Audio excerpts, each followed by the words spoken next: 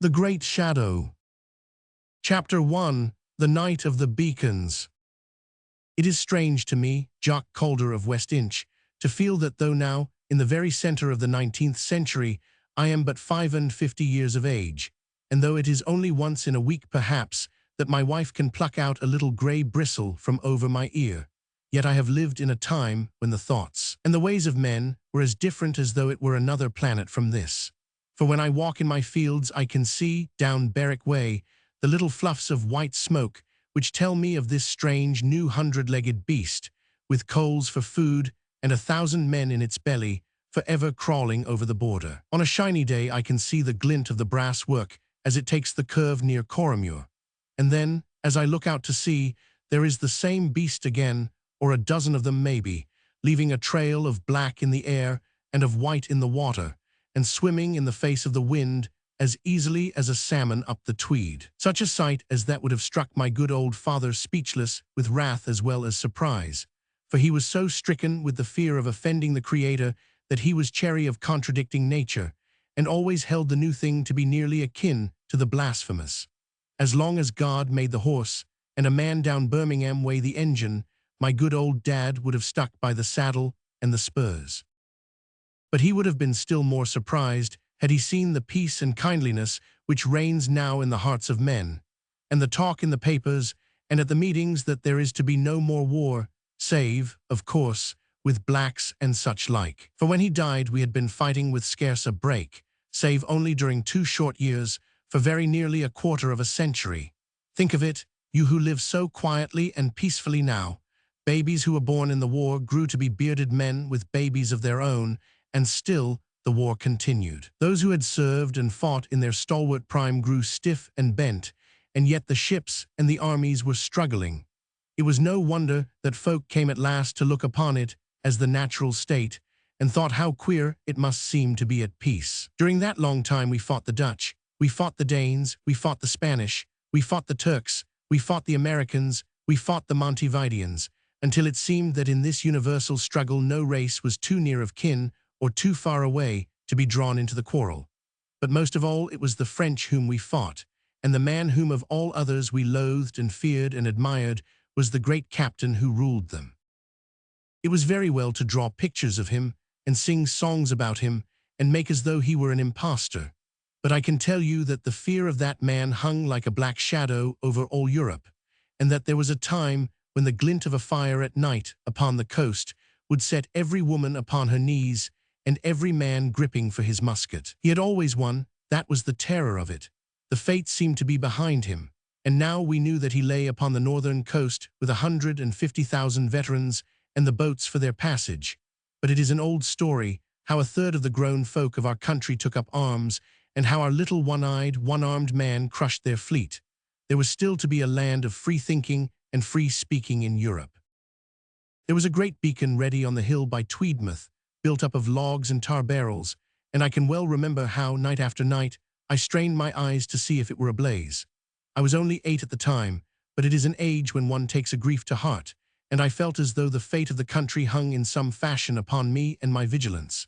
And then one night, as I looked, I suddenly saw a little flicker on the beacon hill, a single red tongue of flame in the darkness. I remember how I rubbed my eyes and pinched myself and rapped my knuckles against the stone windowsill to make sure that I was indeed awake. And then the flame shot higher, and I saw the red quivering line upon the water between, and I dashed into the kitchen, screeching to my father that the French had crossed, and the Tweedmouth light was aflame.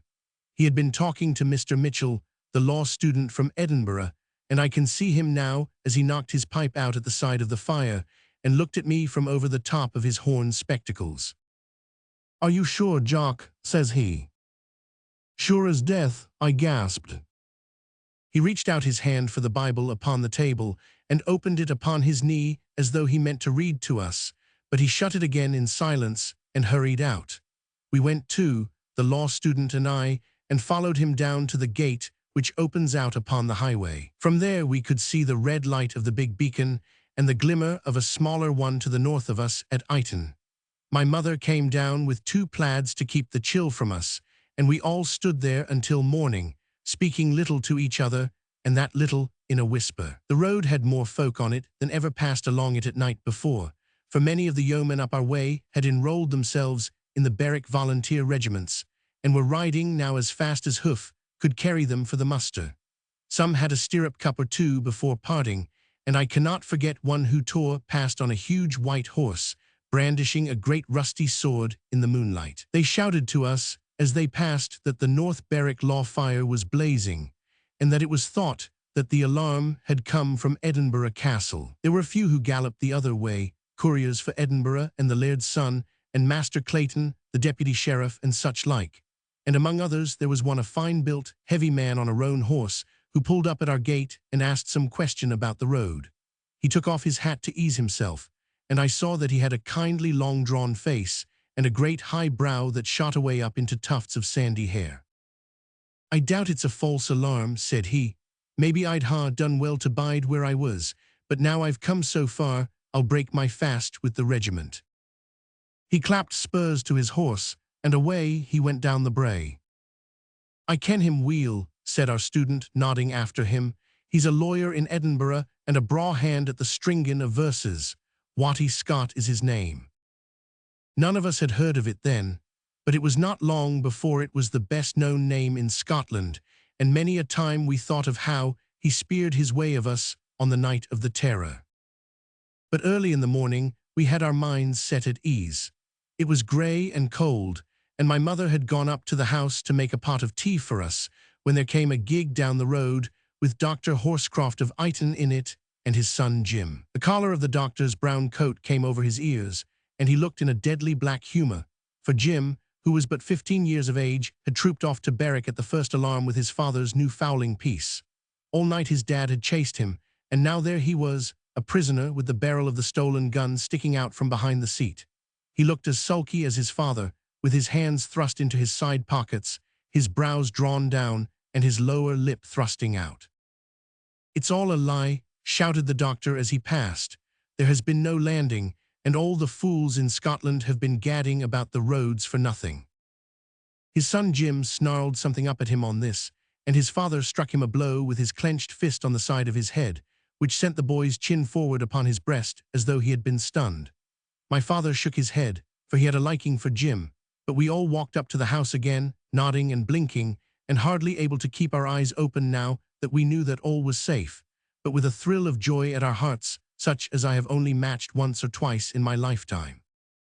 Now all this has little enough to do with what I took my pen up to tell about, but when a man has a good memory and little skill, he cannot draw one thought from his mind without a dozen others trailing out behind it. And yet, now that I come to think of it, this had something to do with it after all, for Jim Horscroft had so deadly a quarrel with his father that he was packed off to the Barrack Academy, and as my father had long wished me to go there, he took advantage of this chance to send me also.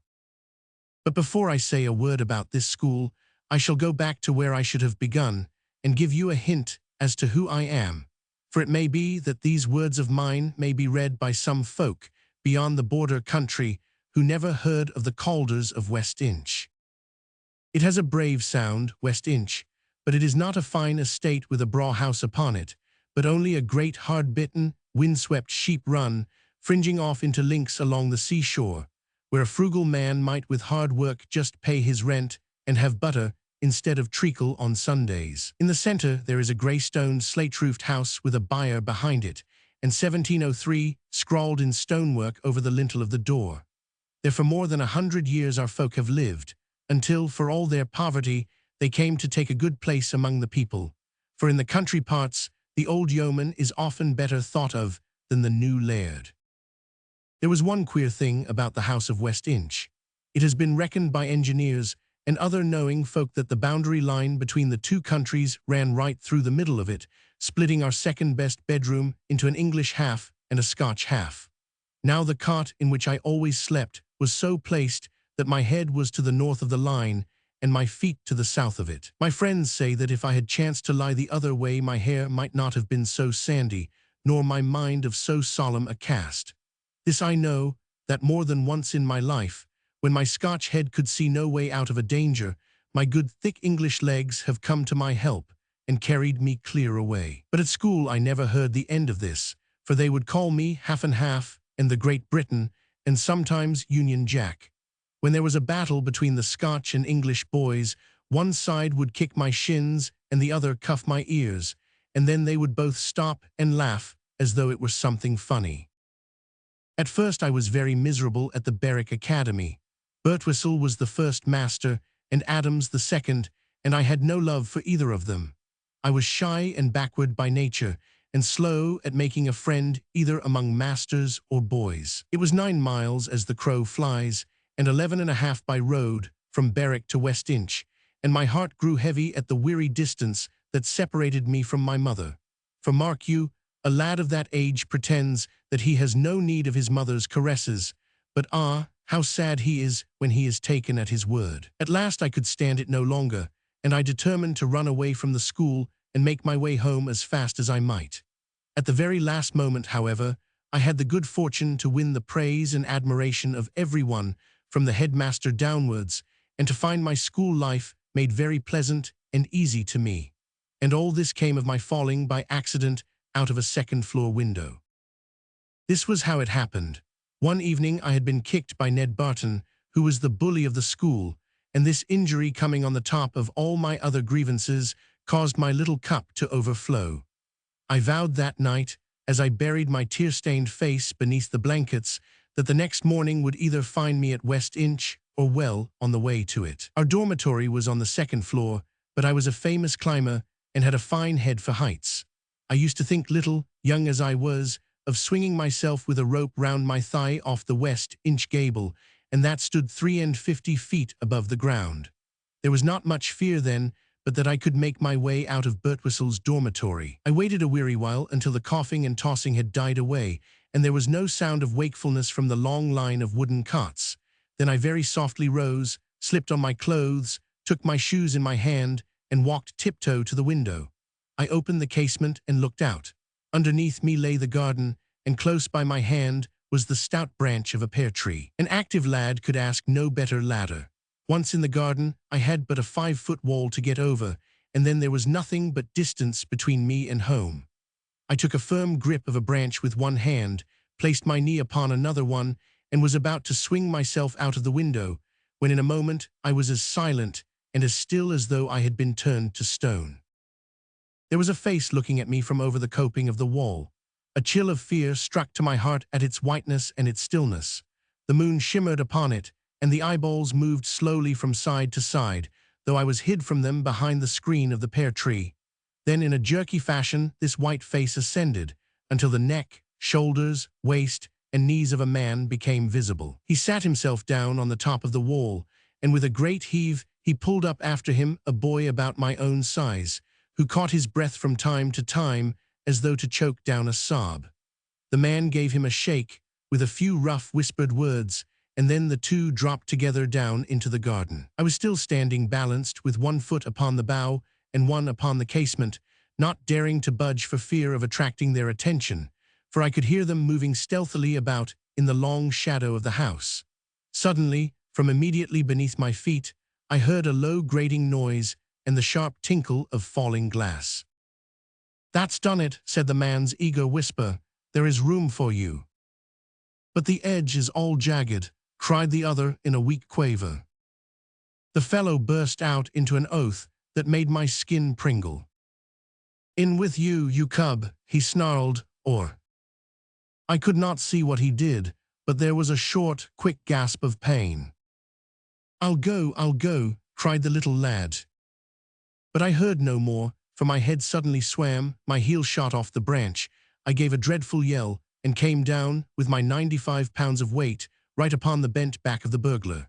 If you ask me, I can only say that to this day I am not quite certain whether it was an accident or whether I designed it.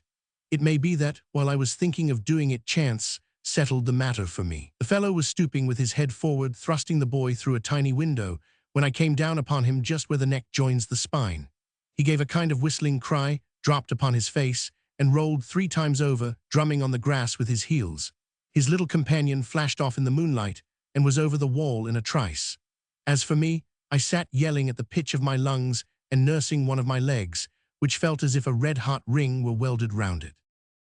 It was not long, as may be imagined, before the whole household, from the headmaster to the stable boy, were out in the garden with lamps and lanterns. The matter was soon cleared. The man carried off upon a shutter, and I borne in much state and solemnity to a special bedroom, where the small bone of my leg was set by Surgeon Purdy, the younger of the two brothers of that name. As to the robber, it was found that his legs were palsied, and the doctors were of two minds as to whether he would recover the use of them or no, but the law never gave them a chance of settling the matter, for he was hanged after Carlisle Assizes some 6 weeks later. It was proved that he was the most desperate rogue in the north of England, for he had done 3 murders at the least, and there were charges enough against him upon the sheet to have hanged him 10 times over. Well now, I could not pass over my boyhood without telling you about this, which was the most important thing that happened to me. But I will go off upon no more side tracks, for when I think of all that is coming, I can see very well that I shall have more than enough to do before I have finished. For when a man has only his own little private tale to tell, it often takes him all his time. But when he gets mixed up in such great matters as I shall have to speak about, then it is hard on him, if he has not been brought up to it, to get it all set down to his liking. But my memory is as good as ever, thank God, and I shall try to get it all straight before I finish. It was this business of the burglar that first made a friendship between Jim Horscroft, the doctor's son, and me.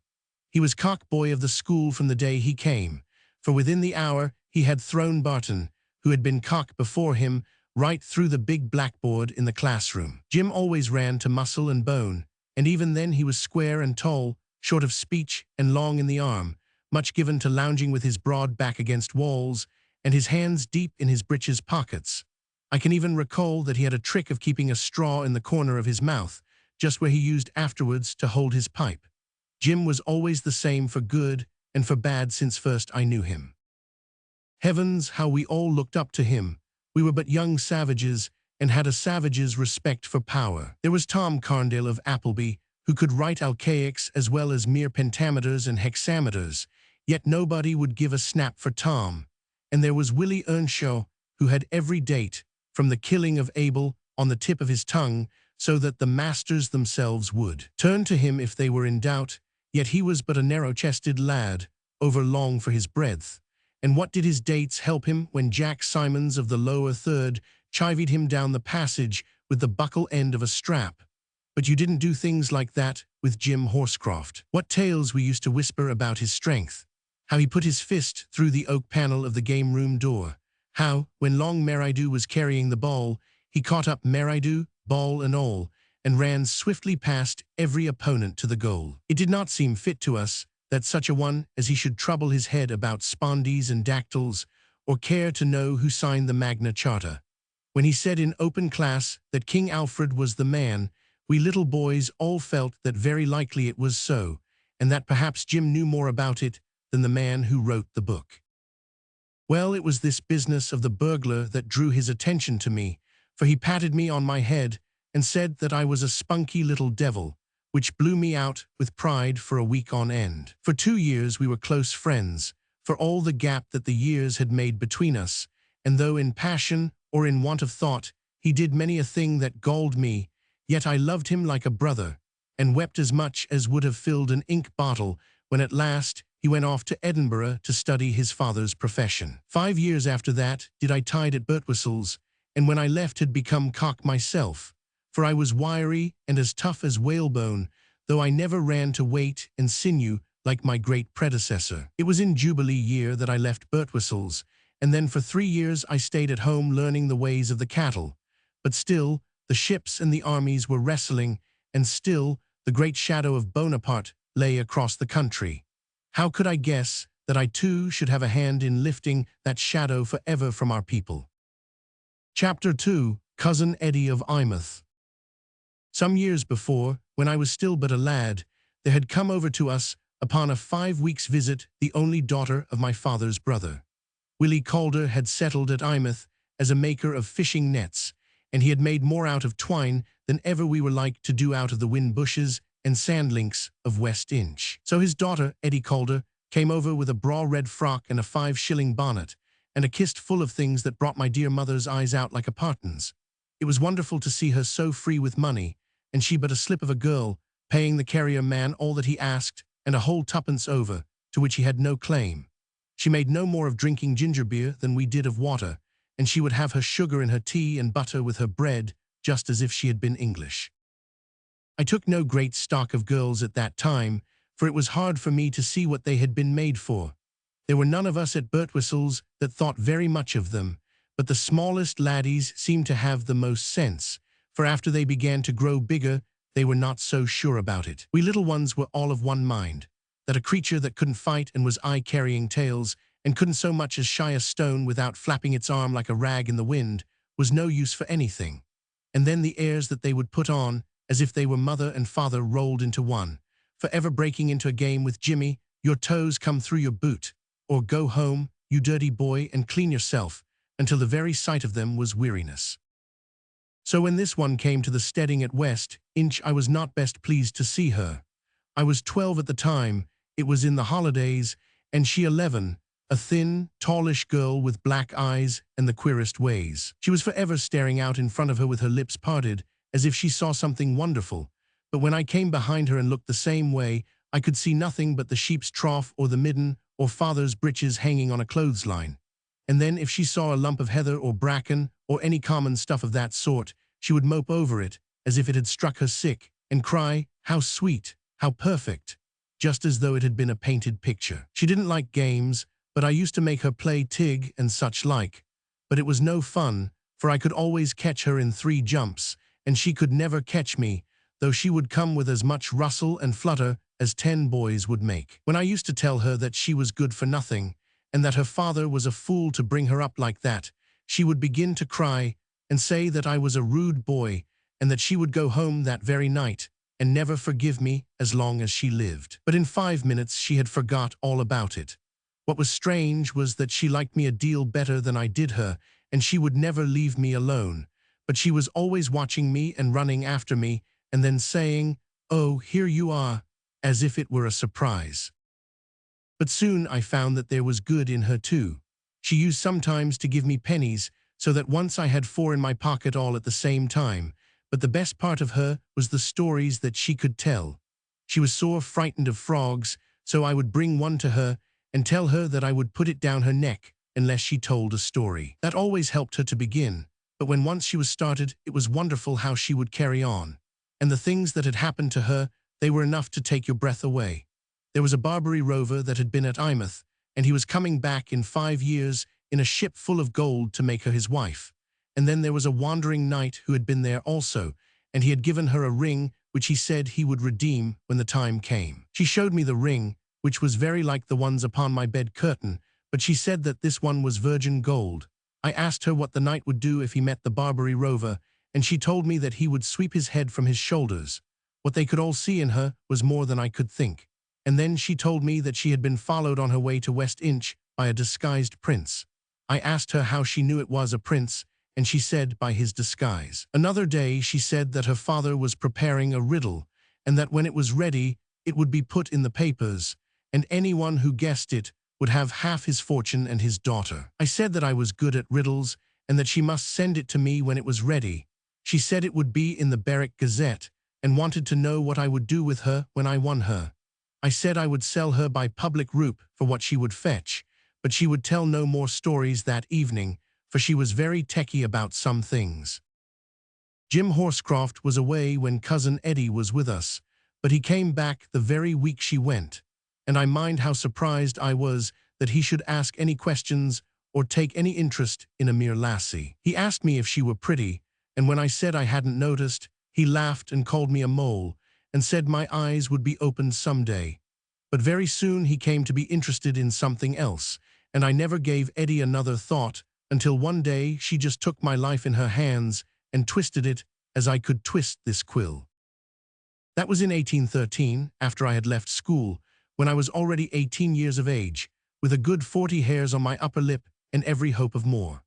I had changed since I left school, and was not so keen on games as I had been, but found myself instead lying about on the sunny side of the braes, with my own lips parted and my eyes staring just the same as Cousin Eddie's used to do. It had satisfied me and filled my whole life that I could run faster and jump higher than my neighbor.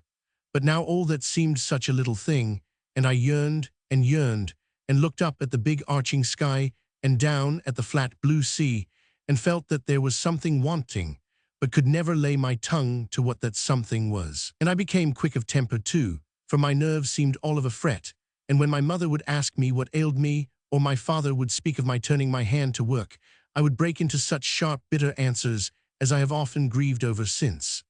A man may have more than one wife, and more than one child, and more than one friend, but he can never have but the one mother, so let him cherish her while he may.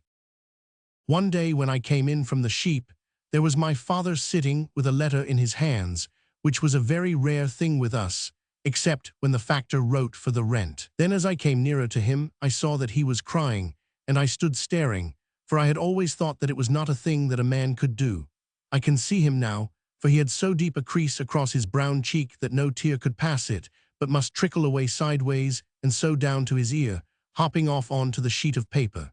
My mother sat beside him and stroked his hands like she did the cat's back when she would soothe it. "Aye, Jeanie," said he, "poor Willie's gone. It's from the lawyer, and it was sudden or they'd sent word of it. Carbuncle, he says, and a flush o' blood to the head." "Ah, well, his trouble's over," said my mother. My father rubbed his ears with the tablecloth. "He's left his savings to his lassie," said he, "and by gum, if she's not changed from what she promised to be, she'll soon gar them flee. You mind what she said of weak tea under this very roof, and it at 7 shillings the pound." My mother shook her head and looked up at the flitches of bacon that hung from the ceiling. "He doesn't say how much, but she'll have enough and to spare, he says, and she's to come and bide with us, for that was his last wish." "To pay for her keep," cried my mother sharply. I was sorry that she should have spoken of money at that moment, but then if she had not been sharp, we would all have been on the roadside in a 12-month. "I shall pay, and she's coming this very day. Jock lad, I'll want you to drive to Ighton and meet the evening coach. Your cousin Eddie will be in it, and you can fetch her over to West Inch."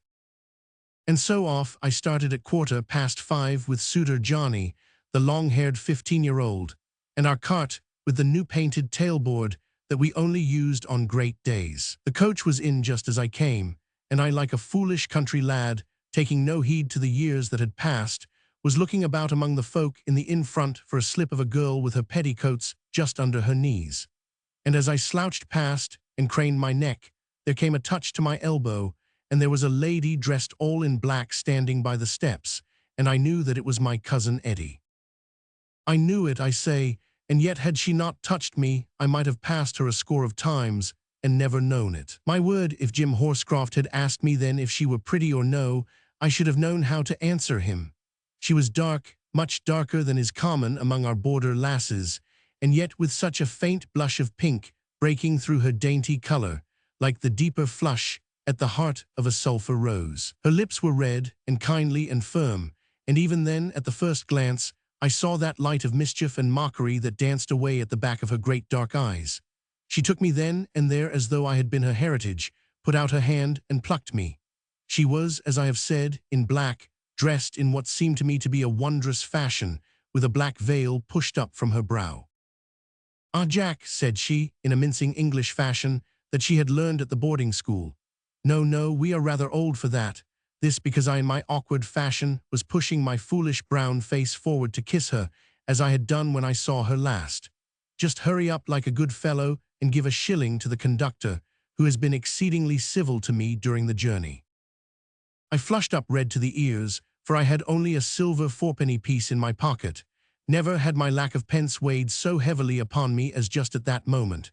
But she read me at a glance, and there, in an instant, was a little moleskin purse with a silver clasp thrust into my hand. I paid the man and would have given it back, but she still would have me keep it. "You shall be my factor, Jack," said she, laughing. "Is this our carriage? How funny it looks, and where am I to sit?" "On the sacking," said I. "And how's am I to get there?" "Put your foot on the hub," said I, "I'll help you." I sprang up and took her two little gloved hands in my own. As she came over the side, her breath blew in my face, sweet and warm, and all that vagueness and unrest seemed in a moment to have been shredded away from my soul. I felt as if that instant had taken me out from myself and made me one of the race. It took but the time of the flicking of the horse's tail, and yet something had happened, a barrier had gone down somewhere, and I was leading a wider and a wiser life. I felt it all in a flush, but shy and backward as I was, I could do nothing but flatten out the sacking for her.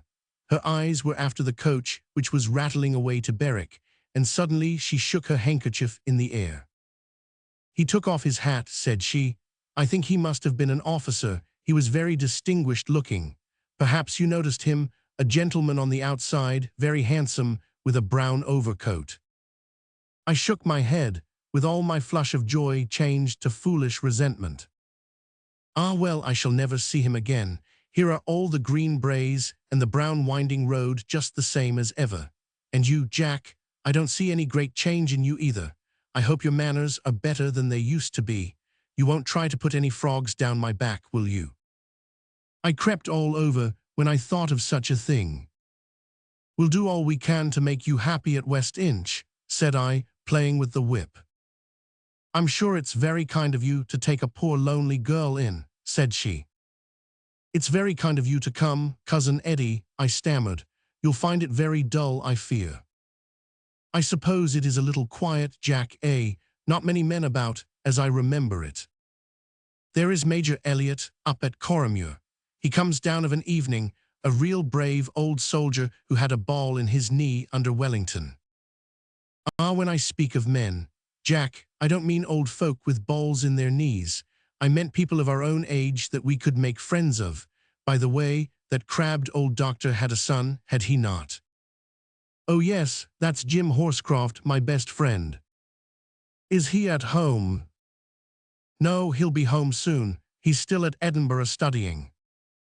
"Ah, then we'll keep each other company until he comes, Jack. And I'm very tired, and I wish I was at West Inch." I made old suitor Johnny cover the ground as he has never done before or since, and in an hour she was seated at the supper table, where my mother had laid out not only butter, but a glass dish of gooseberry jam, which sparkled and looked fine in the candlelight. I could see that my parents were as overcome as I was at the difference in her, though not in the same way. My mother was so set back by the feather thing that she had round her neck that she called her Miss Calder instead of Eddie, until my cousin in her pretty flighty way would lift her forefinger to her whenever she did it. After supper, when she had gone to bed, they could talk of nothing but her looks and her breeding. "By the way, though," says my father, "it does not look as if she were heartbroke about my brother's death." And then, for the first time, I remembered that she had never said a word about the matter since I had met her. Chapter 3: The Shadow on the Waters. It was not very long before Cousin Eddie was Queen of West Inch, and we all her devoted subjects from my father down. She had money and to spare, though none of us knew how much.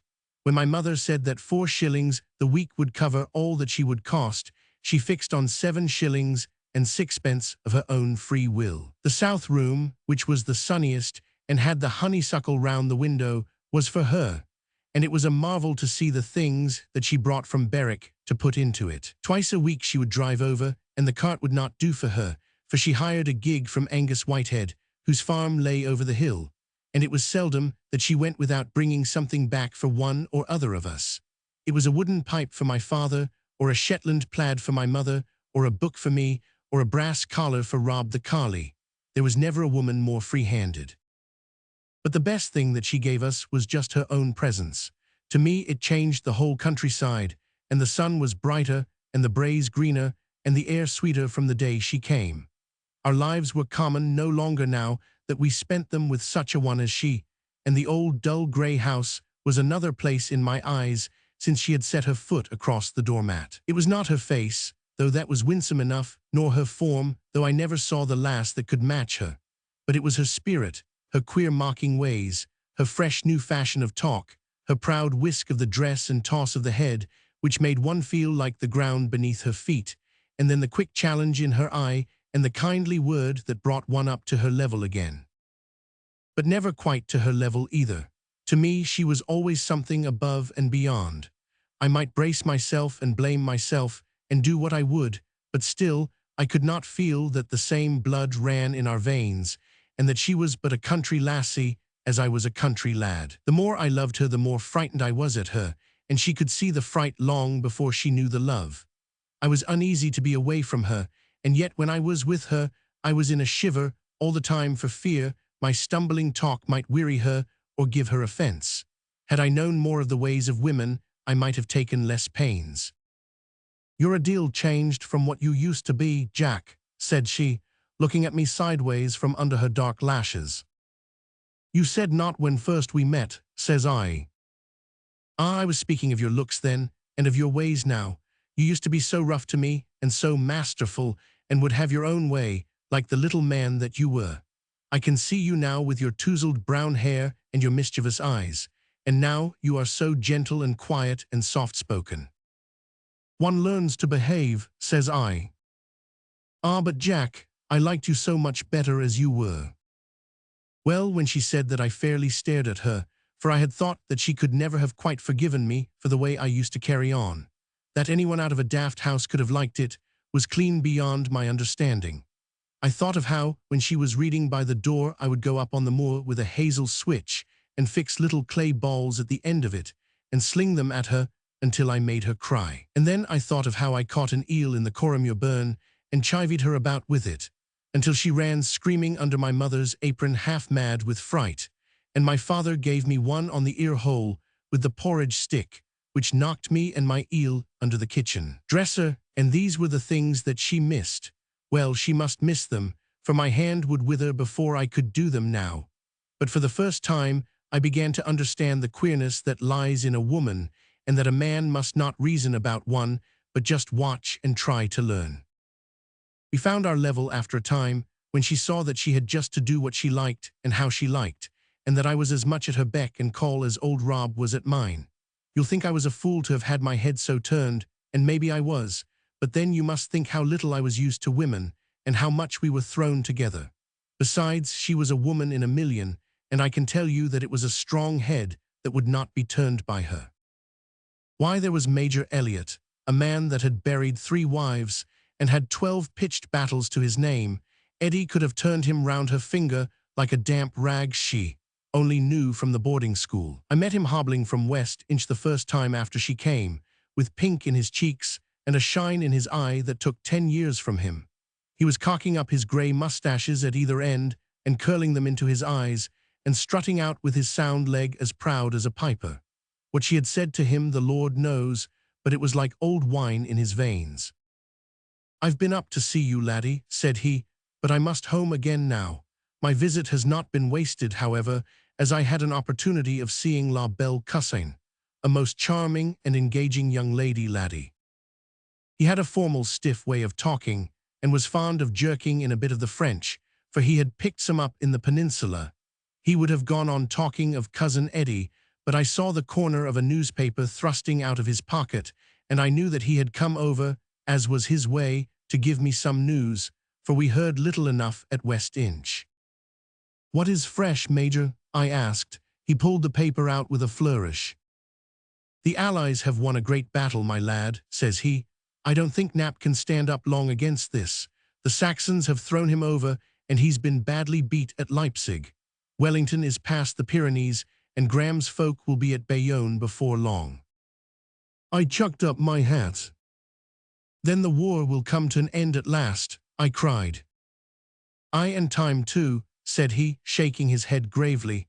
"It's been a bloody business, but it is hardly worth while for me to say now what was in my mind about you." "What was that?" "Well, laddie, you are doing no good here, and now that my knee is getting more limber, I was hoping that I might get on active service again. I wondered whether maybe you might like to do a little soldiering under me." My heart jumped at the thought. "Aye, would I cried. "But it'll be clear 6 months before I'll be fit to pass aboard, and it's long odds that Boney will be under lock and key before that." "And there's my mother," said I. "I doubt she'd never let me go." "Ah, well, she'll never be asked to now," he answered, and hobbled on upon his way. I sat down among the heather with my chin on my hand, turning the thing over in my mind, and watching him in his old brown clothes, with the end of a grey plaid flapping over his shoulder, as he picked his way up the swell of the hill. It was a poor life this, at West Inch, waiting to fill my father's shoes with the same heath, and the same burn, and the same sheep, and the same grey house for ever before me. But over there, over the blue sea, there was a life fit for a man. There was the Major, a man past his prime, wounded and spent, and yet planning to get to work again, whilst I, with all the strength of my youth, was wasting it upon these hillsides. A hot wave of shame flushed over me, and I sprang up all in a tingle to be off and playing a man's part in the world. For 2 days I turned it over in my mind, and on the third there came something which first brought all my resolutions to a head, and then blew them all to nothing like a puff of smoke in the wind. I had strolled out in the afternoon with Cousin Eddie and Rob, until we found ourselves upon the brow of the slope, which dips away down to the beach. It was late in the fall, and the links were all bronzed and faded, but the sun still shone warmly, and a south breeze came in little hot pants, rippling the broad blue sea with white curling lines. I pulled an armful of bracken to make a couch for Eddie, and there she lay in her listless fashion, happy and contented, for of all folk that I have ever met, she had the most joy from warmth and light. I leaned on a tussock of grass, with Rob's head upon my knee, and there, as we sat alone in peace in the wilderness, even there we saw suddenly thrown upon the waters in front of us the shadow of that great man over yonder, who had scrawled his name in red letters across the map of Europe. There was a ship coming up with the wind, a black sedate old merchantman, bound for Leith as likely as not. Her yards were square, and she was running with all sails set. On the other tack, coming from the northeast, were 2 great ugly lugger-like craft, with 1 high mast each, and a big square brown sail. A prettier sight one would not wish than to see the 3 craft dipping along upon so fair a day. But of a sudden there came a spurt of flame and a whirl of blue smoke from one lugger, then the same from the second, and a rap, rap, rap from the ship. In a twinkling hell had elbowed out heaven, and there on the waters was hatred and savagery and the lust for blood. We had sprung to our feet at the outburst, and Eddie put her hand all in a tremble upon my arm. "They are fighting, Jack," she cried. "What are they? Who are they?" My heart was thudding with the guns, and it was all that I could do to answer her for the catch of my breath.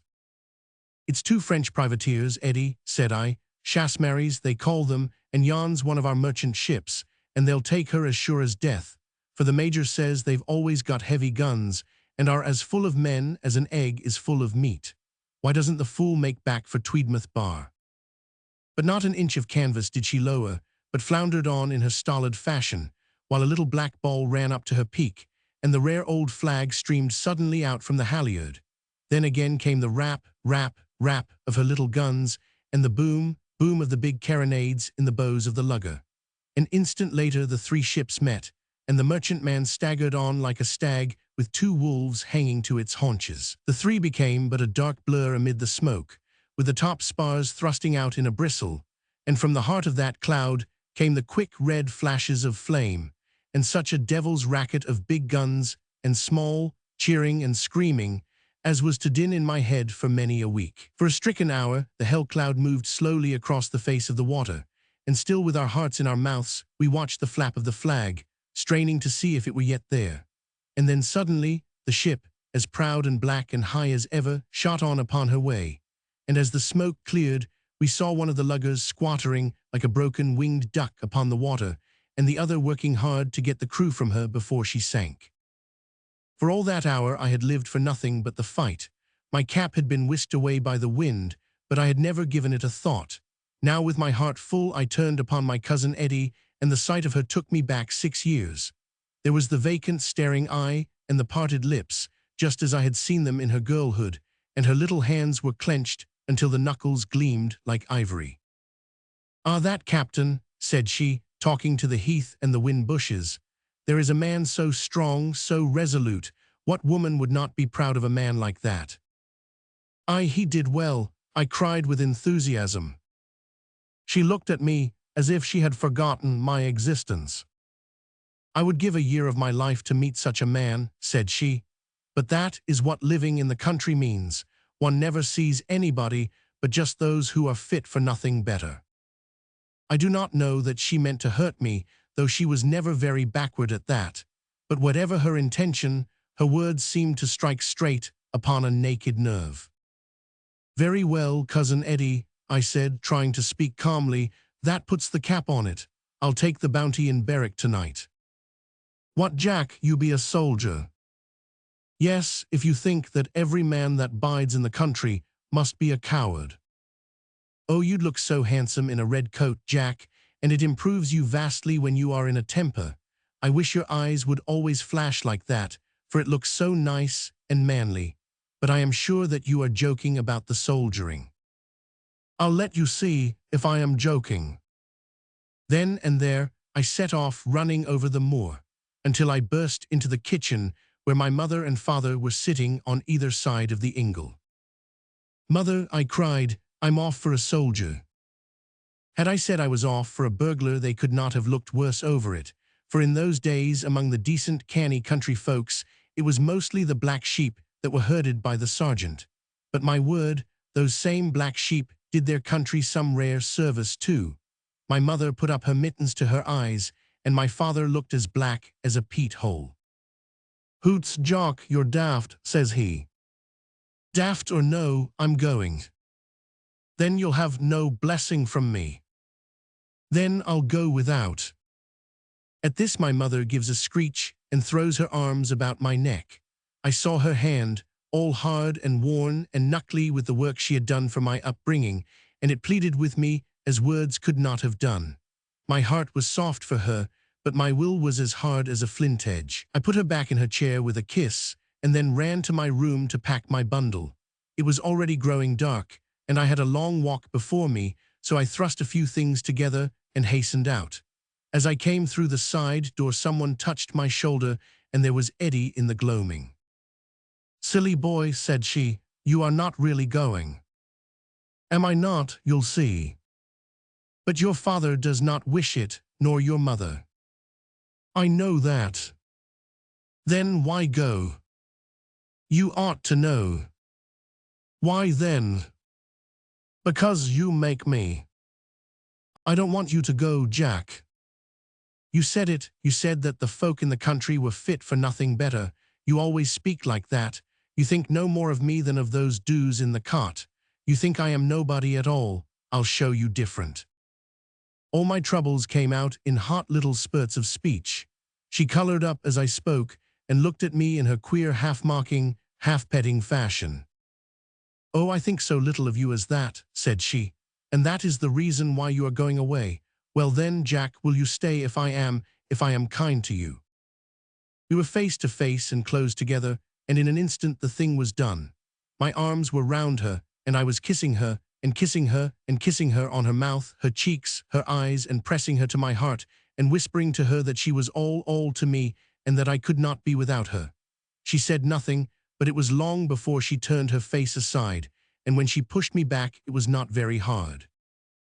"Why, you are quite your rude, old, impudent self," said she, patting her hair with her two hands. "You have tossed me, Jack. I had no idea that you would be so forward." But all my fear of her was gone, and a love tenfold hotter than ever was boiling in my veins. I took her up again and kissed her as if it were my right. "You are my very own now," I cried. "I shall not go to Berwick, but I'll stay and marry you." But she laughed when I spoke of marriage. Silly boy," said she, with her forefinger up, and then when I tried to lay hands on her again, she gave a little dainty curtsy and was off into the house. Chapter 4. The Choosing of Jim.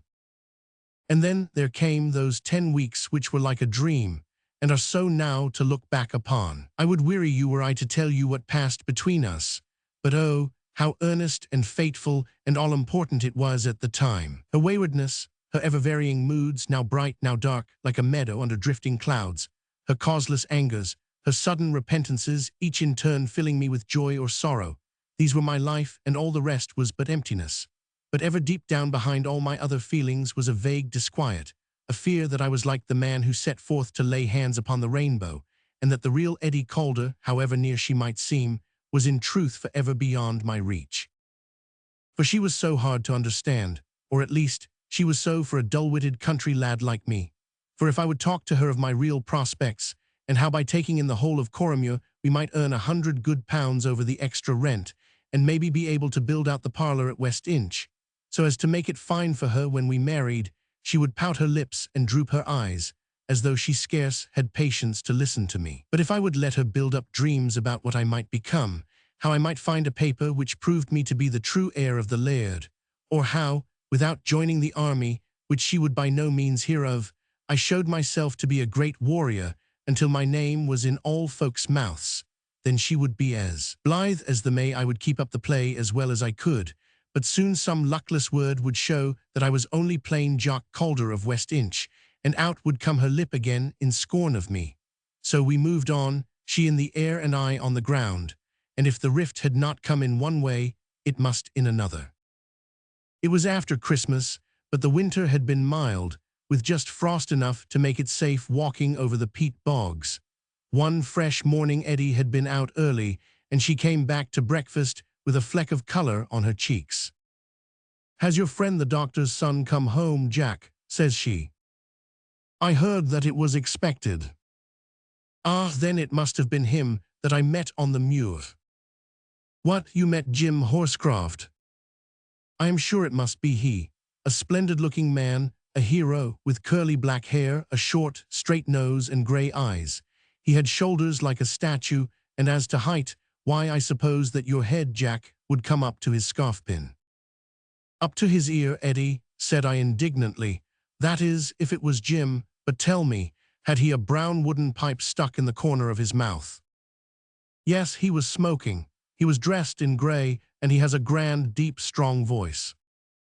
"Ho, ho, you spoke to him," said I. She coloured a little, as if she had said more than she meant.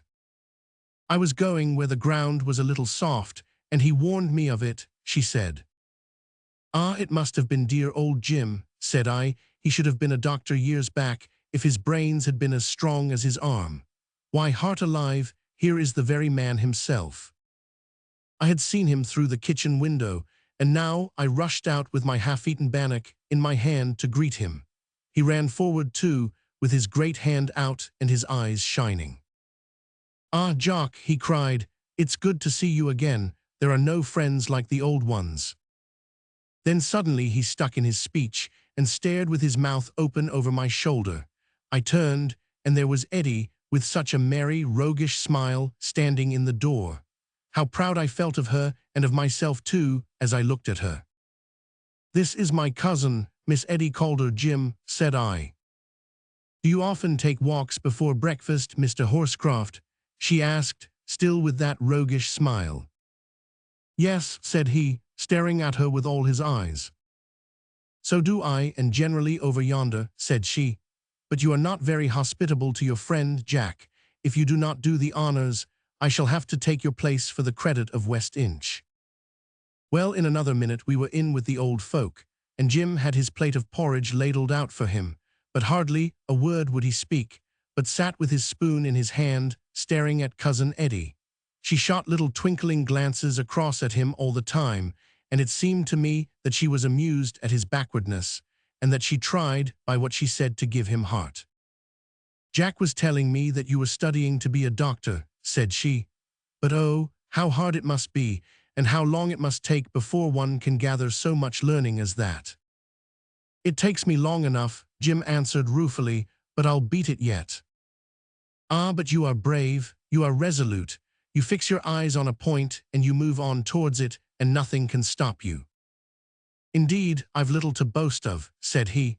"Many a one who began with me has put up his plate years ago, and here am I but a student still." "That is your modesty, Mr. Horscroft. They say that the bravest are always humble. But then, when you have gained your end, what a glorious career, to carry healing in your hands, to raise up the suffering, to have, for one's sole end, the good of humanity." Honest Jim wriggled in his chair at this. "I'm afraid I have no such very high motives, Miss Calder," said he. "It's to earn a living, and to take over my father's business, that I do it. If I carry healing in one hand, I have the other out for a crown piece." "How candid and truthful you are," she cried, and so they went on, she decking him with every virtue and twisting his words to make him play the part in the way that I knew so well. Before he was done, I could see that his head was buzzing with her beauty and her kindly words. I thrilled with pride to think that he should think so well of my kin. "Isn't she fine, Jim?" I could not help saying when we stood outside the door, he lighting his pipe before he set off home. "Fine," he cried. "I never saw her match." "We're going to be married," said I. The pipe fell out of his mouth, and he stood staring at me. Then he picked it up and walked off without a word. I thought that he would likely come back, but he never did, and I saw him far off up the brae with his chin on his chest. But I was not to forget him, for Cousin Eddie had 100 questions to ask me about his boyhood, about his strength, about the women that he was likely to know. There was no satisfying her. And then again, later in the day, I heard of him, but in a less pleasant fashion. It was my father who came home in the evening with his mouth full of poor Jim. He had been deadly drunk since midday, had been down to Westhouse Links to fight the gypsy champion, and it was not certain that the man would live through the night. My father had met Jim on the high road, dour as a thundercloud, and with an insult in his eye for every man that passed him. "Guid sakes," said the old man, "he'll make a fine practice for himself, if breaking banes will do it." Cousin Eddie laughed at all this, and I laughed because she did, but I was not so sure that it was funny. On the third day afterwards, I was going up Coromure by the sheep track, when who should I see striding down but Jim himself. But he was a different man from the big, kindly fellow who had supped his porridge with us the other morning. He had no collar nor tie, his vest was open, his hair matted, and his face mottled, like a man who has drunk heavily overnight. He carried an ash stick, and he slashed at the wind bushes on either side of the path. "Why, Jim," said I. But he looked at me in the way that I had often seen at school when the devil was strong in him, and when he knew that he was in the wrong, and yet set his will to brazen it out. Not a word did he say, but he brushed past me on the narrow path and swaggered on, still brandishing his ash plant and cutting at the bushes. Ah well, I was not angry with him. I was sorry, very sorry, and that was all. Of course I was not so blind but that I could see how the matter stood. He was in love with Eddie, and he could not bear to think that I should have her. Poor devil, how could he help it? Maybe I should have been the same. There was a time when I should have wondered that a girl could have turned a strong man's head like that, but I knew more about it now. For a fortnight I saw nothing of Jim Horscroft, and then came the Thursday, which was to change the whole current of my life. I had woke early that day, and with a little thrill of joy, which is a rare thing to feel when a man first opens his eyes. Eddie had been kinder than usual the night before, and I had fallen asleep with the thought that maybe at last I had caught the rainbow, and that without any imaginings or make-believes, she was learning to love plain, rough Jock Calder of West Inch. It was this thought, still at my heart, which had given me that little morning chirrup of joy. And then I remembered that if I hastened I might be in time for her, for it was her custom to go out with the sunrise. But I was too late. When I came to her door it was half open and the room empty. Well, thought I, at least I may meet her and have the homeward walk with her. From the top of Coromure Hill you may see all the country round, so catching up my stick, I swung off in that direction. It was bright but cold, and the surf, I remember, was booming loudly, though there had been no wind in our parts for days. I zigzagged up the steep pathway, breathing in the thin, keen morning air and humming a lilt as I went, until I came out, a little short of breath, among the winds upon the top.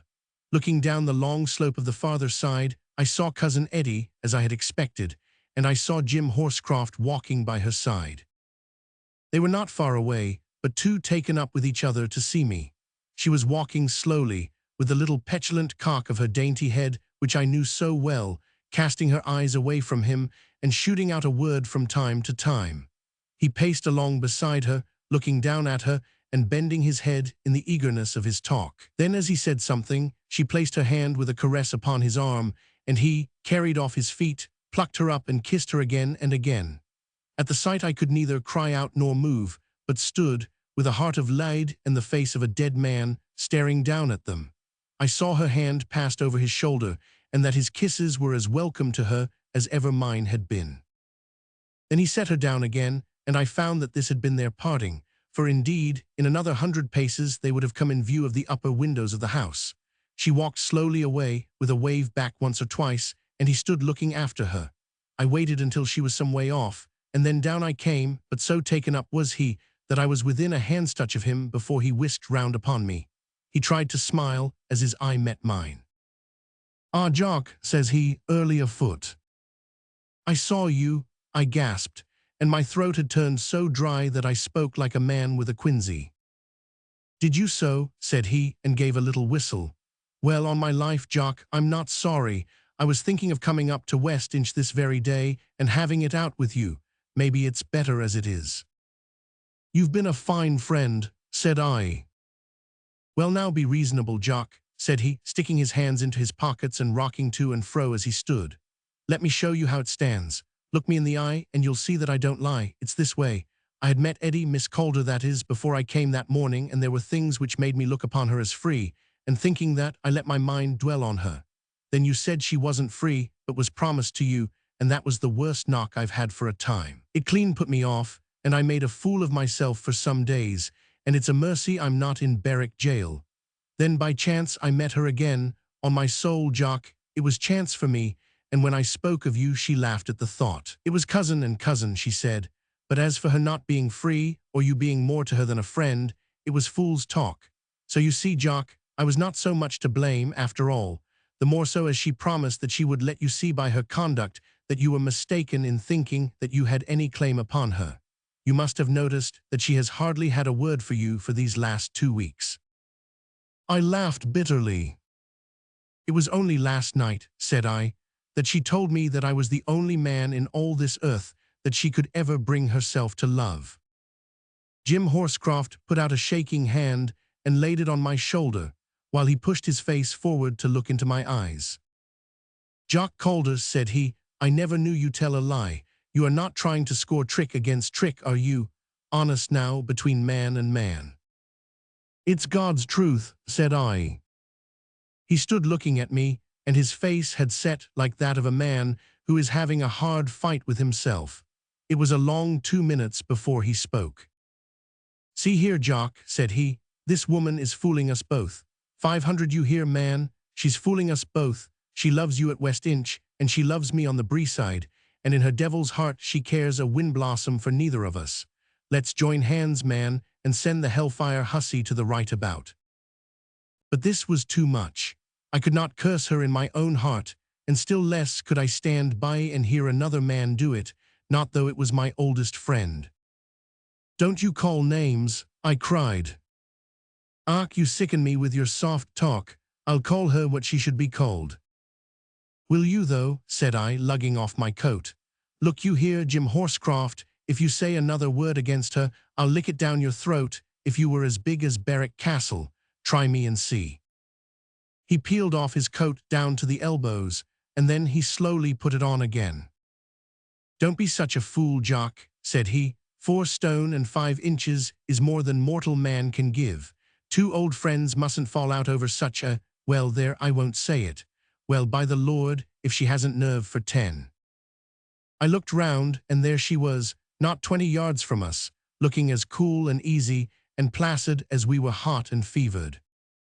"I was nearly home," said she, "when I saw you 2 boys very busy talking, so I came all the way back to know what it was about." Horscroft took a run forward and caught her by the wrist. She gave a little squeal at the sight of his face, but he pulled her towards where I was standing. "Now, Jock, we've had tomfoolery enough," said he. "Here she is. Shall we take her word as to which she likes? She can't trick us now that we're both together." "I am willing," said I. "And so am I if she goes for you. I swear I'll never so much as turn an eye on her again. Will you do as much for me?" "Yes, I will." "Well then, look here, we're both honest men and friends, and we tell each other no lies, and so we know your double ways. I know what you said last night. Jock knows what you said today. 500, you see? Now then, fair and square, here we are before you, once and have done. Which is it to be, Jock or me?" You would have thought that the woman would have been overwhelmed with shame, but instead of that her eyes were shining with delight, and I dare wager that it was the proudest moment of her life. As she looked from one to the other of us, with the cold morning sun glittering on her face, I had never seen her look so lovely. Jim felt it also, I am sure, for he dropped her wrist, and the harsh lines were softened upon his face. "Come, Eddie, which is it to be?" he asked. "Naughty boys to fall out like this," she cried. "Cousin Jack, you know how fond I am of you." "Oh, then go to him," said Horsecroft. "But I love nobody but Jim. There is nobody that I love like Jim." She snuggled up to him and laid her cheek against his breast. "You see, Jock," said he, looking over her shoulder. I did see, and away I went for West Inch, another man from the time that I left it. Chapter 5. The Man from the Sea. Well, I was never one to sit groaning over a cracked pot. If it could not be mended, then it is the part of a man to say no more of it. For weeks I had an aching heart. Indeed, it is a little sore now, after all these years and a happy marriage, when I think of it. But I kept a brave face on me, and above all, I did as I had promised that day on the hillside. I was as a brother to her and no more, though there were times when I had to put a hard curb upon myself. For even now she would come to me with her coaxing ways, and with tales about how rough Jim was, and how happy she had been when I was kind to her, for it was in her blood to speak like that, and she could not help it.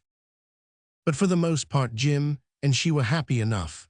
It was all over the countryside that they were to be married when he had passed his degree, and he would come up to West Inch 4 nights a week to sit with us. My folk were pleased about it, and I tried to be pleased too. Maybe at first there was a little coolness between him and me. There was not quite the old schoolboy trust between us. But then, when the first smart was past, it seemed to me that he had acted openly, and that I had no just cause for complaint against him. So we were friendly in a way, and as for her, he had forgotten all his anger and would have kissed the print of her shoe in the mud. We used to take long rambles together, he and I, and it is about one of these that I now want to tell you. We had passed over Bramston Heath and round the clump of firs which screens the house of Major Elliot from the sea wind. It was spring now, and the year was a forward one, so that the trees were well leaved by the end of April. It was as warm as a summer day, and we were the more surprised when we saw a huge fire roaring upon the grass plot before the Major's door. There was half a fir tree in it, and the flames were spouting up as high as the bedroom windows. Jim and I stood staring, but we stared the more when out came the Major, with a great quart pot in his hand, and at his heels his old sister who kept house for him, and 2 of the maids, and all 4 began capering about round the fire. He was a douce, quiet man, as all the country knew, and here he was like old Nick at the Carlin's dance, hobbling around and waving his drink above his head. We both set off running, and he waved the more when he saw us coming. "Peace," he roared. "Huzzah, boys, peace." And at that we both fell to dancing and shouting too, for it had been such a weary war as far back as we could remember, and the shadow had lain so long over us that it was wondrous to feel that it was lifted. Indeed, it was too much to believe, but the Major laughed our doubts to scorn. "Aye, aye, it is true," he cried, stopping with his hand to his side. "The Allies have got Paris, Boney has thrown up the sponge, and his people are all swearing allegiance to Louis Roman 18. And the Emperor," I asked, "will they spare him?" "There's talk of sending him to Elba, where he'll be out of mischief's way. But his officers, there are some of them who will not get off so lightly. Deeds have been done during these last 20 years that have not been forgotten. There are a few old scores to be settled, but it's peace, peace." And away he went once more, with his great tankard hopping round his bonfire. Well, we stayed some time with the Major, and then away we went down to the beach, Jim and I, talking about this great news and all that would come of it. He knew a little and I knew less, but we pieced it all together and talked about how the prices would come down, how our brave fellows would return home, how the ships could go where they would in peace, and how we could pull all the coast beacons down, for there was no enemy now to fear. So we chatted as we walked along the clean, hard sand and looked out at the old North Sea. How little did Jim know at that moment, as he strode along by my side so full of health and of spirits, that he had reached the extreme summit of his life, and that from that hour all would, in truth, be upon the downward slope. There was a little haze out to sea, for it had been very misty in the early morning, though the sun had thinned it. As we looked seawards, we suddenly saw the sail of a small boat break out through the fog and come bobbing along towards the land. A single man was seated in the sheets, and she yawed about as she ran, as though he were of two minds whether to beach her or no. At last, determined it may be by our presence, he made straight for us, and her keel grated upon the shingle at our very feet. He dropped his sail, sprang out, and pulled her bows up on the beach. "Great Britain, I believe," said he, turning briskly round and facing us. He was a man somewhat above middle height, but exceedingly thin. His eyes were piercing and set close together, a long sharp nose jutted out from between them, and beneath them was a bristle of brown mustache as wiry and stiff as a cat's whiskers. He was well dressed in a suit of brown with brass buttons, and he wore high boots which were all roughened and dulled by the sea water. His face and hands were so dark that he might have been a Spaniard, but as he raised his hat to us, we saw that the upper part of his brow was quite white, and that it was from without that he had his swarthiness. He looked from one to the other of us, and his grey eyes had something in them which I had never seen before. You could read the question, but there seemed to be a menace at the back of it, as if the answer were a right and not a favor. "Great Britain?" he asked again, with a quick tap of his foot on the shingle. "Yes," said I, while Jim burst out laughing. "England, Scotland." "Scotland, but it's England past yonder trees." "Bon, I know where I am now. I've been in a fog without a compass for nearly 3 days, and I didn't thought I was ever to see land again." He spoke English glibly enough, but with some strange turn of speech from time to time. "Where did you come from then?" asked Jim. "I was in a ship that was wrecked," said he shortly. "What is the town down yonder?" "It is Berwick." "Ah, well, I must get stronger before I can go further." He turned towards the boat, and as he did so he gave a lurch, and would have fallen had he not caught the prow. On this he seated himself and looked round with a face that was flushed, and 2 eyes that blazed like a wild beast's. "Voltigeurs de la Garde," he roared in a voice like a trumpet call, and then again, "Voltigeurs de la Garde." He waved his hat above his head, and suddenly pitching forwards upon his face on the sand, he lay all huddled into a little brown heap. Jim Horscroft and I stood and stared at each other. The coming of the man had been so strange, and his questions, and now this sudden turn. We took him by a shoulder each and turned him upon his back. There he lay with his jutting nose and his cat's whiskers, but his lips were bloodless, and his breath would scarce shake a feather. "He's dying, Jim," I cried. "Aye, for want of food and water. There's not a drop or crumb in the boat. Maybe there's something in the bag." He sprang and brought out a black leather bag, which with a large blue coat was the only thing in the boat.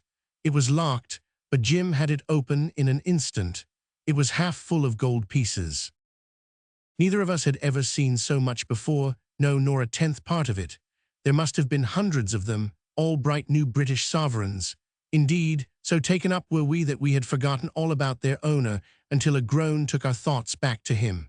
His lips were bluer than ever, and his jaw had dropped. I can see his open mouth now, with its row of white wolfish teeth. "My God, he's off," cried Jim. "Here, run to the burn, Jock, for a hatful of water. Quick, man, or he's gone. I'll loosen his things the while." Away I tore, and was back in a minute with as much water as would stay in my Glengarry. Jim had pulled open the man's coat and shirt, and we doused the water over him and forced some between his lips. It had a good effect, for after a gasp or two he sat up and rubbed his eyes slowly, like a man who is waking from a deep sleep. But neither Jim nor I were looking at his face now, for our eyes were fixed upon his uncovered chest. There were 2 deep red puckers in it, one just below the collar bone, and the other about halfway down on the right side. The skin of his body was extremely white up to the brown line of his neck, and the angry crinkled spots looked the more vivid against it. From above I could see that there was a corresponding pucker in the back at one place, but not at the other. Inexperienced as I was, I could tell what that meant. 2 bullets had pierced his chest, one had passed through it, and the other had remained inside. But suddenly he staggered up to his feet and pulled his shirt too, with a quick suspicious glance at us. "What have I been doing?" he asked. "I've been off my head. Take no notice of anything I may have said. Have I been shouting?" "You shouted just before you fell." "What did I shout?" I told him, though it bore little meaning to my mind. He looked sharply at us, and then he shrugged his shoulders. "It's the words of a song," said he. "Well, the question is, what am I to do now? I didn't thought I was so weak. Where did you get the water?" I pointed towards the burn, and he staggered off to the bank. There he lay down upon his face, and he drank until I thought he would never have done. His long, skinny neck was outstretched like a horse's, and he made a loud supping noise with his lips.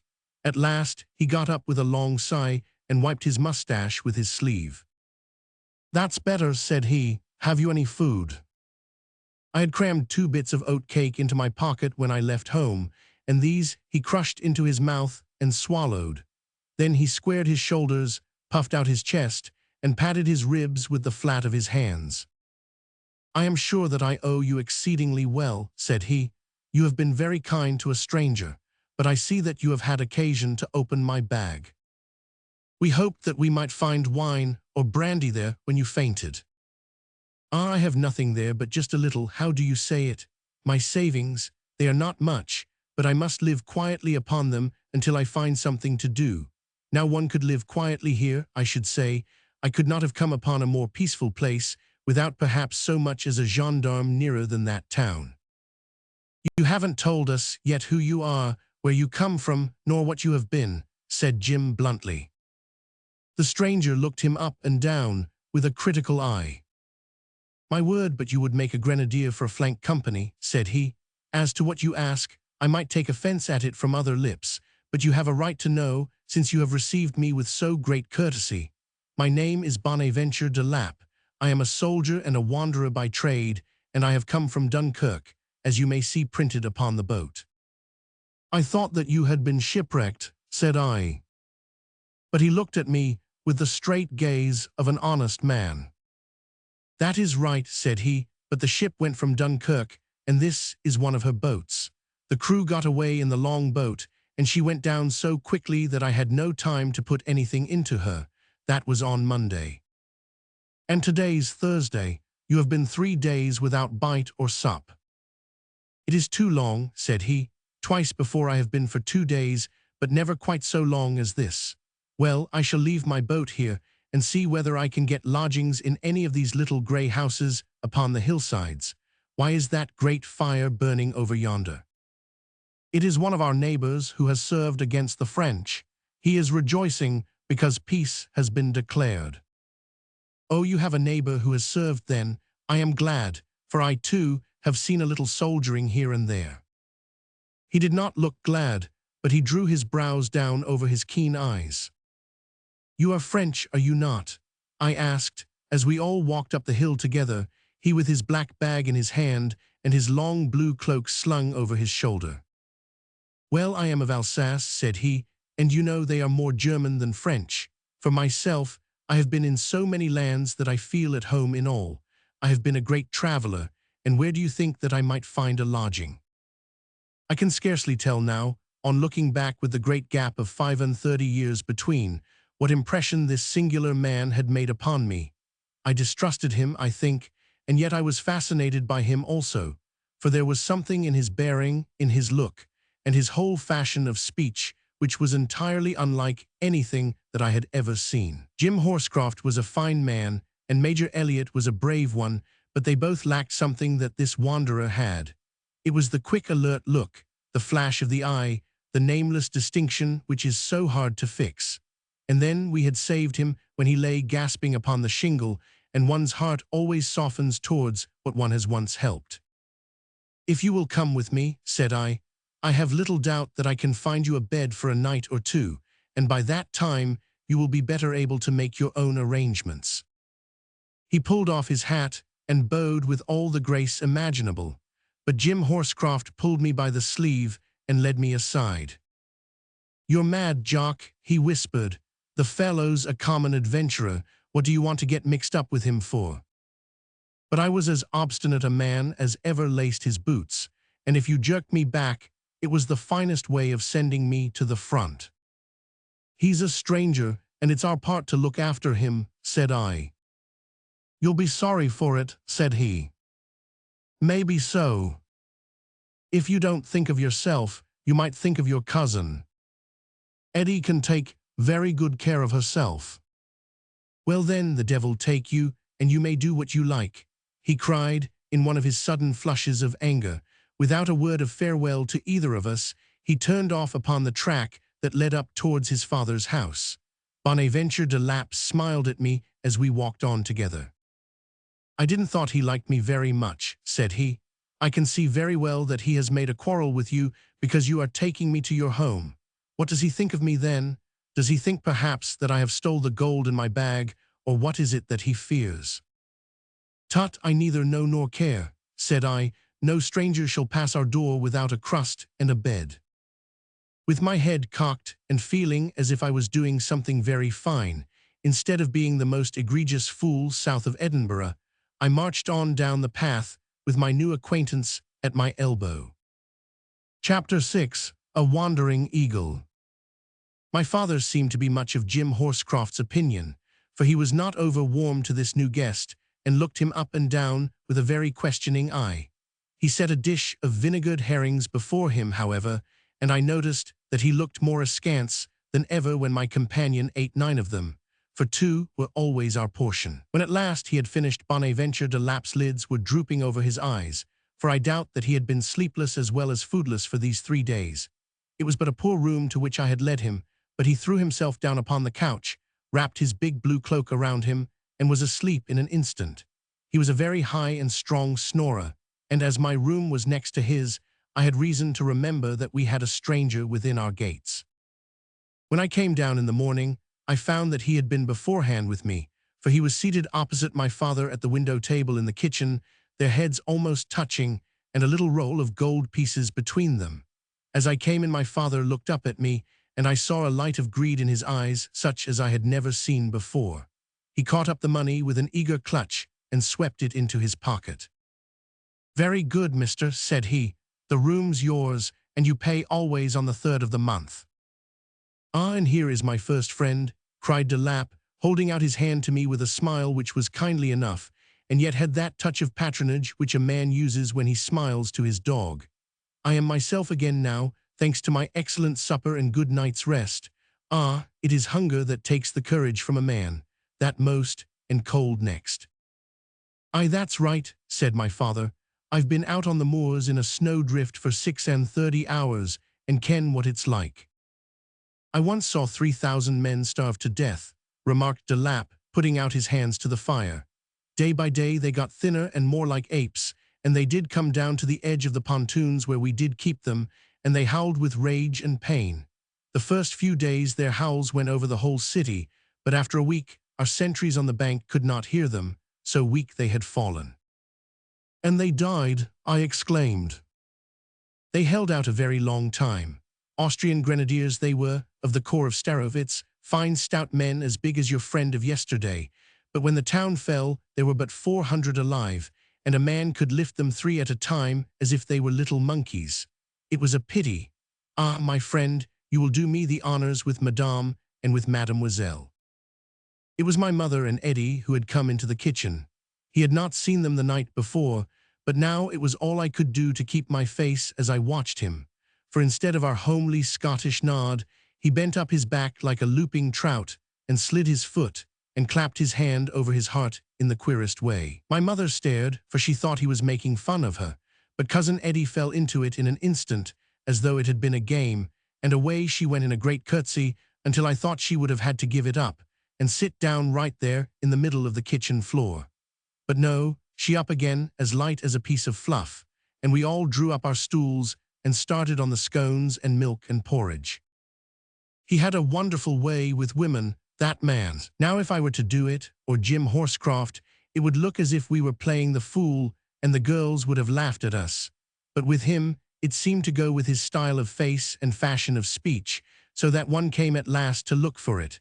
For when he spoke to my mother or cousin Eddie, and he was never backward in speaking, it would always be with a bow and a look, as if it would hardly be worth their while to listen to what he had to say, and when they answered, he would put on a face, as though every word they said was to be treasured up and remembered forever. And yet, even while he humbled himself to a woman, there was always a proud sort of look at the back of his eye, as if he meant to say that it was only to them that he was so meek, and that he could be stiff enough upon occasion. As to my mother, it was wonderful the way she softened to him, and in half an hour she had told him all about her uncle, who was a surgeon in Carlisle, and the highest of any upon her side of the house. She spoke to him about my brother Rob's death, which I had never heard her mention to a soul before, and he looked as if the tears were in his eyes over it, he, who had just told us how he had seen 3,000 men starved to death.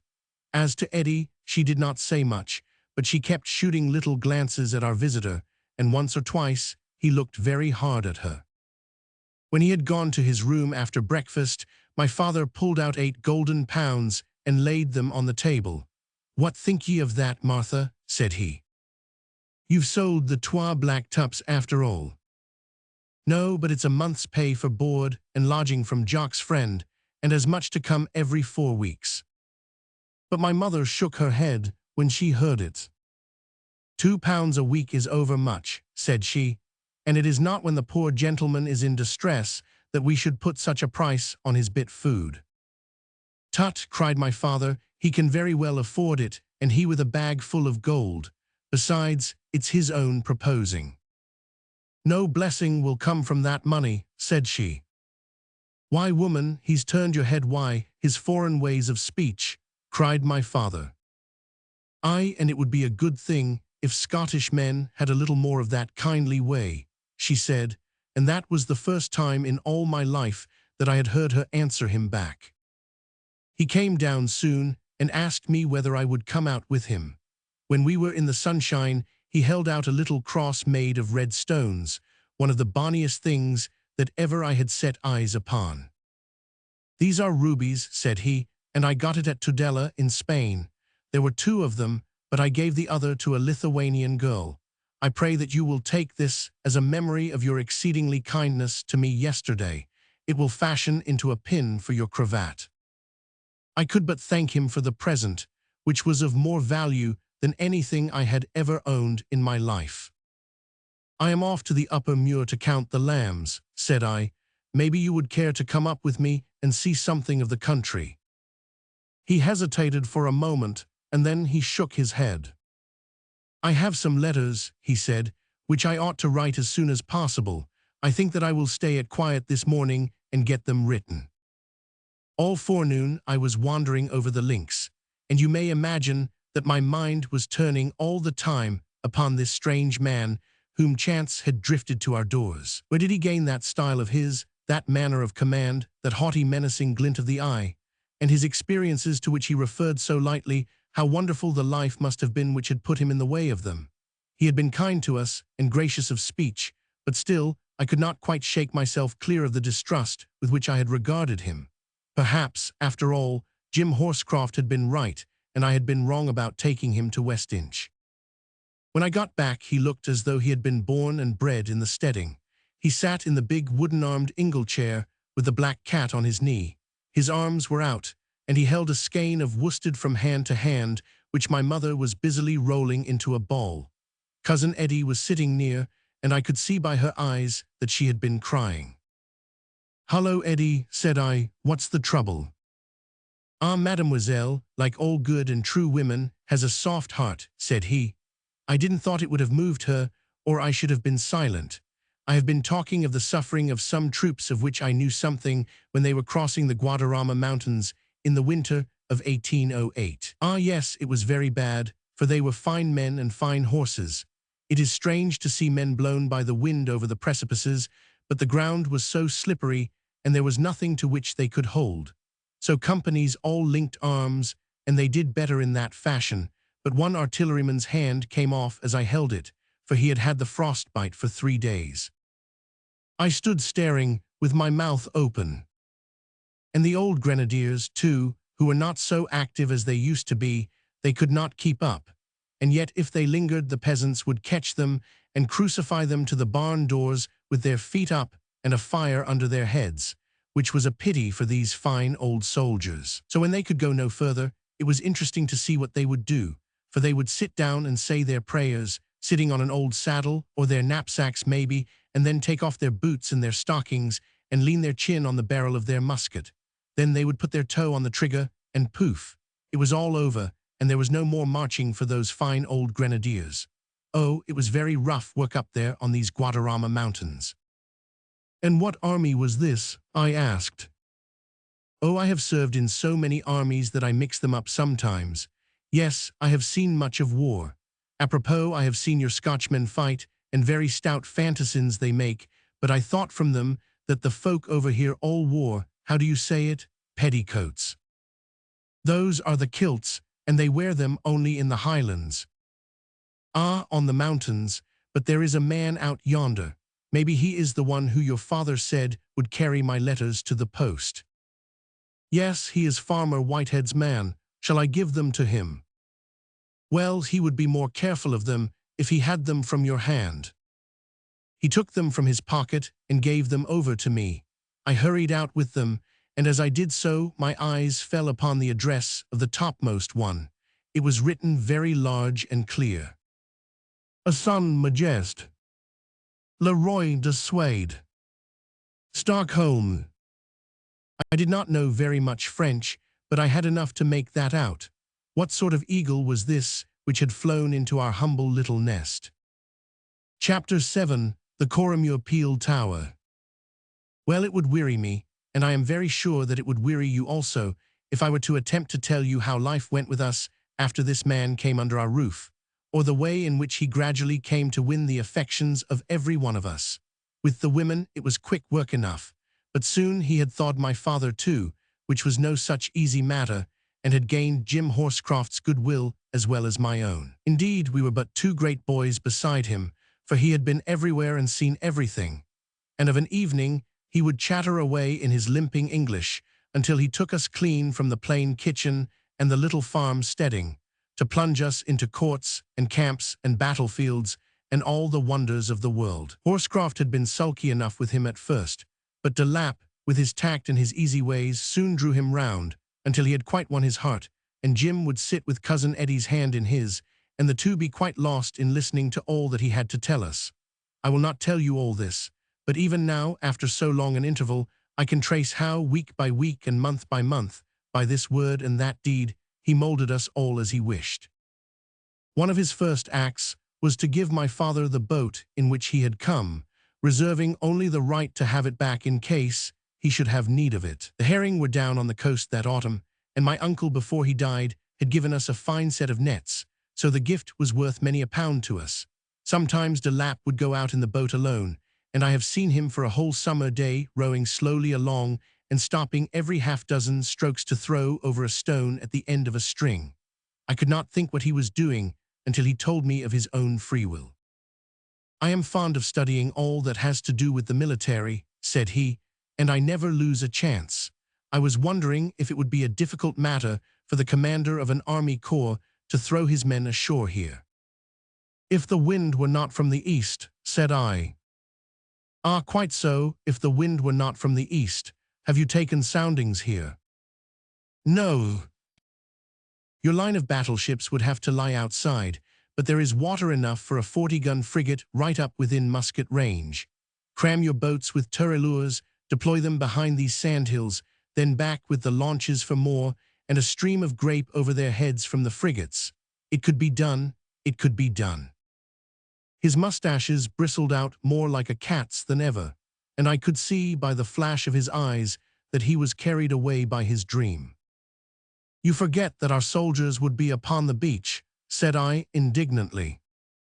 Ta, he cried.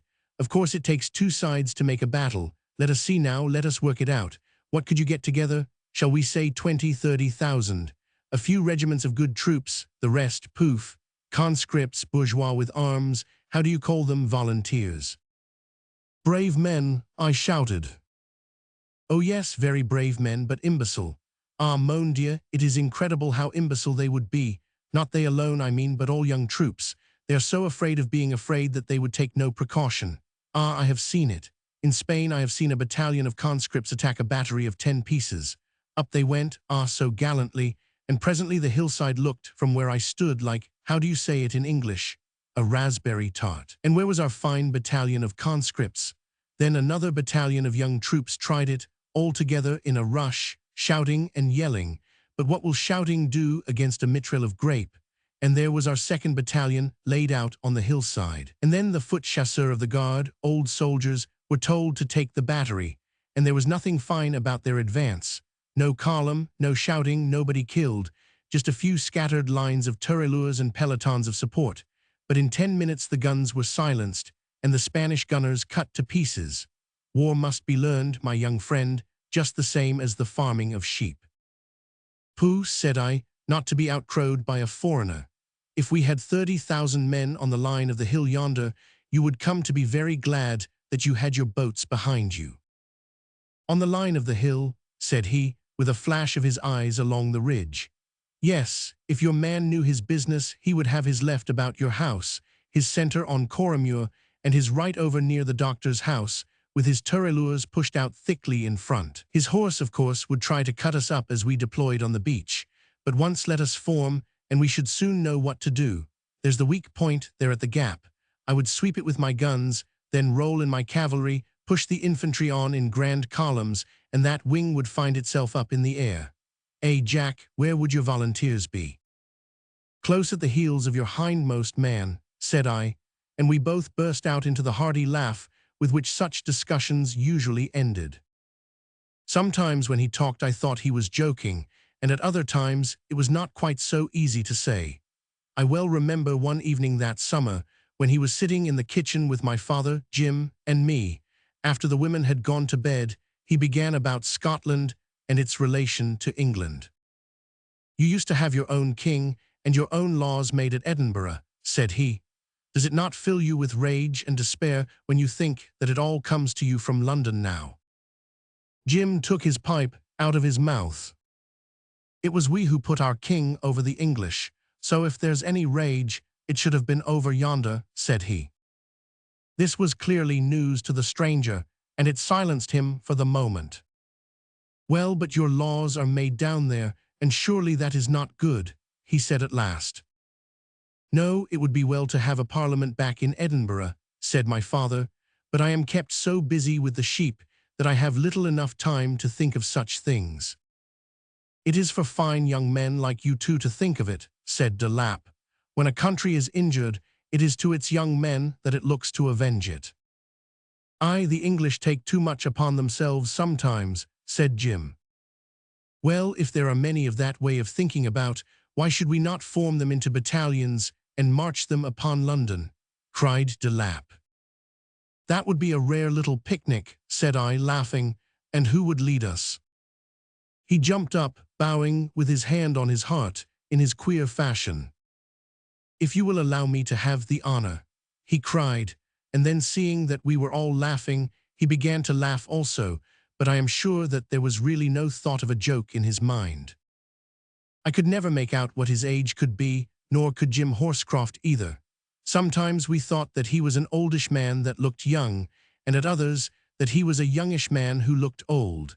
His brown, stiff, close-cropped hair needed no cropping at the top, where it thinned away to a shining curve. His skin, too, was intersected by 1,000 fine wrinkles, lacing and interlacing, and was all burned, as I have already said, by the sun. Yet he was as lithe as a boy, and he was as tough as whalebone, walking all day over the hills or rowing on the sea without turning a hair. On the whole, we thought that he might be about 40 or 45, though it was hard to see how he could have seen so much of life in the time. But one day we got talking of ages, and then he surprised us. I had been saying that I was just 20, and Jim said that he was 27. Then I am the most old of the three, said de Lapp. We laughed at this, for by our reckoning he might almost have been our father. But not by so much, said he, arching his brows. I was 29 in December. And it was this even more than his talk which made us understand what an extraordinary life it must have been that he had led. He saw our astonishment, and laughed at it. I have lived, he cried. I have spent my days and my nights. I led a company in a battle where 5 nations were engaged when I was but 14. I made a king turn pale at the words I whispered in his ear when I was 20. I had a hand in remaking a kingdom and putting a fresh king upon a great throne the very year that I came of age. Mon Dieu, I have lived my life. That was the most that I ever heard him confess of his past life, and he only shook his head and laughed when we tried to get something more out of him. There were times when we thought that he was but a clever impostor, for what could a man of such influence and talents be loitering here in Berwickshire for? But one day there came an incident which showed us that he had indeed a history in the past. You will remember that there was an old officer of the peninsula who lived no great way from us, the same who danced round the bonfire with his sister and the 2 maids. He had gone up to London on some business about his pension and his wound money, and the chance of having some work given him, so that he did not come back until late in the autumn. One of the first days after his return, he came down to see us, and there, for the first time, he clapped eyes upon de Lapp. Never in my life did I look upon so astonished a face, and he stared at our friend for a long minute without so much as a word. De Lapp looked back at him equally hard, but there was no recognition in his eyes. I do not know who you are, sir, he said at last, but you look at me as if you had seen me before. So I have, answered the Major. Never to my knowledge. But I'll swear it. Where then? At the village of Astorga in the year 8. De Lapp started and stared again at our neighbor. Mon Dieu, what a chance, he cried. And you were the English parlementaire? I remember you very well indeed, sir. Let me have a whisper in your ear. He took him aside and talked very earnestly with him in French for a quarter of an hour, gesticulating with his hands and explaining something, while the Major nodded his old grizzled head from time to time. At last they seemed to come to some agreement, and I heard the Major say parole d'honneur several times, and afterwards fortune de la guerre, which I could very well understand, for they gave you a fine upbringing at Birtwhistle's. But after that I always noticed that the Major never used the same free fashion of speech that we did towards our lodger, but bowed when he addressed him and treated him with a wonderful deal of respect. I asked the Major more than once what he knew about him, but he always put it off, and I could get no answer out of him. Jim Horscroft was at home all that summer, but late in the autumn he went back to Edinburgh again for the winter session, and as he intended to work very hard and get his degree next spring if he could, he said that he would bide up there for the Christmas. So there was a great leave-taking between him and Cousin Eddie, and he was to put up his plate and to marry her as soon as he had the right to practice. I never knew a man love a woman more fondly than he did her, and she liked him well enough in a way, for indeed, in the whole of Scotland she would not find a finer-looking man, but when it came to marriage, I think she winced a little at the thought that all her wonderful dreams should end in nothing more than in being the wife of a country surgeon. Still, there was only me and Jim to choose out of, and she took the best of us. Of course there was de Lapp also, but we always felt that he was of an altogether different class to us, and so he didn't count. I was never very sure at that time whether Eddie cared for him or not. When Jim was at home, they took little notice of each other.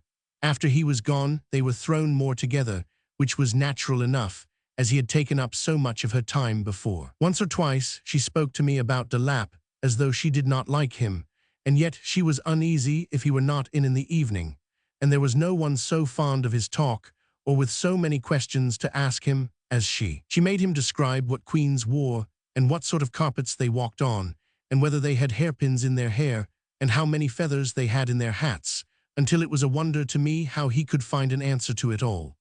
And yet an answer he always had, and was so ready and quick with his tongue, and so anxious to amuse her, that I wondered how it was that she did not like him better. Well, the summer and the autumn and the best part of the winter passed away, and we were still all very happy together. We got well into the year 1815, and the great emperor was still eating his heart out at Elba, and all the ambassadors were wrangling together at Vienna as to what they should do with the lion's skin, now that they had so fairly hunted him down. And we in our little corner of Europe went on with our petty peaceful business, looking after the sheep, attending the Berwick cattle fairs, and chatting at night round the blazing peat fire. We never thought that what all these high and mighty people were doing could have any bearing upon us. And as to war, why, everybody was agreed that the great shadow was lifted from us forever, and that, unless the Allies quarreled among themselves, there would not be a shot fired in Europe for another 50 years. There was one incident, however, that stands out very clearly in my memory. I think that it must have happened about the February of this year, and I will tell it to you before I go any further. You know what the border peel castles are like, I have no doubt. They were just square heaps built every here and there along the line, so that the folk might have some place of protection against raiders and moss troopers. When Percy and his men were over the marches, then the people would drive some of their cattle into the yard of the tower, shut up the big gate, and light a fire in the brazier at the top, which would be answered by all the other peel towers, until the lights would go twinkling up to the Lammermuir hills, and so carry the news on to the Pentlands and to Edinburgh. But now, of course, all these old keeps were warped and crumbling, and made fine nesting places for the wild birds. Many a good egg have I had for my collection out of the Coromure Peel Tower. One day I had been a very long walk, away over to leave a message at the Laidlaw Armstrongs, who lived 2 miles on this side of Iton. About 5 o'clock, just before the sun set, I found myself on the Bray path with the gable end of West Inch peeping up in front of me and the old Peel Tower lying on my left. I turned my eyes on the keep, for it looked so fine with the flush of the level sun beating full upon it and the blue sea stretching out behind. And as I stared, I suddenly saw the face of a man twinkle for a moment in one of the holes in the wall. Well, I stood and wondered over this, for what could anybody be doing in such a place now that it was too early for the nesting season? It was so queer that I was determined to come to the bottom of it. So, tired as I was, I turned my shoulder on home and walked swiftly towards the tower. The grass stretches right up to the very base of the wall, and my feet made little noise until I reached the crumbling arch where the old gate used to be. I peeped through, and there was Bonaventure de Lapp standing inside the keep, and peeping out through the very hole at which I had seen his face. He was turned half away from me, and it was clear that he had not seen me at all, for he was staring with all his eyes over in the direction of West Inch. As I advanced, my foot rattled the rubble that lay in the gateway, and he turned round with a start and faced me. He was not a man whom you could put out of countenance, and his face changed no more than if he had been expecting me there for a 12-month. But there was something in his eyes which let me know that he would have paid a good price to have me back on the Bray path again. "Hullo," said I, "what are you doing here?" "I may ask you that," said he. "I came up because I saw your face at the window. And I because, as you may well have observed, I have very much interest for all that has to do with the military, and of course, castles are among them.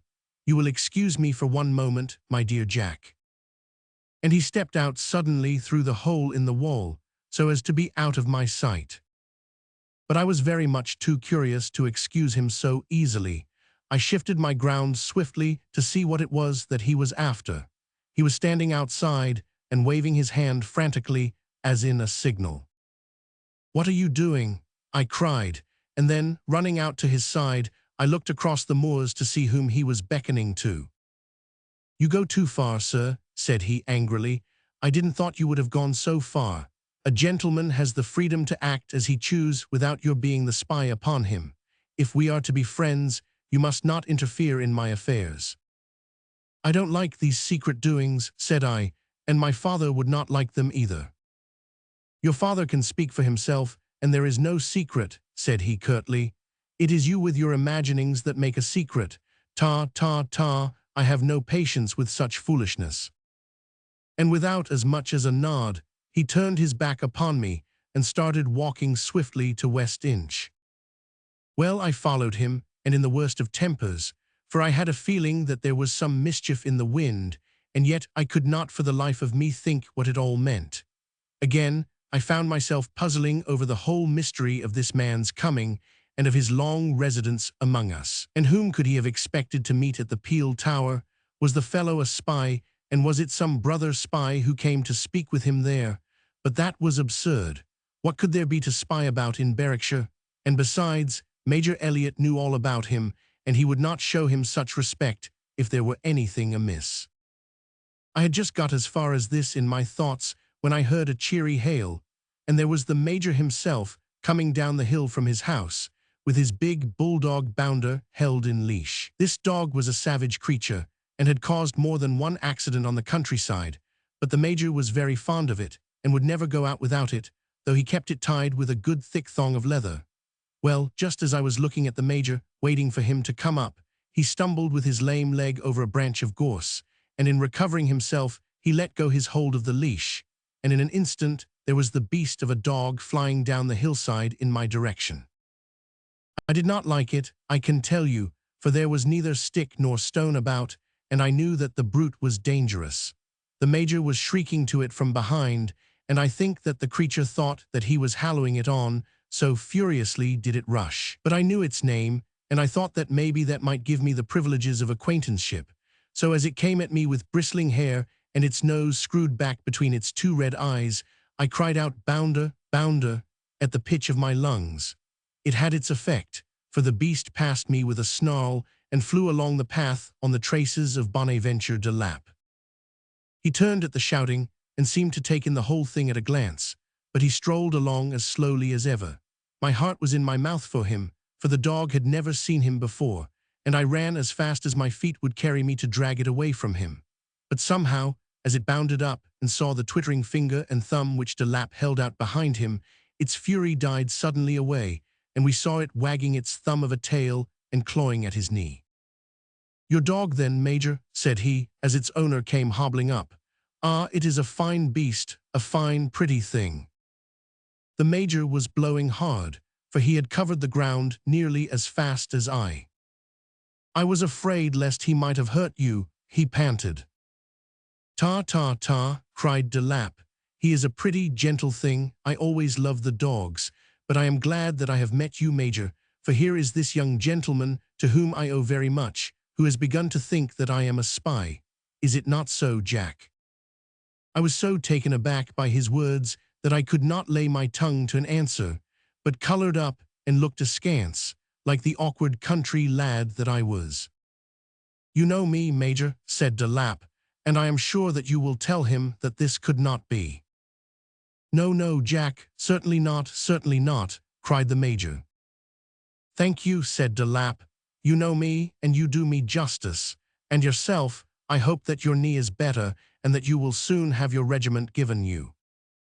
"I am well enough," answered the Major, "but they will never give me a place unless there is war, and there will be no more war in my time."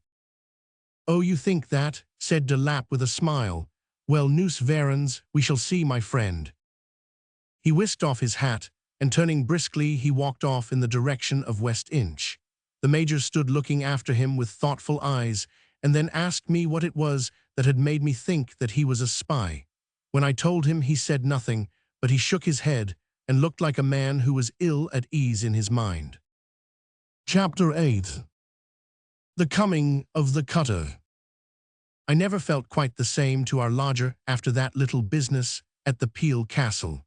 It was always in my mind that he was holding a secret from me, indeed, that he was all a secret together, seeing that he always hung a veil over his past. And when by chance that veil was for an instant whisked away, we always caught just a glimpse of something bloody and violent and dreadful upon the other side. The very look of his body was terrible. I bathed with him once in the summer, and I saw then that he was haggled with wounds all over. Besides 7 or 8 scars and slashes, his ribs on one side were all twisted out of shape, and a part of one of his calves had been torn away. He laughed in his merry way when he saw my face of wonder. "Cossacks, Cossacks," said he, running his hand over his scars, "and the ribs were broke by an artillery tumbrel. It is very bad to have the guns pass over one. Now with cavalry it is nothing. A horse will pick its steps however fast it may go. I have been ridden over by 1,500 cuirassiers, and by the Russian hussars of Grodno, and I had no harm from that. But guns are very bad." "And the calf?" I asked. "Poof, it is only a wolf bite," said he. "You would not think how I came by it. You will understand that my horse and I had been struck, the horse killed, and I with my ribs broken by the tumbrel. Well, it was cold, oh, bitter, bitter, the ground like iron, and no one to help the wounded, so that they froze into such shapes as would make you smile. I too felt that I was freezing, so what did I do? I took my sword, and I opened my dead horse so well as I could, and I made space in him for me to lie, with one little hole for my mouth. Sapristi, it was warm enough there, but there was not room for the entire of me, so my feet and part of my legs stuck out. Then in the night, when I slept, there came the wolves to eat the horse, and they had a little pinch of me also, as you can see, but after that I was on guard with my pistols, and they had no more of me. There I lived, very warm and nice, for 10 days.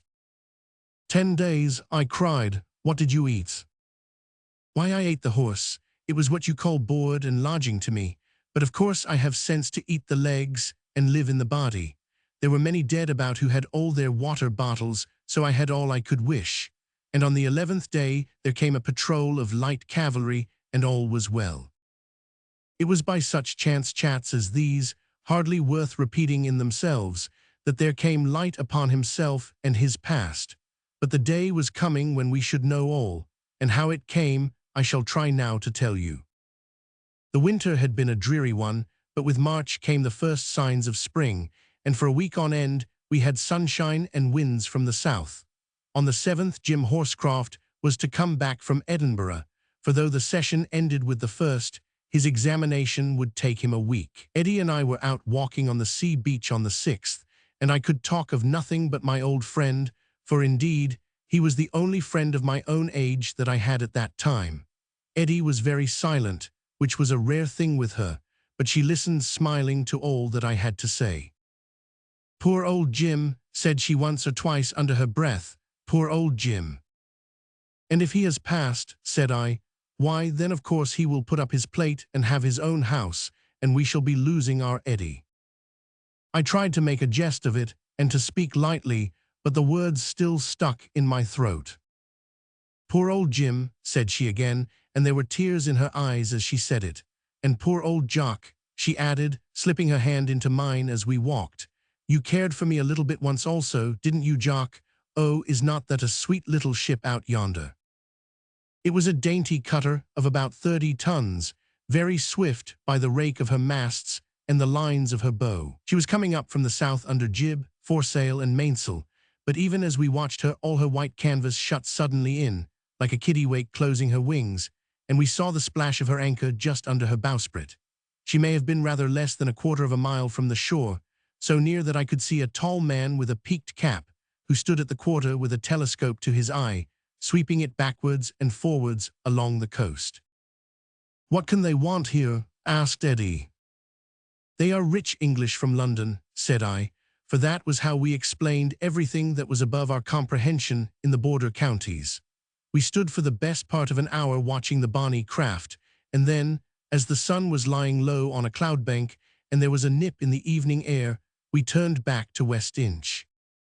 As you come to the farmhouse from the front, you pass up a garden with little enough in it, which leads out by a wicket gate to the road, the same gate at which we stood on the night when the beacons were lit, the night that we saw Walter Scott ride past on his way to Edinburgh. On the right of this gate, on the garden side, was a bit of a rockery which was said to have been made by my father's mother many years before. She had fashioned it out of water-worn stones and sea-shells, with mosses and ferns in the chinks. Well, as we came in through the gates, my eyes fell upon this stone heap, and there was a letter stuck in a cleft stick upon the top of it. I took a step forward to see what it was, but Eddie sprang in front of me, and plucking it off, she thrust it into her pocket. "That's for me," said she, laughing, but I stood looking at her with a face which drove the laugh from her lips. "Who is it from, Eddie?" I asked. She pouted, but made no answer. "Who is it from, woman?" I cried. "Is it possible that you have been as false to Jim as you were to me?" "How rude you are, Jock," she cried. "I do wish that you would mind your own business." "There is only one person that it could be from," I cried. "It is from this man de Lapp."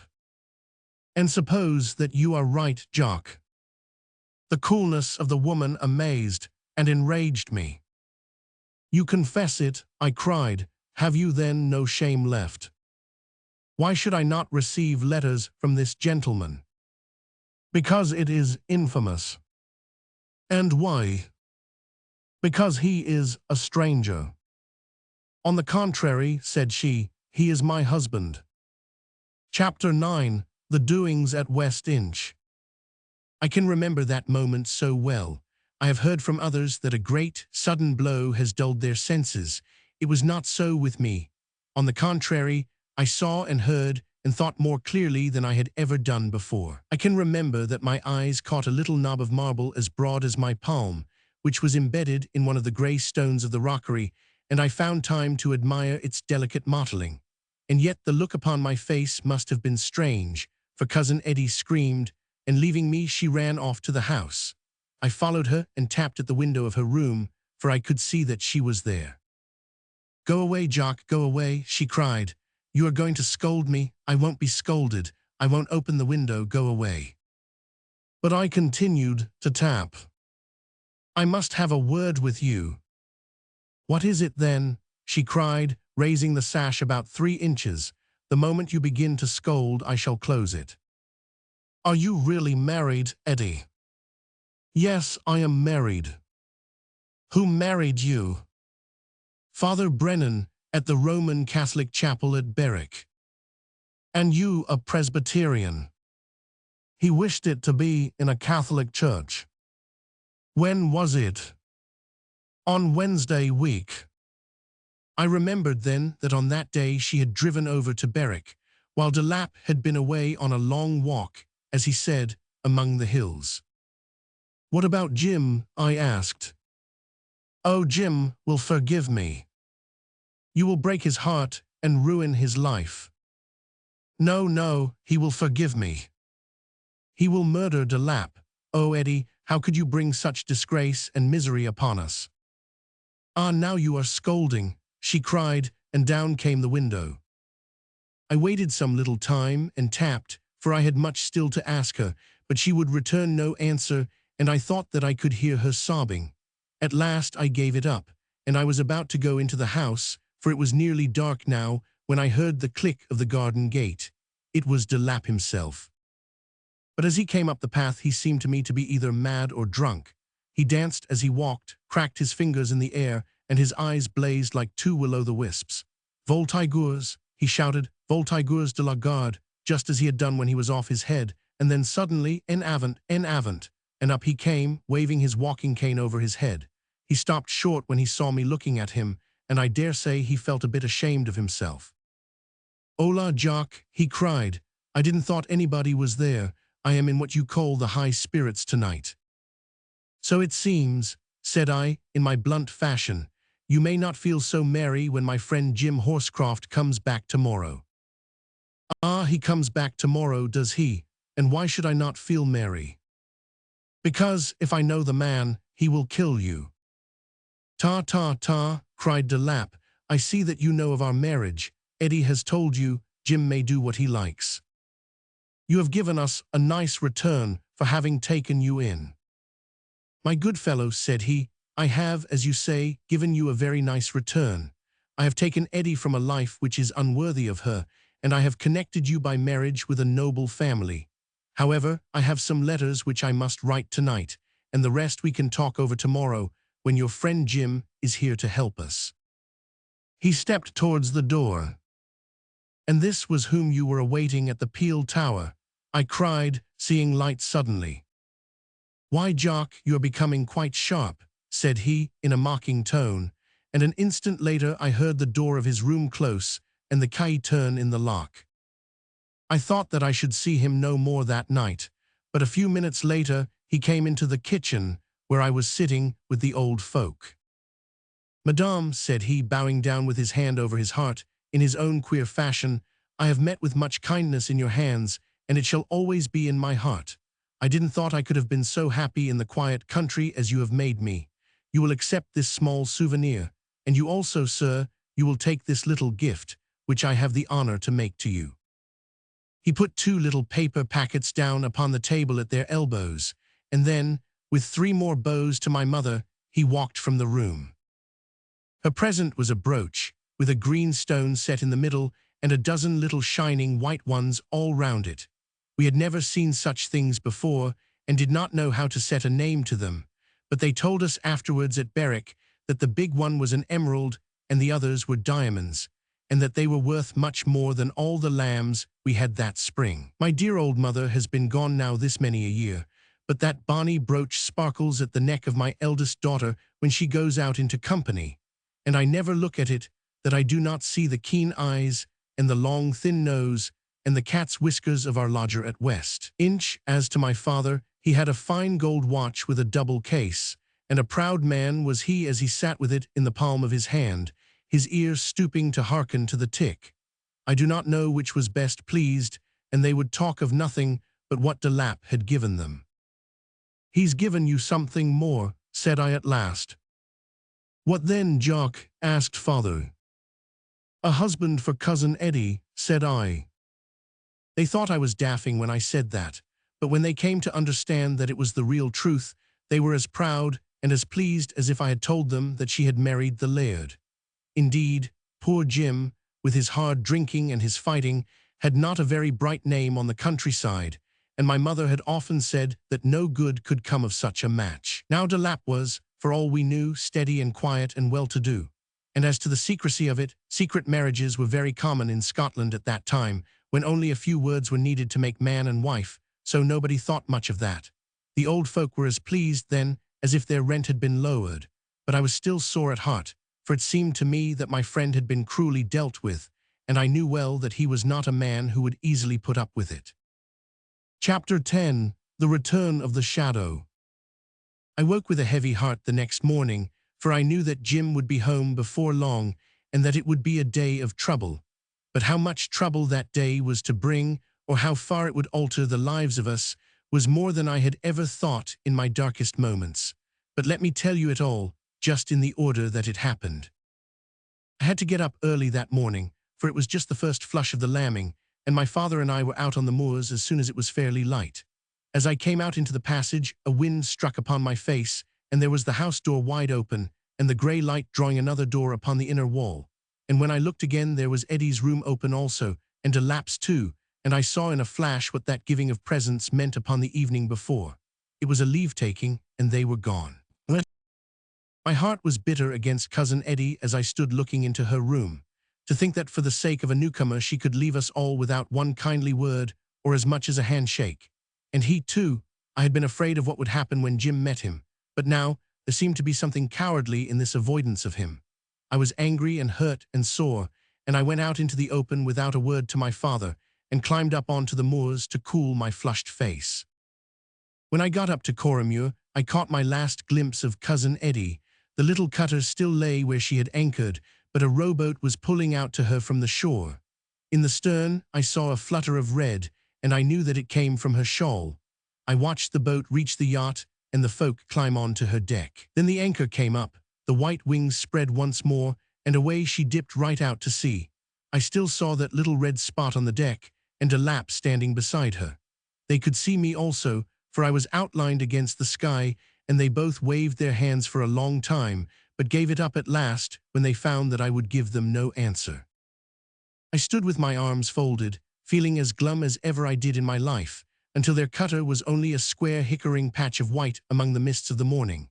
It was breakfast time, and the porridge upon the table before I got back, but I had no heart for the food. The old folk had taken the matter coolly enough, though my mother had no word too hard for Eddie, for the two had never had much love for each other, and less of late than ever.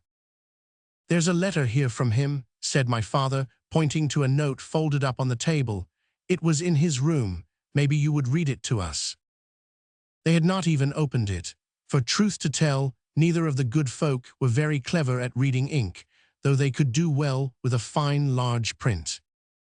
It was addressed in big letters to the good people of West Inch, and this was the note, which lies before me all stained and faded as I write.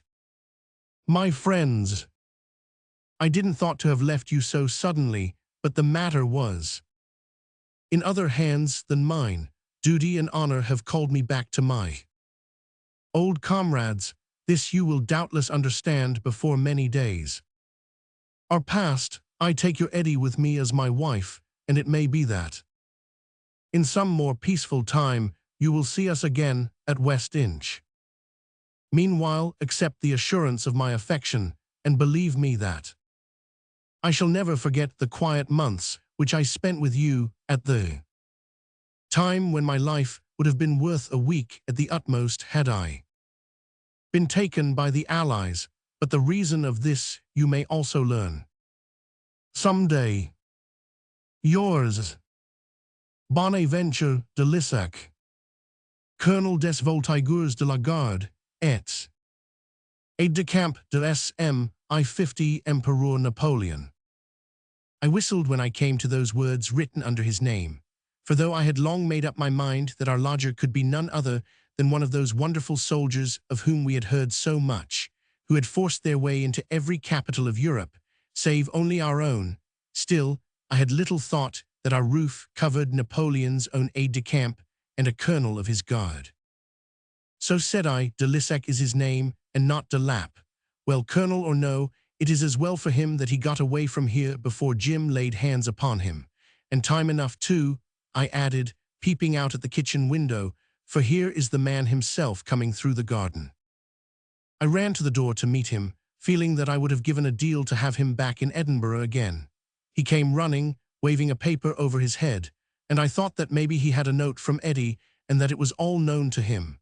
But as he came up I saw that it was a big, stiff, yellow paper which crackled as he waved it, and that his eyes were dancing with happiness. "Hurrah, Jock," he shouted. "Where is Eddie? Where is Eddie?" "What is it, man?" I asked. "Where is Eddie? What have you there?" "It's my diploma, Jock. I can practice when I like. It's all right. I want to show it to Eddie." "The best you can do is to forget all about Eddie," said I. Never have I seen a man's face change as his did when I said those words. What do you mean, Jock Calder?" he stammered. He let go his hold of the precious diploma as he spoke, and away it went over the hedge and across the moor, where it stuck flapping on a wind bush, but he never so much as glanced at it. His eyes were bent upon me, and I saw the devil's spark glimmer up in the depths of them. "She is not worthy of you," said I. He gripped me by the shoulder. "What have you done?" he whispered. "This is some of your hanky-panky. Where is she?" "She's off with that Frenchman who lodged here." I had been casting about in my mind how I could break it gently to him, but I was always backward in speech, and I could think of nothing better than this. "Oh," said he, and stood nodding his head and looking at me, though I knew very well that he could neither see me, nor the steading, nor anything else. So he stood for a minute or more, with his hands clenched and his head still nodding. Then he gave a gulp in his throat, and spoke in a queer, dry, rasping voice. "When was this?" said he. "This morning." "Were they married?" "Yes." He put his hand against the doorpost to steady himself. "Any message for me?" "She said that you would forgive her." "May God blast my soul on the day I do. Where have they gone to?" "To France, I should judge." "His name was de Lapp, I think." "His real name is de Lissac, and he is no less than a colonel in Boney's Guards." "Ah, he would be in Paris likely. That is well, that is well." "Hold up," I shouted. "Father, father, bring the brandy." His knees had given way for an instant, but he was himself again before the old man came running with the bottle. "Take it away," said he. "Have a soup, Mr. Horscroft," cried my father, pressing it upon him. "It will give you fresh heart." He caught hold of the bottle and sent it flying over the garden hedge. "It's very good for those who wish to forget," said he. "I am going to remember." "May God forgive you for sinful waste," cried my father aloud. "And for well-nigh braining an officer of His Majesty's infantry," said old Major Elliot, putting his head over the hedge. "I could have done with a nip after a morning's walk, but it is something new to have a whole bottle whiz past my ear. But what is amiss, that you all stand round like mutes at a burying?" In a few words I told him our trouble, while Jim, with a grey face and his brows drawn down, stood leaning against the doorpost. The Major was as glum as we by the time I had finished, for he was fond both of Jim and of Eddie. "Tut, tut," said he, "I feared something of the kind ever since that business of the Peel Tower. It's the way with the French. They can't leave the women alone. But at least de Lissac has married her, and that's a comfort. But it's no time now to think of our own little troubles, with all Europe in a roar again, and another 20 years' war before us, as like as not." "What do you mean?" I asked. "Why, man, Napoleon's back from Elba, his troops have flocked to him, and Louis has run for his life. The news was in Berwick this morning." "Great Lord," cried my father, "then the weary business is all to do over again." We thought we were out from the shadow, but it's still there. Wellington is ordered from Vienna to the Low Countries, and it is thought that the Emperor will break out first on that side. Well, it's a bad wind that blows nobody any good. I've just had news that I am to join the 71st as senior major. I shook hands with our good neighbor on this, for I knew how it had lain upon his mind that he should be a cripple, with no part to play in the world. "I am to join my regiment as soon as I can, and we shall be over yonder in a month, and in Paris, maybe, before another one is over." "By the Lord, then, I'm with you, Major," cried Jim Horscroft. "I'm not too proud to carry a musket if you will put me in front of this Frenchman." "My lad, I'd be proud to have you serve under me," said the Major. "And as to de Lissac, where the Emperor is he will be." "You know the man," said I. "What can you tell us of him?" "There is no better officer in the French army, and that is a big word to say. They say that he would have been a marshal, but he preferred to stay at the Emperor's elbow. I met him 2 days before Corunna, when I was sent with a flag to speak about our wounded. He was with Soult then. I knew him again when I saw him." "And I will know him again when I see him," said Horscroft, with the old dour look on his face. And then at that instant, as I stood there, it was suddenly driven home to me how poor and purposeless a life I should lead, while this crippled friend of ours and the companion of my boyhood were away in the forefront of the storm. Quick as a flash, my resolution was taken. "I'll come with you too, Major," I cried. "Jock, Jock," said my father, wringing his hands. Jim said nothing, but put his arm half round me and hugged me. The Major's eyes shone, and he flourished his cane in the air. "My word, but I shall have 2 good recruits at my heels," said he. "Well, there's no time to be lost, so you must both be ready for the evening coach." And this was what a single day brought about, and yet years pass away so often without a change. Just think of the alteration in that 24 hours. De Lissac was gone, Eddie was gone, Napoleon had escaped, war had broken out. Jim Horscroft had lost everything, and he and I were setting out to fight against the French.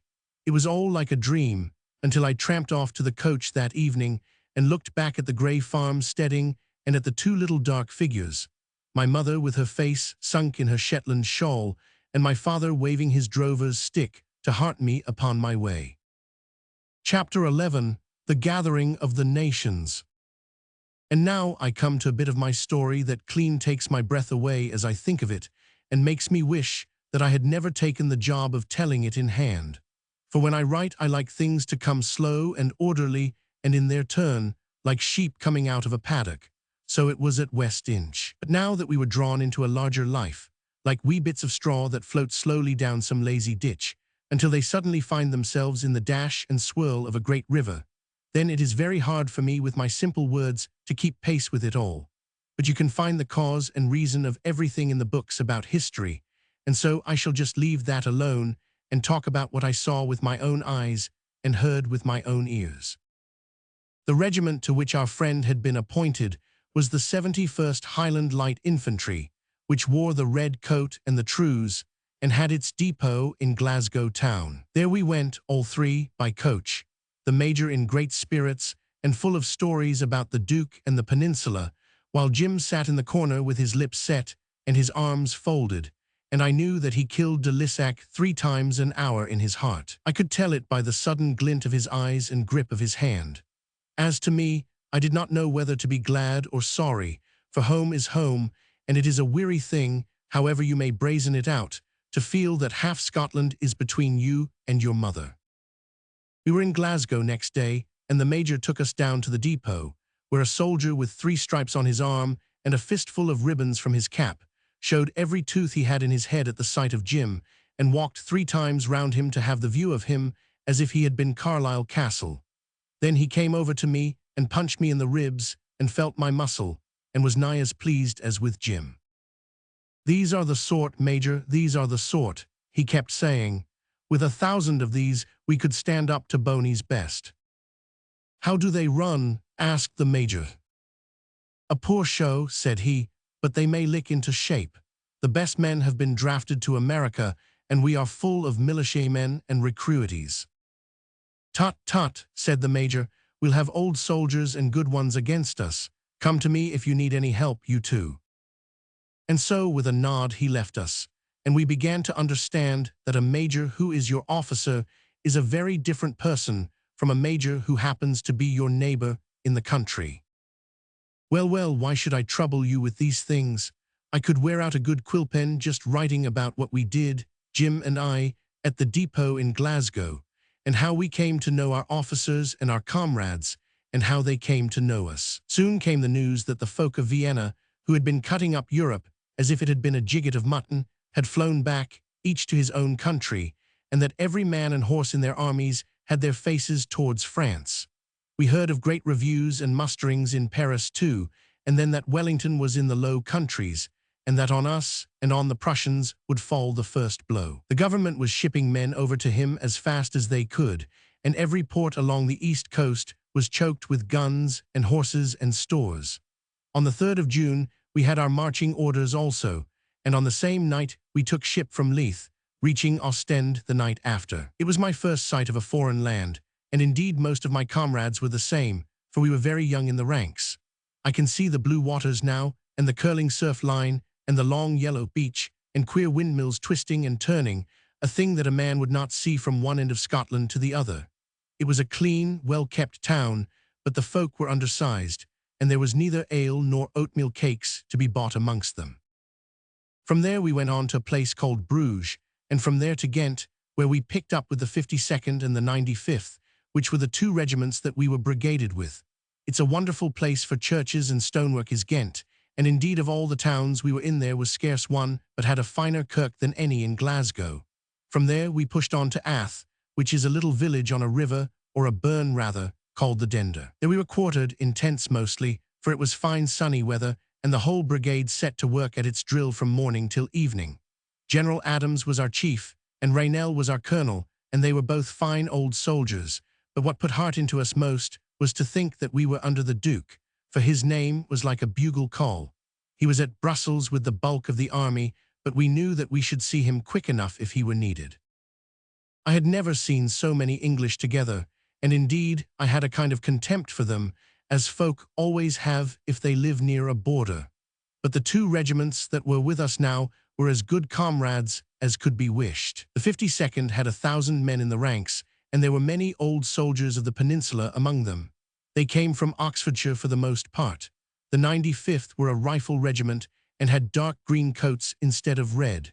It was strange to see them loading, for they would put the ball into a greasy rag and then hammer it down with a mallet, but they could fire both further and straighter than we. All that part of Belgium was covered with British troops at that time, for the guards were over near Enghien, and there were cavalry regiments on the further side of us. You see, it was very necessary that Wellington should spread out all his force, for Boney was behind the screen of his fortresses, and of course we had no means of saying on what side he might pop out, except that he was pretty sure to come the way that we least expected him. On the one side he might get between us and the sea, and so cut us off from England, and on the other he might shove in between the Prussians and ourselves.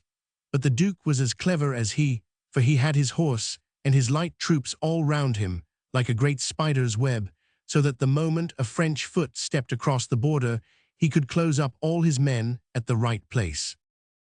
For myself, I was very happy at Ath, and I found the folk very kindly and homely.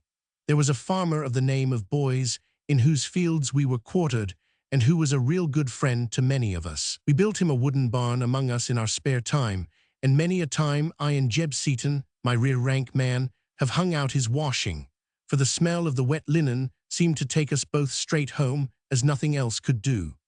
I have often wondered whether that good man and his wife are still living, though I think it hardly likely, for they were of a hale middle age at the time. Jim would come with us too sometimes, and would sit with us smoking in the big Flemish kitchen, but he was a different Jim now to the old one. He had always had a hard touch in him, but now his troubles seemed to have turned him to flint, and I never saw a smile upon his face, and seldom heard a word from his lips. His whole mind was set on revenging himself upon de Lissac for having taken Eddie from him, and he would sit for hours with his chin upon his hands, glaring and frowning, all wrapped in the one idea. This made him a bit of a butt among the men at first, and they laughed at him for it, but when they came to know him better, they found that he was not a good man to laugh at, and then they dropped it. We were early risers at that time, and the whole brigade was usually under arms at the flush of dawn. One morning, it was the 16th of June, we had just formed up, and General Adams had ridden up to give some order to Colonel Raynell within a musket length of where I stood, when suddenly they both stood staring along the Brussels road. None of us dared move our heads, but every eye in the regiment whisked round, and there we saw an officer with the cockade of a general's aide-de-camp thundering down the road as hard as a great dapple-grey horse could carry him. He bent his face over its mane and flogged at its neck with the slack of the bridle, as though he rode for very life. "Hullo, Raynell," says the general, "this begins to look like business. What do you make of it?" They both cantered their horses forward, and Adams tore open the dispatch which the messenger handed to him. The wrapper had not touched the ground before he turned, waving the letter over his head as if it had been a saber. "Dismiss," he cried, "general parade and march in half an hour." Then in an instant all was buzz and bustle, and the news on every lip. Napoleon had crossed the frontier the day before, had pushed the Prussians before him, and was already deep in the country to the east of us with 150,000 men. Away we scuttled to gather our things together and have our breakfast, and in an hour we had marched off and left Ath and the Dender behind us forever. There was good need for haste, for the Prussians had sent no news to Wellington of what was doing, and though he had rushed from Brussels at the first whisper of it, like a good old mastiff from its kennel, it was hard to see how he could come up in time to help the Prussians. It was a bright, warm morning, and as the brigade tramped down the broad Belgian road, the dust rolled up from it like the smoke of a battery. I tell you that we blessed the man that planted the poplars along the sides, for their shadow was better than drink to us. Over across the fields, both to the right and the left, were other roads, one quite close, and the other a mile or more from us. A column of infantry was marching down the near one, and it was a fair race between us, for we were each walking for all we were worth. There was such a wreath of dust round them that we could only see the gun barrels and the bearskins breaking out here and there, with the head and shoulders of a mounted officer coming out above the cloud and the flutter of the colors. It was a brigade of the Guards, but we could not tell which, for we had two of them with us in the campaign. On the far road there was also dust and to spare, but through it there flashed every now and then a long twinkle of brightness, like 100 silver beads threaded in a line, and the breeze brought down such a snarling, clanging, clashing kind of music as I had never listened to. If I had been left to myself, it would have been long before I knew what it was, but our corporals and sergeants were all old soldiers, and I had one trudging along with his halbert at my elbow, who was full of precept and advice. "That's heavy horse," said he. "You see that double twinkle? That means they have helmet as well as cuirass. It's the Royals or the Enniskillens or the household. You can hear their cymbals and kettles. The French heavies are too good for us. They have 10 to our 1 and good men too. You've got to shoot at their faces or else at their horses. Mind you that when you see them coming, or else you'll find a 4-foot sword stuck through your liver to teach you better. Hark, hark, hark, there's the old music again." And as he spoke there came the low grumbling of a cannonade away somewhere to the east of us, deep and hoarse, like the roar of some blood-daubed beast that thrives on the lives of men. At the same instant there was a shouting of "Heh, heh, heh" from behind, and somebody roared, "Let the guns get through. Looking back, I saw the rear companies split suddenly in two and hurl themselves down on either side into the ditch, while 6 cream-colored horses, galloping 2 and 2 with their bellies to the ground, came thundering through the gap with a fine 12-pound gun whirling and creaking behind them. Behind were another, and another, 4 and 20 in all, flying past us with such a din and clatter, the blue-coated men clinging on to the gun and the tumbrils, the drivers cursing and cracking their whips, the manets flying, the mops and buckets clanking, and the whole air filled with the heavy rumble and the jingling of chains. There was a roar from the ditches and a shout from the gunners, and we saw a rolling grey cloud before us, with a score of busbies breaking through the shadow. Then we closed up again, while the growling ahead of us grew louder and deeper than ever. "There's 3 batteries there," said the sergeant. "There's Bull's and Weber Smith's, but the other is new. There's some more on ahead of us, for here is the track of a 9-pounder, and the others were all 12s. Choose a 12 if you want to get hit, for a 9 mashes you up, but a 12 snaps you like a carrot." And then he went on to tell about the dreadful wounds that he had seen, until my blood ran like iced water in my veins, and you might have rubbed all our faces in pipe clay, and we should have been no whiter. "Aye, you'll look sicklier yet, when you get a hatful of grape into your tripes," said he. And then, as I saw some of the old soldiers laughing, I began to understand that this man was trying to frighten us. So I began to laugh also, and the others as well, but it was not a very hearty laugh either. The sun was almost above us when we stopped at a little place called Hal, where there is an old pump from which I drew and drank a shako full of water, and never did a mug of Scotch ale taste as sweet. More guns passed us here, and Vivian's hussars, 3 regiments of them, smart men with bonny brown horses, a treat to the eye. The noise of the cannons was louder than ever now, and it tingled through my nerves just as it had done years before, when, with Eddie by my side, I had seen the merchant ship fight with the privateers. It was so loud now that it seemed to me that the battle must be going on just beyond the nearest wood, but my friend, the sergeant, knew better. "It's 12 to 15 miles off," said he. "You may be sure the general knows we are not wanted, or we should not be resting here at Hal." What he said proved to be true, for a minute later down came the colonel with orders that we should pile arms and bivouac where we were, and there we stayed all day, while horse and foot and guns, English, Dutch, and Hanoverians, were streaming through. The devil's music went on till evening, sometimes rising into a roar, sometimes sinking into a grumble, until about 8 o'clock in the evening it stopped altogether. We were eating our hearts out, as you may think, to know what it all meant, but we knew that what the Duke did would be for the best, so we just waited in patience.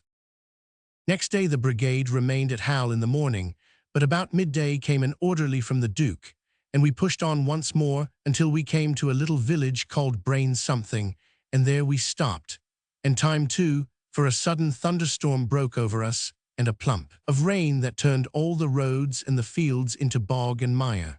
We got into the barns at this village for shelter, and there we found 2 stragglers, one from a kilted regiment, and the other a man of the German Legion, who had a tale to tell that was as dreary as the weather. Boney had thrashed the Prussians the day before, and our fellows had been sore put to it to hold their own against Ney, but had beaten him off at last. It seems an old stale story to you now, but you cannot think how we scrambled round those 2 men in the barn, and pushed and fought, just to catch a word of what they said, and how those who had heard were in turn mobbed by those who had not. We laughed and cheered and groaned all in turn, as we heard how the 44th had received cavalry in line, how the Dutch-Belgians had fled, and how the Black Watch had taken the Lancers into their square, and then had killed them at their leisure. But the Lancers had had the laugh on their side when they crumpled up the 69th and carried off one of the colors. To wind it all up, the Duke was in retreat in order to keep in touch with the Prussians, and it was rumored that he would take up his ground and fight a big battle just at the very place where we had been halted. And soon we saw that this rumor was true, for the weather cleared towards evening, and we were all out on the ridge to see what we could see. It was such a bonny stretch of corn and grazing land, with the crops just half green and half yellow, and fine rye as high as a man's shoulder.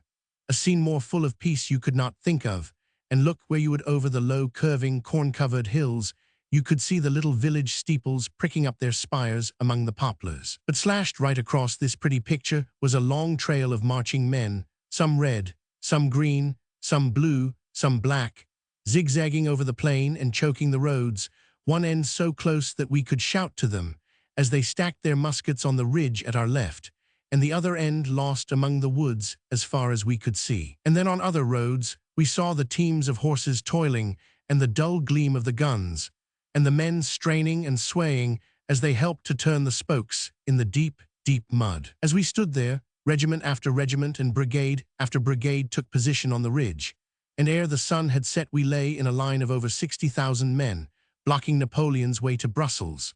But the rain had come swishing down again, and we of the 71st rushed off to our barn once more, where we had better quarters than the greater part of our comrades, who lay stretched in the mud with the storm beating upon them until the first peep of day. Chapter 12. The Shadow on the Land. It was still drizzling in the morning, with brown drifting clouds and a damp chilly wind. It was a queer thing for me as I opened my eyes to think that I should be in a battle that day, though none of us ever thought it would be such a one as it proved to be. We were up and ready, however, with the first light, and as we threw open the doors of our barn, we heard the most lovely music that I had ever listened to playing somewhere in the distance. We all stood in clusters hearkening to it. It was so sweet and innocent and sad-like. But our sergeant laughed when he saw how it pleased us all. "Them are the French bands," said he, "and if you come out here, you'll see what some of you may not live to see again." Out we went, the beautiful music still sounding in our ears, and stood on a rise just outside the barn. Down below at the bottom of the slope, about half a musket shot from us, was a snug-tiled farm with a hedge and a bit of an apple orchard. All round it, a line of men in red coats and high fur hats were working like bees, knocking holes in the wall and barring up the doors. "Them's the light companies of the guards," said the sergeant. "They'll hold that farm while one of them can wag a finger, but look over yonder and you'll see the camp fires of the French." We looked across the valley at the low ridge upon the further side, and saw 1,000 little yellow points of flame, with the dark smoke wreathing up in the heavy air. There was another farmhouse on the further side of the valley, and as we looked we suddenly saw a little group of horsemen appear on a knoll beside it and stare across at us. There were a dozen hussars behind, and in front 5 men, 3 with helmets, 1 with a long straight red feather in his hat, and the last with a low cap. "By God," cried the sergeant, "that's him, that's Boney, the one with the grey horse. I'll lay a month's pay on it." I strained my eyes to see him, this man who had cast that great shadow over Europe, which darkened the nations for 25 years, and which had even fallen across our out-of-the-world little sheep farm, and had dragged us all, myself, Eddie and Jim, out of the lives that our folk had lived before us. As far as I could see, he was a dumpy, square-shouldered kind of man, and he held his double glasses to his eyes with his elbows spread very wide out on each side. I was still staring when I heard the catch of a man's breath by my side, and there was Jim with his eyes glowing like 2 coals and his face thrust over my shoulder. "That's he, Jock," he whispered. "Yes, that's Boney," said I. No, it's he, this de Lapp or de Lissac, or whatever his devil's name is. It is he." Then I saw him at once. It was the horseman with the high red feather in his hat. Even at that distance, I could have sworn to the slope of his shoulders and the way he carried his head. I clapped my hands upon Jim's sleeve, for I could see that his blood was boiling at the sight of the man, and that he was ready for any madness. But at that moment, Bonaparte seemed to lean over and say something to de Lissac, and the party wheeled and dashed away, while there came the bang of a gun and a white spray of smoke from a battery along the ridge. At the same instant, the assembly was blown in our village, and we rushed for our arms and fell in. There was a burst of firing all along the line, and we thought that the battle had begun, but it came really from our fellows cleaning their pieces, for their priming was in some danger of being wet from the damp night. From where we stood, it was a sight now that was worth coming over the seas to see. On our own ridge was the checker of red and blue stretching right away to a village over 2 miles from us.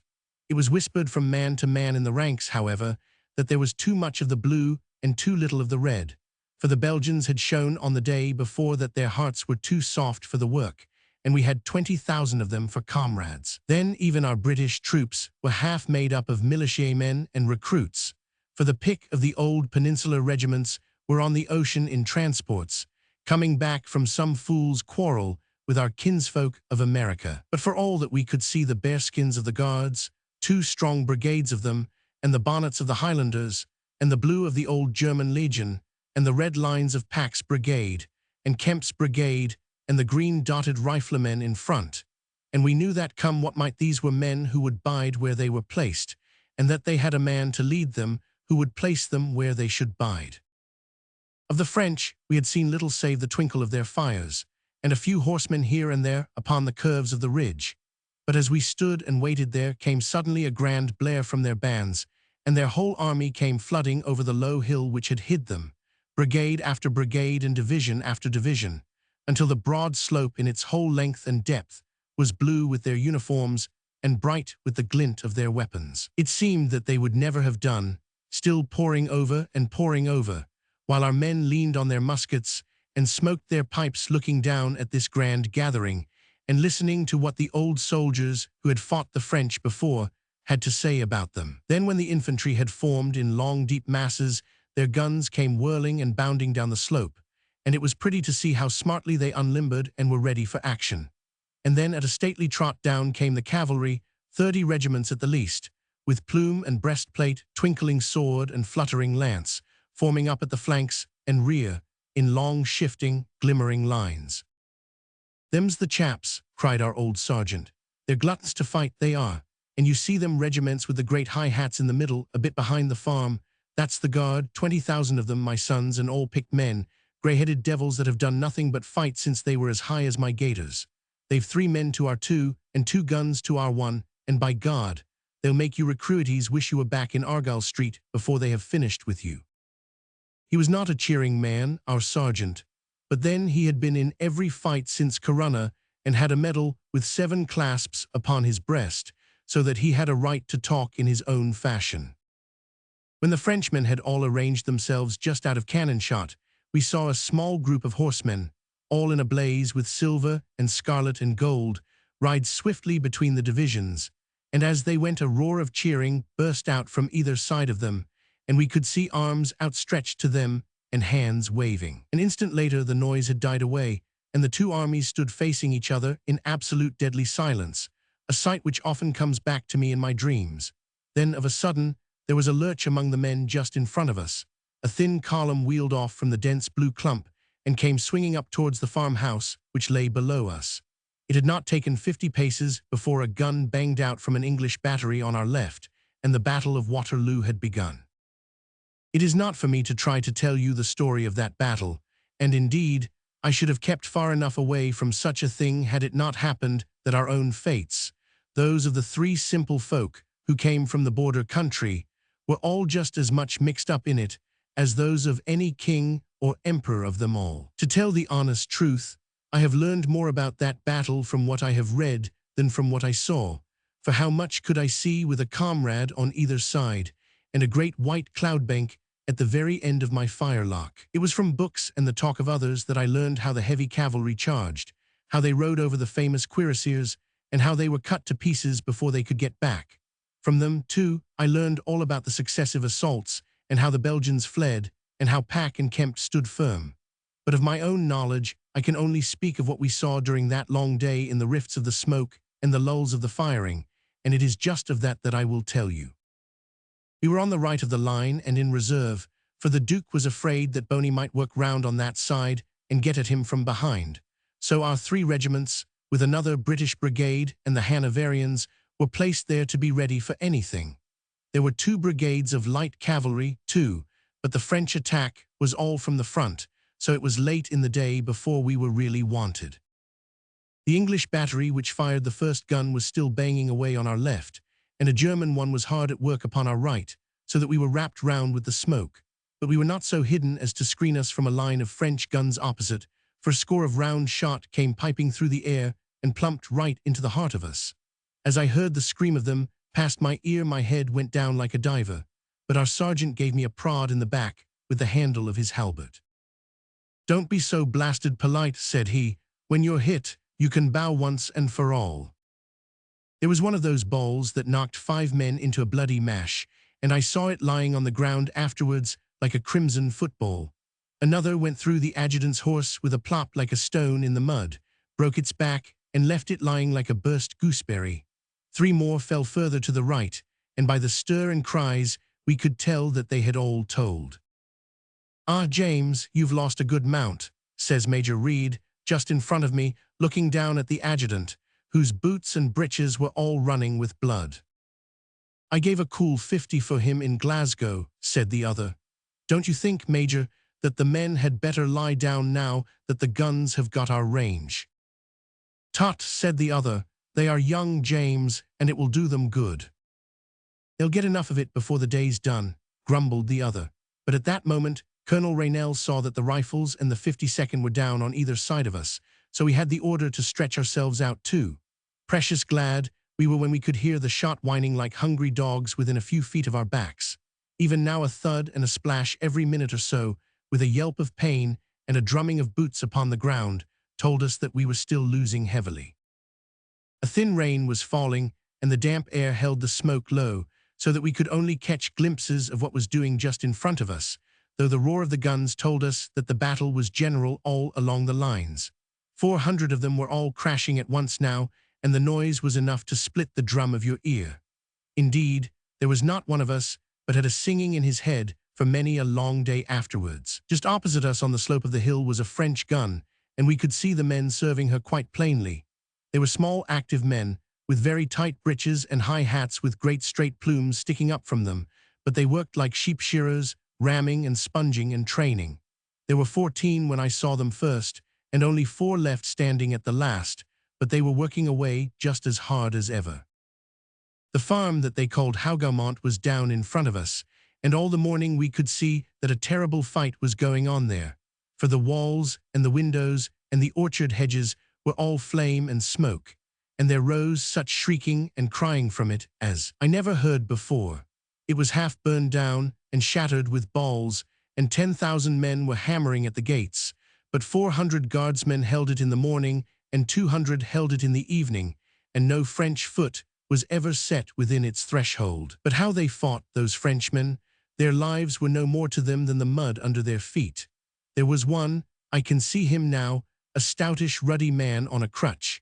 He hobbled up alone in a lull of the firing to the side gate of Hougoumont, and he beat upon it, screaming to his men to come after him. For 5 minutes he stood there, strolling about in front of the gun barrels which spared him, but at last a Brunswick skirmisher in the orchard flicked out his brains with a rifle shot. And he was only one of many, for all day when they did not come in masses, they came in 2s and 3s with as brave a face as if the whole army were at their heels. So we lay all morning, looking down at the fight at Hougoumont, but soon the Duke saw that there was nothing to fear upon his right, and so he began to use us in another way. The French had pushed their skirmishers past the farm, and they lay among the young corn in front of us, popping at the gunners, so that 3 pieces out of 6 on our left were lying with their men strewed in the mud all round them. But the Duke had his eyes everywhere, and up he galloped at that moment, a thin, dark, wiry man with very bright eyes, a hooked nose, and big cockade on his cap. There were a dozen officers at his heels, all as merry as if it were a fox hunt, but of the dozen there was not one left in the evening. "Warm work, Adams," said he as he rode up. "Very warm, your grace," said our general. "But we can outstay them at it, I think." "Tut, tut, we cannot let skirmishers silence a battery. Just drive those fellows out of that, Adams." Then first I knew what a devil's thrill runs through a man when he is given a bit of fighting to do. Up to now we had just lain and been killed, which is the weariest kind of work. Now it was our turn, and my word, we were ready for it. Up we jumped, the whole brigade, in a 4-deep line, and rushed at the cornfield as hard as we could tear. The skirmishers snapped at us as we came, and then away they bolted like corncrakes, their heads down, their backs rounded, and their muskets at the trail. Half of them got away, but we caught up the others, the officer first, for he was a very fat man who could not run fast. It gave me quite a turn when I saw Rob Stewart, on my right, stick his bayonet into the man's broad back, and heard him howl like a damned soul. There was no quarter in that field, and it was butt or point for all of them. The men's blood was aflame, and little wonder, for these wasps had been stinging all morning without our being able so much as to see them. And now, as we broke through the further edge of the cornfield, we got in front of the smoke, and there was the whole French army in position before us, with only 2 meadows and a narrow lane between us. We set up a yell as we saw them, and away we should have gone slap at them if we had been left to ourselves, for silly young soldiers never think that harm can come to them until it is there in their midst. But the Duke had cantered his horse beside us as we advanced, and now he roared something to the general, and the officers all rode in front of our line holding out their arms for us to stop.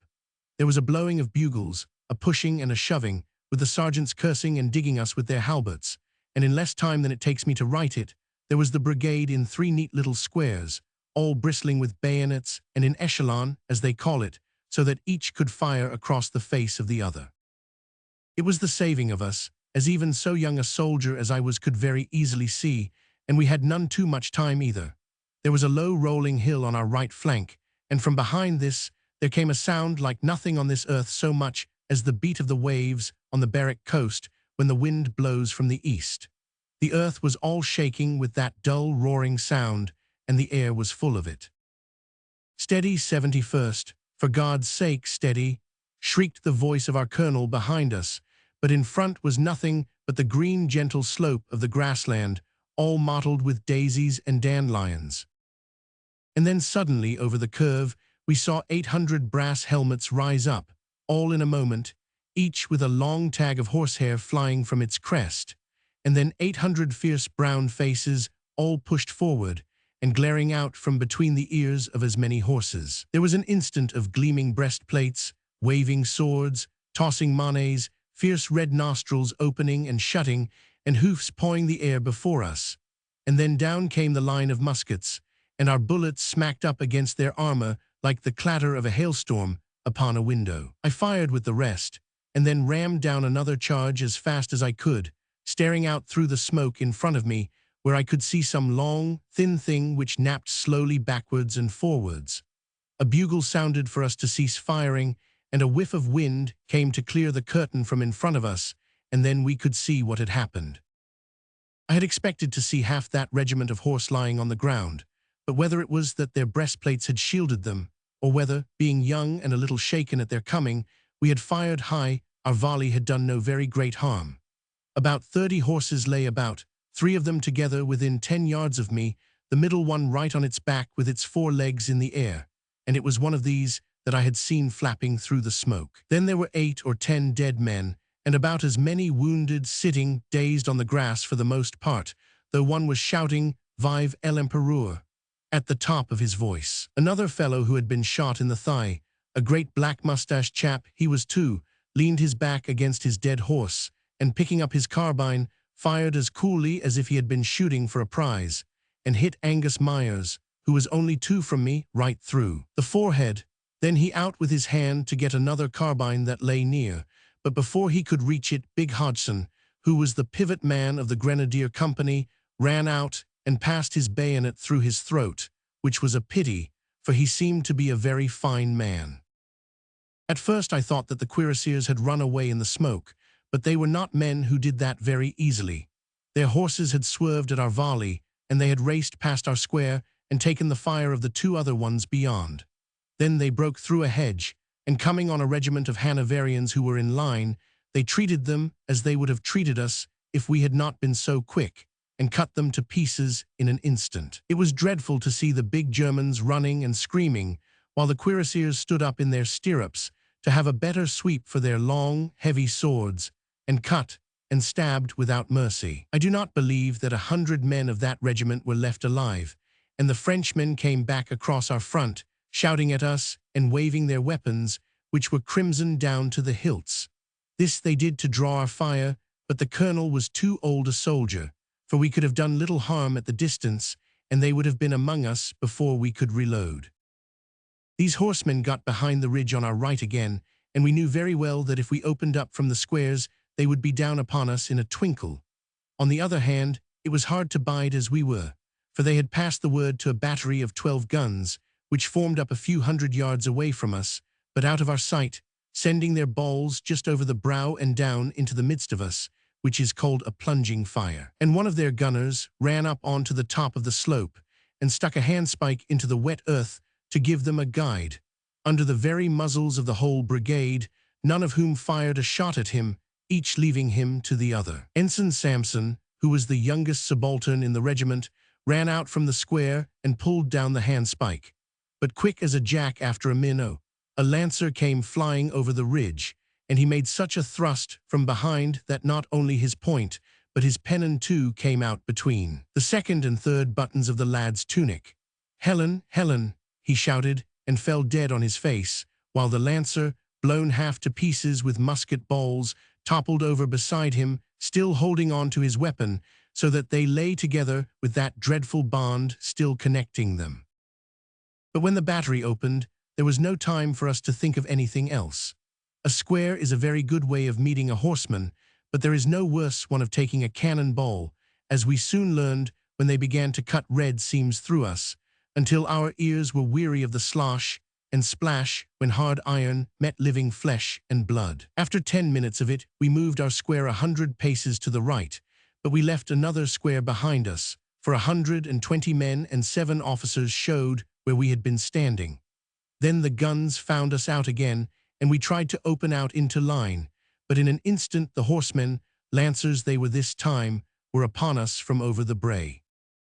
I tell you we were glad to hear the thud of their hoofs, for we knew that that must stop the cannon for a minute and give us a chance of hitting back. And we hit back pretty hard too that time, for we were cold and vicious and savage, and I for one felt that I cared no more for the horsemen than if they had been so many sheep on Coromure. One gets past being afraid or thinking of one's own skin after a while, and you just feel that you want to make someone pay for all you have gone through. We took our change out of the lancers that time, for they had no breastplates to shield them, and we cleared 70 of them out of their saddles at a volley. Maybe, if we could have seen 70 mothers weeping for their lads, we should not have felt so pleased over it. But then, men are just brutes when they are fighting, and have as much thought as 2 bull pups when they've got one another by the throttle. Then the colonel did a wise stroke, for he reckoned that this would stave off the cavalry for 5 minutes, so he wheeled us into line and got us back into a deeper hollow, out of reach of the guns before they could open again. This gave us time to breathe, and we wanted it too, for the regiment had been melting away like an icicle in the sun. But bad as it was for us, it was a deal worse for some of the others. The whole of the Dutch Belgians were off by this time helter-skelter, 15,000 of them, and there were great gaps left in our line through which the French cavalry rode as pleased them best. Then the French guns had been too many and too good for ours, and our heavy horse had been cut to bits, so that things were none too merry with us. On the other hand, Hougoumont, a blood-soaked ruin, was still ours, and every British regiment was firm, though to tell the honest truth, as a man is bound to do, there were a sprinkling of red coats among the blue ones who made for the rear. But these were lads and stragglers, the faint hearts that are found everywhere, and I say again that no regiment flinched. It was little we could see of the battle, but a man would be blind not to know that all the fields behind us were covered with flying men. But then, though we on the right wing knew nothing of it, the Prussians had begun to show, and Napoleon had set 20,000 of his men to face them, which made up for ours that had bolted and left us much as we began. That was all dark to us, however, and there was a time, when the French horsemen had flooded in between us and the rest of the army, that we thought we were the only brigade left standing, and had set our teeth with the intention of selling our lives as dearly as we could. At that time it was between 4 and 5 in the afternoon, and we had had nothing to eat, the most of us, since the night before, and were soaked with rain into the bargain. It had drizzled off and on all day, but for the last few hours we had not had a thought to spare either upon the weather or our hunger. Now we began to look round and tighten our waist belts and ask who was hit and who was spared. I was glad to see Jim, with his face all blackened with powder, standing on my right rear, leaning on his firelock. He saw me looking at him and shouted out to know if I were hurt. "All right, Jim," I answered. "I fear I'm here on a wild goose chase," said he gloomily, "but it's not over yet. By God, I'll have him or he'll have me." He had brooded so much on his wrong, had poor Jim, that I really believed that it had turned his head, for he had a glare in his eyes as he spoke that was hardly human. He was always a man that took even a little thing to heart, and since Eddie had left him, I am sure that he was no longer his own master. It was at this time of the fight that we saw two single fights, which they tell me were common enough in the battles of old, before men were trained in masses. As we lay in the hollow, two horsemen came spurring along the ridge right in front of us, riding as hard as hoof could rattle. The first was an English dragoon, his face right down on his horse's mane, with a French cuirassier, an old, grey-headed fellow, thundering behind him on a big black mare. Our chaps set up a hooting as they came flying on, for it seemed shame to see an Englishman run like that. But as they swept across our front, we saw where the trouble lay. The dragoon had dropped his sword and was unarmed, while the other was pressing him so close that he could not get a weapon. At last, stung maybe by our hooting, he made up his mind to chance it. His eye fell on a lance beside a dead Frenchman, so he swerved his horse to let the other pass, and hopping off cleverly enough, he gripped hold of it. But the other was too tricky for him and was on him like a shot. The dragoon thrust up with the lance, but the other turned it and sliced him through the shoulder blade. It was all done in an instant, and the Frenchman cantering his horse up the brae, showing his teeth at us over his shoulder like a snarling dog. That was one to them, but we scored one for us presently. They had pushed forward a skirmish line, whose fire was towards the batteries on our right and left rather than on us, but we sent out 2 companies of the 95th to keep them in check. It was strange to hear the crackling kind of noise that they made, for both sides were using the rifle. An officer stood among the French skirmishers, a tall, lean man with a mantle over his shoulders, and as our fellows came forward, he ran out midway between the 2 parties and stood as a fencer would, with his sword up and his head back. I can see him now, with his lowered eyelids and the kind of sneer that he had upon his face. On this, the subaltern of the rifles, who was a fine, well-grown lad, ran forward and drove full tilt at him with one of the queer crooked swords that the riflemen carry. They came together like 2 rams, for each ran for the other, and down they tumbled at the shock, but the Frenchman was below. Our man broke his sword short off and took the other's blade through his left arm, but he was the stronger man, and he managed to let the life out of his enemy with the jagged stump of his blade. I thought that the French skirmishers would have shot him down, but not a trigger was drawn, and he got back to his company with 1 sword through his arm and half of another in his hand. Chapter 13. The End of the Storm. Of all the things that seemed strange in that battle, now that I look back upon it, there is nothing that was queerer than the way in which it acted on my comrades, for some took it as though it had been their daily meat without question or change, and others pattered out prayers from the first gunfire to the last, and others again cursed and swore in a way that was creepy to listen to. There was one, my own left-hand man, Mike Threadingham, who kept telling about his maiden aunt, Sarah, and how she had left the money which had been promised to him to a home for the children of drowned sailors. Again and again he told me this story, and yet when the battle was over he took his oath that he had never opened his lips all day. As to me, I cannot say whether I spoke or not, but I know that my mind and my memory were clearer than I can ever remember them, and I was thinking all the time about the old folk at home, and about Cousin Eddie with her saucy, dancing eyes, and de Lissac with his cat's whiskers, and all the doings at West Inch, which had ended by bringing us here on the plains of Belgium as a cockshot for 250 cannons. During all this time, the roaring of those guns had been something dreadful to listen to, but now they suddenly died away, though it was like the lull in a thunderstorm when one feels that a worse crash is coming hard at the fringe of it. There was still a mighty noise on the distant wing, where the Prussians were pushing their way onwards, but that was 2 miles away. The other batteries, both French and English, were silent, and the smoke cleared so that the armies could see a little of each other. It was a dreary sight along our ridge, for there seemed to be just a few scattered knots of red and the lines of green where the German legions stood, while the masses of the French appeared to be as thick as ever, though of course we knew that they must have lost many thousands in these attacks. We heard a great cheering and shouting from among them, and then suddenly all their batteries opened together with a roar which made the din of the earlier part seem nothing in comparison. It might well be twice as loud, for every battery was twice as near, being moved right up to point-blank range, with huge masses of horse between and behind them to guard them from attack. When that devil's roar burst upon our ears, there was not a man, down to the drummer boys, who did not understand what it meant. It was Napoleon's last great effort to crush us. There were but 2 more hours of light, and if we could hold our own for those all would be well. Starved and weary and spent, we prayed that we might have strength to load and stab and fire while one of us stood upon his feet. His cannon could do us no great hurt now, for we were on our faces, and in an instant we could turn into a huddle of bayonets if his horse came down again. But behind the thunder of the guns there rose a sharper, shriller noise, whirring and rattling, the wildest, jauntiest, most stirring kind of sound. "It's the potty charge," cried an officer. "They mean business this time."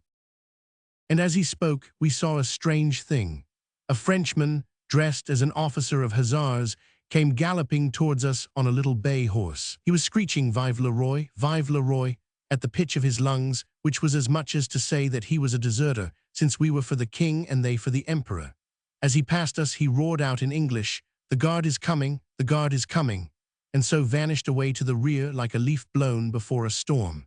At the same instant up there rode an aide-de-camp, with the reddest face that ever I saw upon mortal man. "You must stop him, or we are done," he cried to General Adams, so that all our company could hear him. "How is it going?" asked the general. "2 weak squadrons left out of 6 regiments of heavies," said he, and began to laugh like a man whose nerves are overstrung. "Perhaps you would care to join in our advance. Pray consider yourself quite one of us," said the general, bowing and smiling as if he were asking him to a dish of tea. "I shall have much pleasure," said the other, taking off his hat, and a moment afterwards our 3 regiments closed up, and the brigade advanced in 4 lines over the hollow where we had lain in square, and out beyond to the point whence we had seen the French army.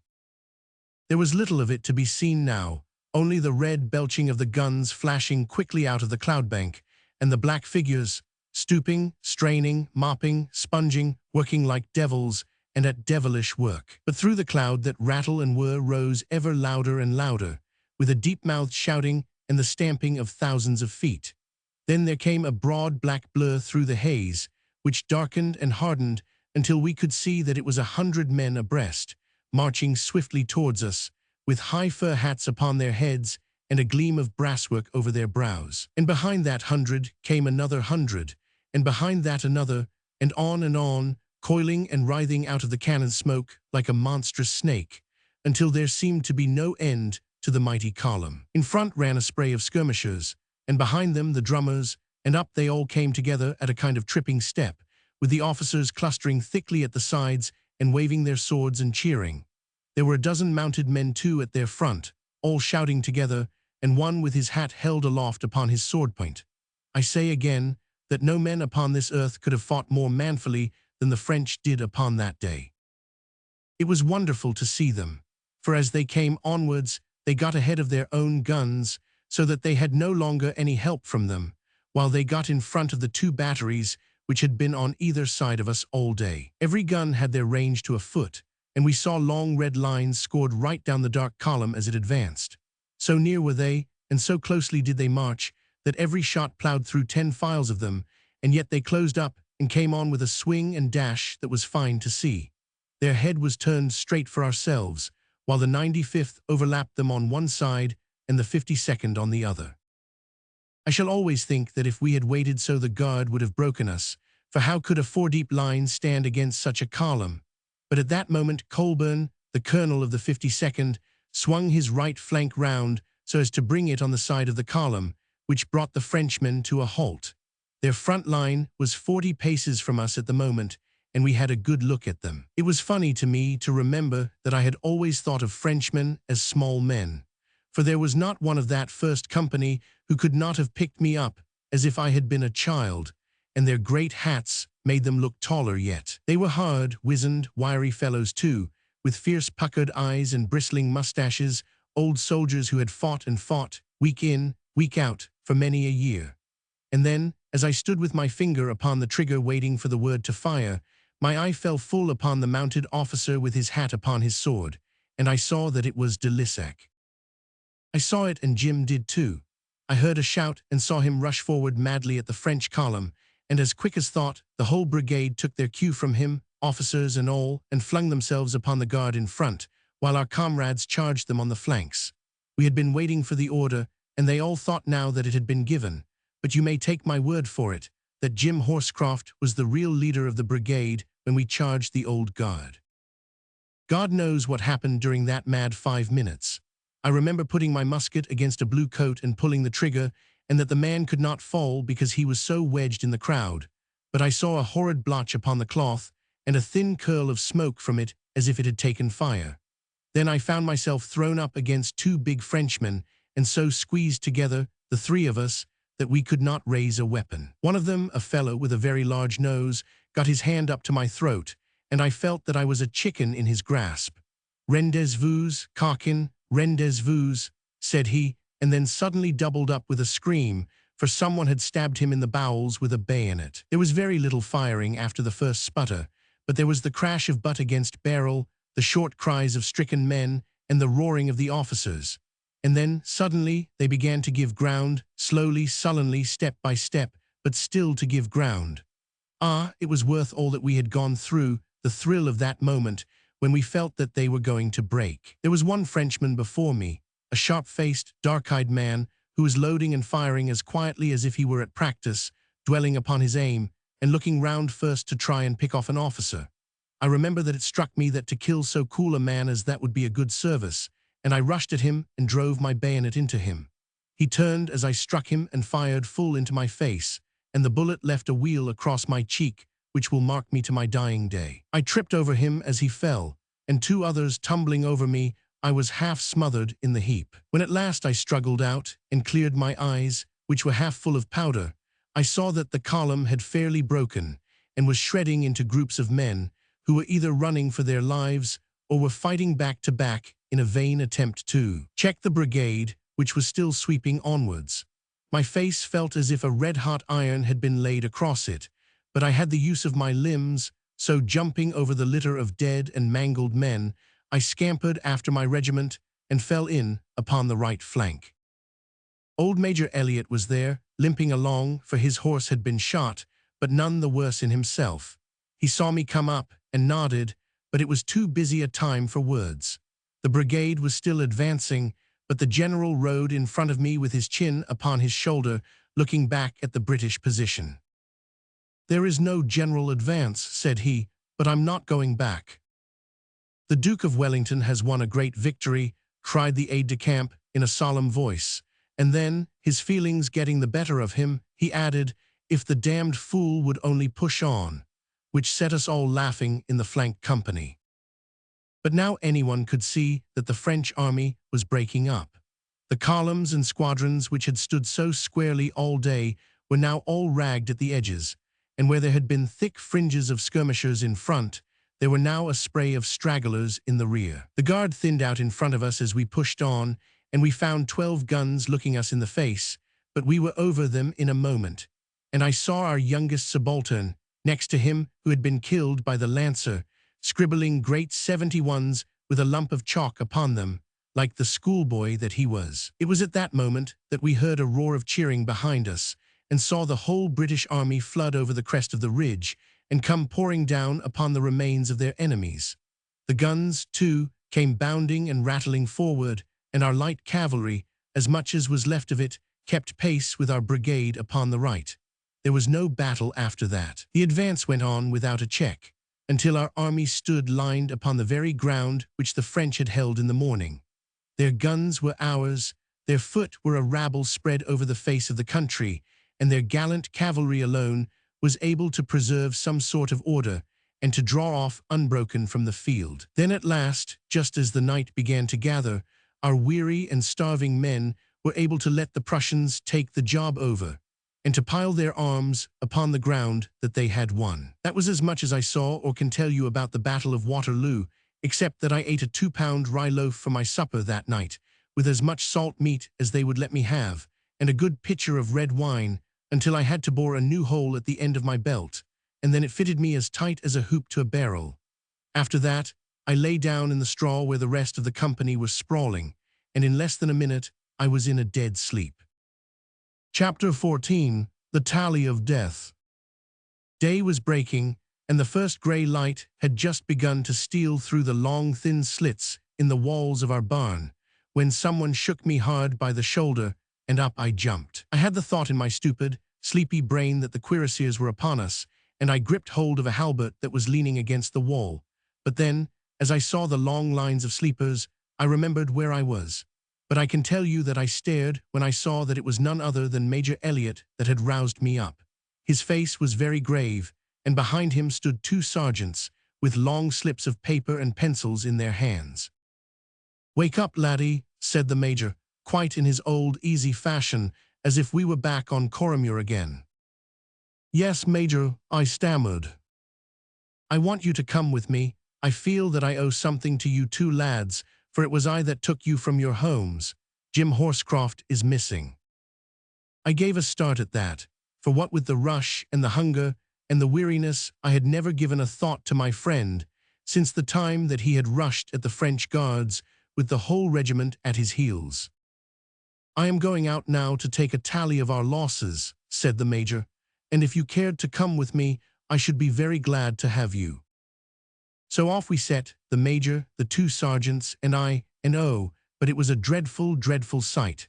So much so that even now, after so many years, I had rather say as little of it as possible. It was bad to see in the heat of fight, but now in the cold morning, with no cheer or drum tap or bugle blare, all the glory had gone out of it, and it was just one huge butcher's shop, where poor devils had been ripped and burst and smashed, as though we had tried to make a mock of God's image. There on the ground one could read every stage of yesterday's fight, the dead footmen that lay in squares and the fringe of dead horsemen that had charged them, and above on the slope the dead gunners, who lay round their broken piece. The guards' column had left a streak right up the field like the trail of a snail, and at the head of it, the blue coats were lying heaped upon the red ones, where that fierce tug had been before they took their backward step. And the very first thing that I saw when I got there was Jim himself. He was lying on the broad of his back, his face turned up towards the sky, and all the passion and the trouble seemed to have passed clean away from him, so that he looked just like the old Jim as I had seen him in his cot 100 times when we were schoolmates together. I had given a cry of grief at the sight of him, but when I came to look upon his face, and to see how much happier he looked in death than I could ever have hoped to see him in life, it was hard to mourn for him. 2 French bayonets had passed through his chest, and he had died in an instant, and without pain, if one could believe the smile upon his lips. The Major and I were raising his head in the hope that some flutter of life might remain, when I heard a well-remembered voice at my side, and there was de Lissac leaning upon his elbow among a litter of dead guardsmen. He had a great blue coat muffled round him, and the hat with the high red plume was lying on the ground beside him.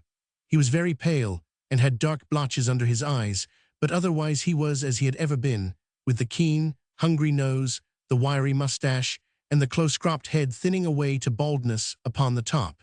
His eyelids had always drooped, but now one could hardly see the glint of his eyes from beneath them. "Hola, Jock," he cried.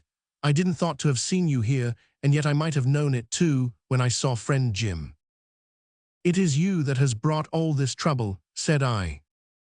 "Ta, ta, ta," he cried in his old impatient fashion. "It is all arranged for us. When I was in Spain, I learned to believe in fate. It is fate which has sent you here this morning." "This man's blood lies at your door," said I, with my hand on poor Jim's shoulder. "And mine on his, so we have paid our debts."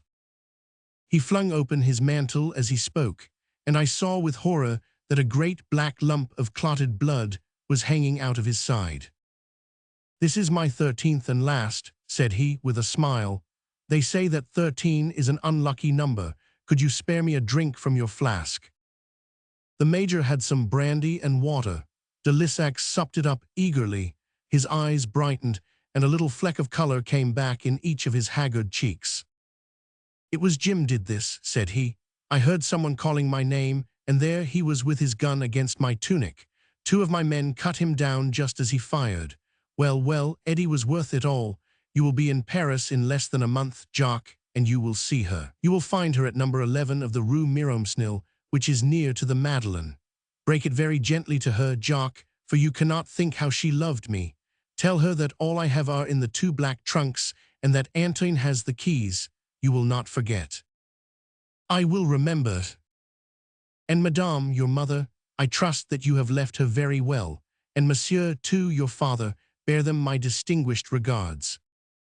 Even now, as death closed in upon him, he gave the old bow and wave as he sent his greetings to my mother. Surely, said I, your wound may not be so serious as you think. I could bring the surgeon of our regiment to you. My dear Jacques, I have not been giving and taking wounds this 15 years without knowing when one has come home. But it is as well, for I know that all is ended for my little man, and I had rather go with my Voltigeurs than remain to be an exile and a beggar. Besides, it is quite certain that the Allies would have shot me, so I have saved myself from that humiliation. The Allies, sir, said the Major with some heat, would be guilty of no such barbarous action. But de Lissac shook his head with the same sad smile. You do not know, Major, said he. Do you suppose that I should have fled to Scotland and changed my name if I had not more to fear than my comrades who remained in Paris? I was anxious to live, for I was sure that my little man would come back. Now I had rather die, for he will never lead an army again. But I have done things that could not be forgiven. It was I that led the party which took and shot the Duc d'Enghien. It was I, ah mon Dieu, Eddie, ma chérie. He threw out both his hands, with all the fingers feeling and quivering in the air. Then he let them drop heavily in front of him, and his chin fell forward upon his chest. One of our sergeants laid him gently down, and the other stretched the big blue mantle over him. And so we left those two whom fate had so strangely brought together, the Scotchman and the Frenchman, lying silently and peacefully within hand's touch of each other, upon the blood-soaked hillside near Hougoumont. Chapter 15. The End of It. And now I have very nearly come to the end of it all, and precious glad I shall be to find myself there. For I began this old memory with a light heart, thinking that it would give me some work for the long summer evenings, but as I went on I wakened 1,000 sleeping sorrows and half-forgotten griefs, and now my soul is all as raw as the hide of an ill-sheared sheep. If I come safely out of it, I will swear never to set pen to paper again, for it is so easy at first, like walking into a shelving stream, and then before you can look round you are off your feet and down in a hole, and can struggle out as best you may. We buried Jim and de Lissac with 431 others of the French Guards and our own light infantry in a single trench. Ah, if you could sow a brave man as you sow a seed, there should be a fine crop of heroes coming up there some day. Then we left that bloody battlefield behind us forever, and with our brigade, we marched on over the French border on our way to Paris. I had always been brought up during all these years to look upon the French as very evil folk, and as we only heard of them in connection with fightings and slaughterings, by land and by sea, it was natural enough to think that they were vicious by nature and ill to meet with. But then, after all, they had only heard of us in the same fashion, and so, no doubt, they had just the same idea of us. But when we came to go through their country, and to see their bonny little steadings, and the deuce quiet folk at work in the fields, and the women knitting by the roadside, and the old granny with a big white mutch smacking the baby to teach it manners, it was all so home-like that I could not think why it was that we had been hating and fearing these good people for so long. But I suppose that in truth it was really the man who was over them that we hated, and now that he was gone and his great shadow cleared from the land, all was brightness once more. We jogged along happily enough through the loveliest country that ever I set my eyes on, until we came to the great city, where we thought that maybe there would be a battle, for there are so many folk in it that if only 1 in 20 comes out, it would make a fine army. But by that time, they had seen that it was a pity to spoil the whole country just for the sake of one man, and so they had told him that he must shift for himself in the future. The next we heard was that he had surrendered to the British, and that the gates of Paris were open to us, which was very good news to me, for I could get along very well just on the one battle that I had had. But there were plenty of folk in Paris now who loved Boney, and that was natural when you think of the glory that he had brought them, and how he had never asked his army to go where he would not go himself. They had stern enough faces for us, I can tell you, when we marched in, and we of Adams' brigade were the very first who set foot in the city. We passed over a bridge which they call Neuilly, which is easier to write than to say, and through a fine park, the Bois de Boulogne, and so into the Champs-Élysées. There we bivouacked, and pretty soon the streets were so full of Prussians and English that it became more like a camp than a city. The very first time that I could get away, I went with Rob Stewart of my company, for we were only allowed to go about in couples, to the Rue Miromesnil. Rob waited in the hall, and I was shown upstairs, and as I put my foot over the mat, there was Cousin Eddie, just the same as ever, staring at me with those wild eyes of hers. For a moment she did not recognize me, but when she did, she just took 3 steps forward and sprang at me, with her 2 arms round my neck. "Oh, my dear old Jock," she cried, "how fine you look in a red coat." "Yes, I am a soldier now, Eddie," said I very stiffly, for as I looked at her pretty face, I seemed to see behind it that other face which had looked up to the morning sky on the Belgium battlefield. "Fancy that," she cried. "What are you then, Jock? A general, a captain?" "No, I am a private." "What, not one of the common people who carry guns?" "Yes, I carry a gun." "Oh, that is not nearly so interesting," said she, and she went back to the sofa from which she had risen. It was a wonderful room, all silk and velvet and shiny things, and I felt inclined to go back to give my boots another rub. As Eddie sat down again, I saw that she was all in black, and so I knew that she had heard of de Lissac's death. "I am glad to see that you know all," said I, "for I am a clumsy hand at breaking things. He said that you were to keep whatever was in the boxes, and that Antoine had the keys." "Thank you, Jock, thank you," said she. "It was like your kindness to bring the message. I heard of it nearly a week ago. I was mad for the time, quite mad. I shall wear mourning all my days, although you can see what a fright it makes me look. Ah, I shall never get over it. I shall take the veil and die in a convent." "If you please, madame," said a maid, looking in, "the Count de Baton wishes to see you." "My dear Jock," said Eddie, jumping up, "this is very important. I am sorry to cut our chat short, but I am sure that you will come to see me again, will you not, when I am less desolate? And would you mind going out by the side door instead of the main one? Thank you, you dear old Jock. You were always such a good boy, and did exactly what you were told." And that was the last that I was ever to see of Cousin Eddie. She stood in the sunlight with the old challenge in her eyes and flash of her teeth, and so I shall always remember her, shining and unstable, like a drop of quicksilver. As I joined my comrade in the street below, I saw a grand carriage and pair at the door, and I knew that she had asked me to slip out so that her grand new friends might never know what common people she had been associated with in her childhood. She had never asked for Jim, nor for my father and mother who had been so kind to her. Well, it was just her way, and she could no more help it than a rabbit can help wagging its scut, and yet it made me heavy-hearted to think of it. 2 months later, I heard that she had married this same Count de Baton, and she died in childbed a year or 2 later.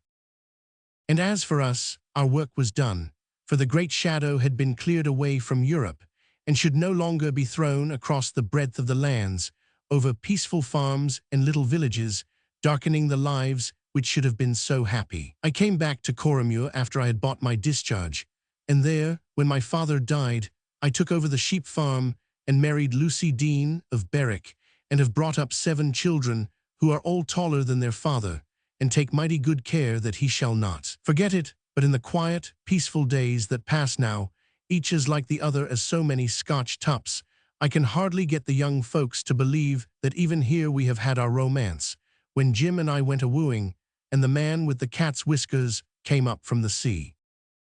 The crime of the brigadier. In all the great hosts of France, there was only one officer towards whom the English of Wellington's army retained a deep, steady, and unchangeable hatred. There were plunderers among the French, and men of violence, gamblers, duelists, and rows. All these could be forgiven, for others of their kidney were to be found among the ranks of the English. But one officer of Massena's force had committed a crime which was unspeakable, unheard of, abominable, only to be alluded to with curses late in the evening, when a second bottle had loosened the tongues of men. The news of it was carried back to England, and country gentlemen who knew little of the details of the war grew crimson with passion when they heard of it, and yeomen of the shires raised freckled fists to heaven and swore. And yet who should be the doer of this dreadful deed but our friend the Brigadier Etienne Gerard, of the Hussars of Conflans, gay riding, plume-tossing, debonair, the darling of the ladies, and of the 6 brigades of light cavalry. But the strange part of it is that this gallant gentleman did this hateful thing, and made himself the most unpopular man in the peninsula, without ever knowing that he had done a crime for which there is hardly a name amid all the resources of our language. He died of old age, and never once in that imperturbable self-confidence, which adorned or disfigured his character, knew that so many thousand Englishmen would gladly have hanged him with their own hands. On the contrary, he numbered this adventure among those other exploits which he has given to the world, and many a time he chuckled and hugged himself as he narrated it to the eager circle who gathered round him in that humble café where, between his dinner and his dominoes, he would tell, amid tears and laughter, of that inconceivable Napoleonic past when France, like an angel of wrath, rose up, splendid and terrible, before a cowering continent. Let us listen to him as he tells the story in his own way and from his own point of view. "You must know, my friends," said he, "that it was towards the end of the year 1810 that I and Massena and the others pushed Wellington backwards, until we had hoped to drive him and his army into the Tagus. But when we were still 25 miles from Lisbon, we found that we were betrayed. For what had this Englishman done but build an enormous line of works and forts at a place called Torres Vedras, so that even we were unable to get through them. They lay across the whole peninsula, and our army was so far from home that we did not dare to risk a reverse, and we had already learned at Busaco that it was no child's play to fight against these people. What could we do, then, but sit down in front of these lines and blockade them to the best of our power? There we remained for 6 months, amid such anxieties that Massena said afterwards that he had not one hair which was not white upon his body. For my own part, I did not worry much about our situation, but I looked after our horses, who were in great need of rest and green fodder. For the rest, we drank the wine of the country and passed the time as best we might. There was a lady at Santerre, but my lips are sealed. It is the part of a gallant man to say nothing, though he may indicate that he could say a great deal.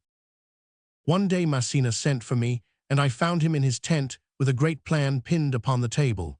He looked at me in silence with that single piercing eye of his, and I felt by his expression that the matter was serious. He was nervous and ill at ease, but my bearing seemed to reassure him. It is good to be in contact with brave men. "Colonel Etienne Gerard," said he, "I have always heard that you are a very gallant and enterprising officer. It was not for me to confirm such a report, and yet it would be folly to deny it, so I clinked my spurs together and saluted. You are also an excellent rider." I admitted it. "And the best swordsman in the 6 brigades of light cavalry." Massena was famous for the accuracy of his information. "Now," said he, "if you will look at this plan, you will have no difficulty in understanding what it is that I wish you to do. These are the lines of Torres Vedras. You will perceive that they cover a vast space, and you will realize that the English can only hold a position here and there. Once through the lines, you have 25 miles of open country which lie between them and Lisbon. It is very important to me to learn how Wellington's troops are distributed throughout that space, and it is my wish that you should go and ascertain." His words turned me cold. "Sir," said I, "it is impossible that a colonel of light cavalry should condescend to act as a spy." He laughed and clapped me on the shoulder. "You would not be a hussar if you were not a hothead," said he. "If you will listen, you will understand that I have not asked you to act as a spy. What do you think of that horse?" He had conducted me to the opening of his tent, and there was a chasseur who led up and down a most admirable creature. He was a dapple gray, not very tall, a little over 15 hands perhaps, but with the short head and splendid arch of the neck, which comes with the Arab blood. His shoulders and haunches were so muscular, and yet his legs so fine, that it thrilled me with joy just to gaze upon him. A fine horse or a beautiful woman, I cannot look at them unmoved, even now when 70 winters have chilled my blood. You can think how it was in the year 10.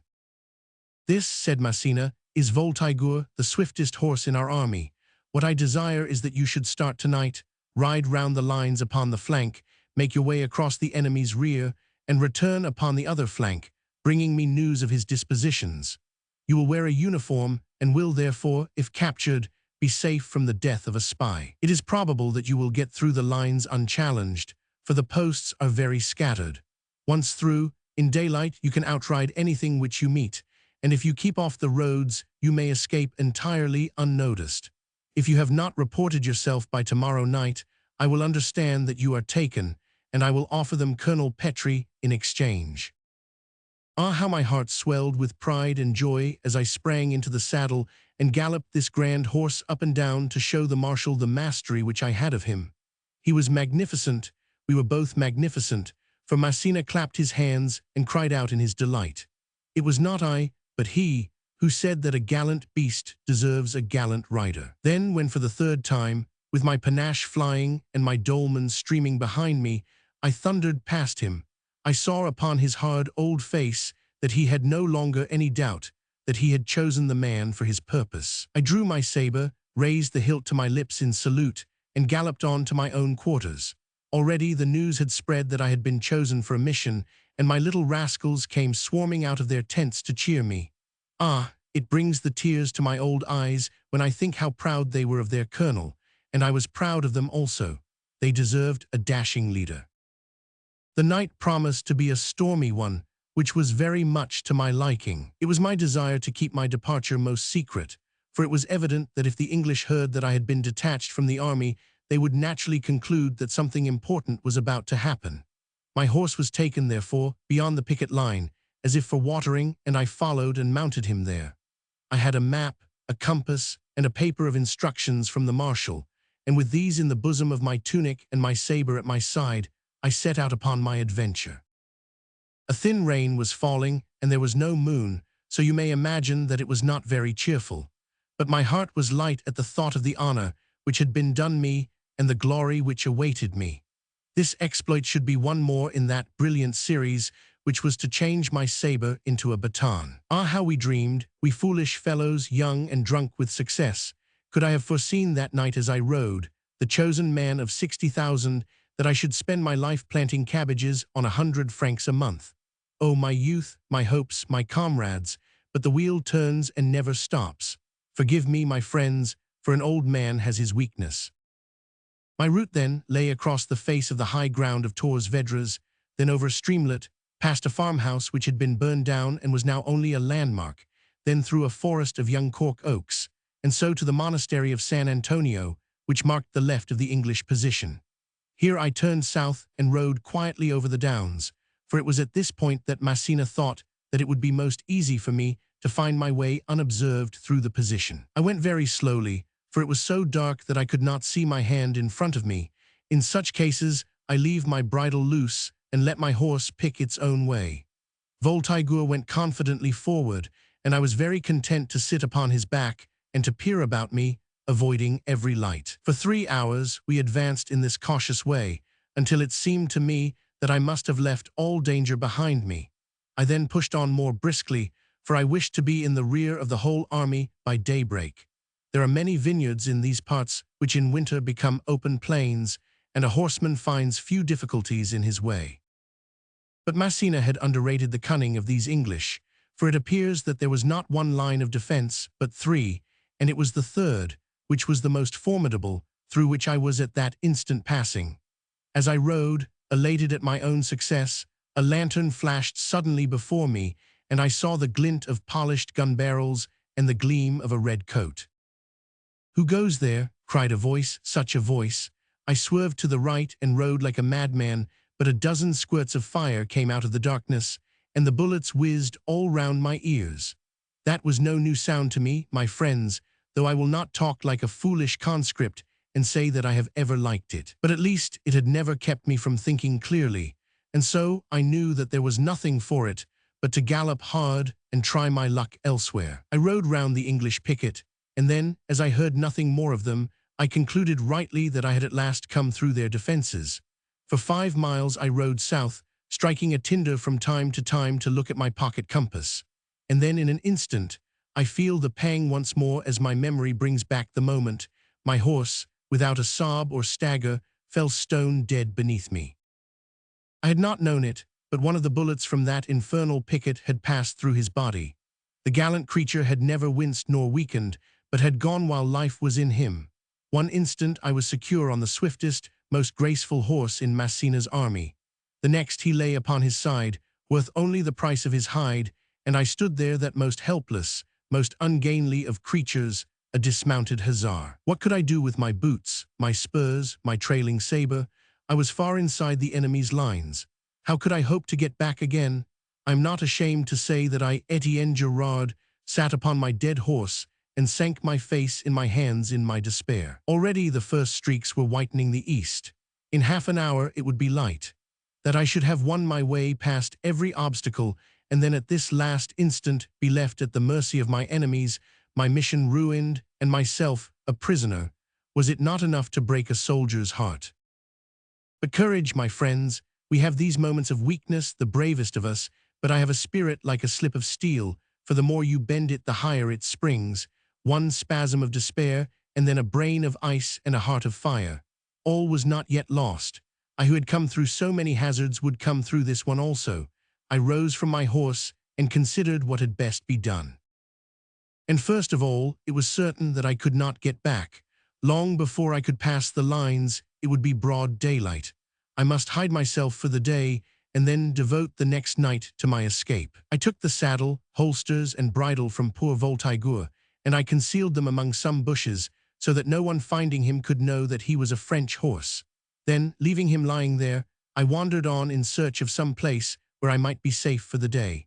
In every direction I could see camp fires upon the sides of the hills, and already figures had begun to move around them. I must hide quickly, or I was lost. But where was I to hide? It was a vineyard in which I found myself, the poles of the vines still standing, but the plants gone. There was no cover there. Besides, I should want some food and water before another night had come. I hurried wildly onwards through the waning darkness, trusting that chance would be my friend, and I was not disappointed. Chance is a woman, my friends, and she has her eye always upon a gallant hussar. Well then, as I stumbled through the vineyard, something loomed in front of me, and I came upon a great square house with another long, low building upon one side of it. 3 roads met there, and it was easy to see that this was the posada, or wine shop. There was no light in the windows, and everything was dark and silent, but of course, I knew that such comfortable quarters were certainly occupied, and probably by someone of importance. I have learned, however, that the nearer the danger may really be the safer the place, and so I was by no means inclined to trust myself away from this shelter. The low building was evidently the stable, and into this I crept, for the door was unlatched. The place was full of bullocks and sheep, gathered there, no doubt, to be out of the clutches of marauders. A ladder led to a loft, and up this I climbed, and concealed myself very snugly among some bales of hay upon the top. This loft had a small open window, and I was able to look down upon the front of the inn and also upon the road. There I crouched and waited to see what would happen. It was soon evident that I had not been mistaken when I had thought that this might be the quarters of some person of importance. Shortly after daybreak, an English light dragoon arrived with a dispatch, and from then onwards the place was in a turmoil, officers continually riding up and away. Always the same name was upon their lips, Sir Stapleton, Sir Stapleton. It was hard for me to lie there with a dry mustache and watch the great flagons which were brought out by the landlord to these English officers. But it amused me to look at their fresh-colored, clean-shaven, careless faces, and to wonder what they would think if they knew that so celebrated a person was lying so near to them. And then, as I lay and watched, I saw a sight which filled me with surprise. It is incredible, the insolence of these English. What do you suppose my Lord Wellington had done when he found that Massena had blockaded him and that he could not move his army? I might give you many guesses. You might say that he had raged, that he had despaired, that he had brought his troops together and spoken to them about glory and the fatherland before leading them to one last battle. No, my lord did none of these things. But he sent a fleet ship to England to bring him a number of fox dogs, and he with his officers settled himself down to chase the fox. It is true what I tell you. Behind the lines of Torres Vedras, these mad Englishmen made the fox chase 3 days in the week. We had heard of it in the camp, and now I was myself to see that it was true. For along the road which I have described, there came these very dogs, 30 or 40 of them, white and brown, each with its tail at the same angle, like the bayonets of the old guard. My faith, but it was a pretty sight. And behind and amidst them there rode 3 men with peaked caps and red coats, whom I understood to be the hunters. After them came many horsemen with uniforms of various kinds, stringing along the roads in 2s and 3s, talking together and laughing. They did not seem to be going above a trot, and it appeared to me that it must indeed be a slow fox which they hoped to catch. However, it was their affair, not mine, and soon they had all passed my window and were out of sight. I waited and I watched, ready for any chance which might offer. Presently an officer, in a blue uniform not unlike that of our flying artillery, came cantering down the road. An elderly, stout man he was, with grey side whiskers. He stopped and began to talk with an orderly officer of dragoons, who waited outside the inn, and it was then that I learned the advantage of the English which had been taught me. I could hear and understand all that was said. "Where is the meat?" said the officer, and I thought that he was hungering for his beefsteak. But the other answered him that it was near Altara, so I saw that it was a place of which he spoke. "You are late, Sir George," said the orderly. "Yes, I had a court-martial. Has Sir Stapleton Cotton gone?" At this moment, a window opened, and a handsome young man in a very splendid uniform looked out of it. "Halloa, Murray," said he. "These cursed papers keep me, but I will be at your heels." "Very good, Cotton. I am late already, so I will ride on." "You might order my groom to bring round my horse," said the young general at the window to the orderly below, while the other went on down the road. The orderly rode away to some outlying stable, and then in a few minutes there came a smart English groom with a cockade in his hat, leading by the bridle a horse. And oh, my friends, you have never known the perfection to which a horse can attain until you have seen a first-class English hunter. He was superb, tall, broad, strong, and yet as graceful and agile as a deer. Coal-black he was in color, and his neck, and his shoulder, and his quarters, and his fetlocks. How can I describe him all to you? The sun shone upon him as on polished ebony, and he raised his hoofs in a little playful dance so lightly and prettily, while he tossed his mane and whinnied with impatience. Never have I seen such a mixture of strength and beauty and grace. I had often wondered how the English hussars had managed to ride over the chasseur of the guards in the affair at Astorga, but I wondered no longer when I saw the English horses. There was a ring for fastening bridles at the door of the inn, and the groom tied the horse there while he entered the house. In an instant I had seen the chance which fate had brought to me. Were I in that saddle, I should be better off than when I started. Even Voltaire could not compare with this magnificent creature. To think is to act with me. In one instant I was down the ladder and at the door of the stable. The next I was out and the bridle was in my hand. I bounded into the saddle. Somebody, the master or the man, shouted wildly behind me. What cared I for his shouts? I touched the horse with my spurs, and he bounded forward with such a spring that only a rider like myself could have sat him. I gave him his head and let him go. It did not matter to me where, so long as we left this inn far behind us. He thundered away across the vineyards, and in a very few minutes I had placed miles between myself and my pursuers. They could no longer tell, in that wild country, in which direction I had gone. I knew that I was safe, and so, riding to the top of a small hill, I drew my pencil and notebook from my pocket and proceeded to make plans of those camps which I could see, and to draw the outline of the country. He was a dear creature upon whom I sat, but it was not easy to draw upon his back, for every now and then his 2 ears would cock, and he would start and quiver with impatience. At first I could not understand this trick of his, but soon I observed that he only did it when a peculiar noise, yoy, yoy, yoy, came from somewhere among the oak woods beneath us. And then suddenly this strange cry changed into a most terrible screaming, with the frantic blowing of a horn. Instantly he went mad, this horse. His eyes blazed, his mane bristled, He bounded from the earth and bounded again, twisting and turning in a frenzy. My pencil flew one way and my notebook another. And then, as I looked down into the valley, an extraordinary sight met my eyes. The hunt was streaming down it. The fox I could not see, but the dogs were in full cry, their noses down, their tails up, so close together that they might have been one great yellow and white moving carpet. And behind them rode the horsemen. My faith, what a sight! Consider every type which a great army could show. Some in hunting dress, but the most in uniforms. Blue dragoons, red-trousered hussars, green riflemen, artillerymen, gold-slashed lancers, and most of all red, for the infantry officers ride as hard as the cavalry. Such a crowd, some well-mounted, some ill, but all flying along as best they might. The subaltern as good as the general, jostling and pushing, spurring and driving, with every thought thrown to the winds save that they should have the blood of this absurd fox. Truly, they are an extraordinary people, the English. But I had little time to watch the hunt or to marvel at these islanders, for of all these mad creatures the very horse upon which I sat was the maddest. You understand that he was himself a hunter, and that the crying of these dogs was to him what the call of a cavalry trumpet in the street yonder would be to me. It thrilled him. It drove him wild. Again and again he bounded into the air, and then, seizing the bit between his teeth, he plunged down the slope and galloped after the dogs. I swore and tugged and pulled, but I was powerless. This English general rode his horse with a snaffle only, and the beast had a mouth of iron. It was useless to pull him back. One might as well try to keep a grenadier from a wine bottle. I gave it up in despair, and settling down in the saddle, I prepared for the worst which could befall. What a creature he was! Never have I felt such a horse between my knees.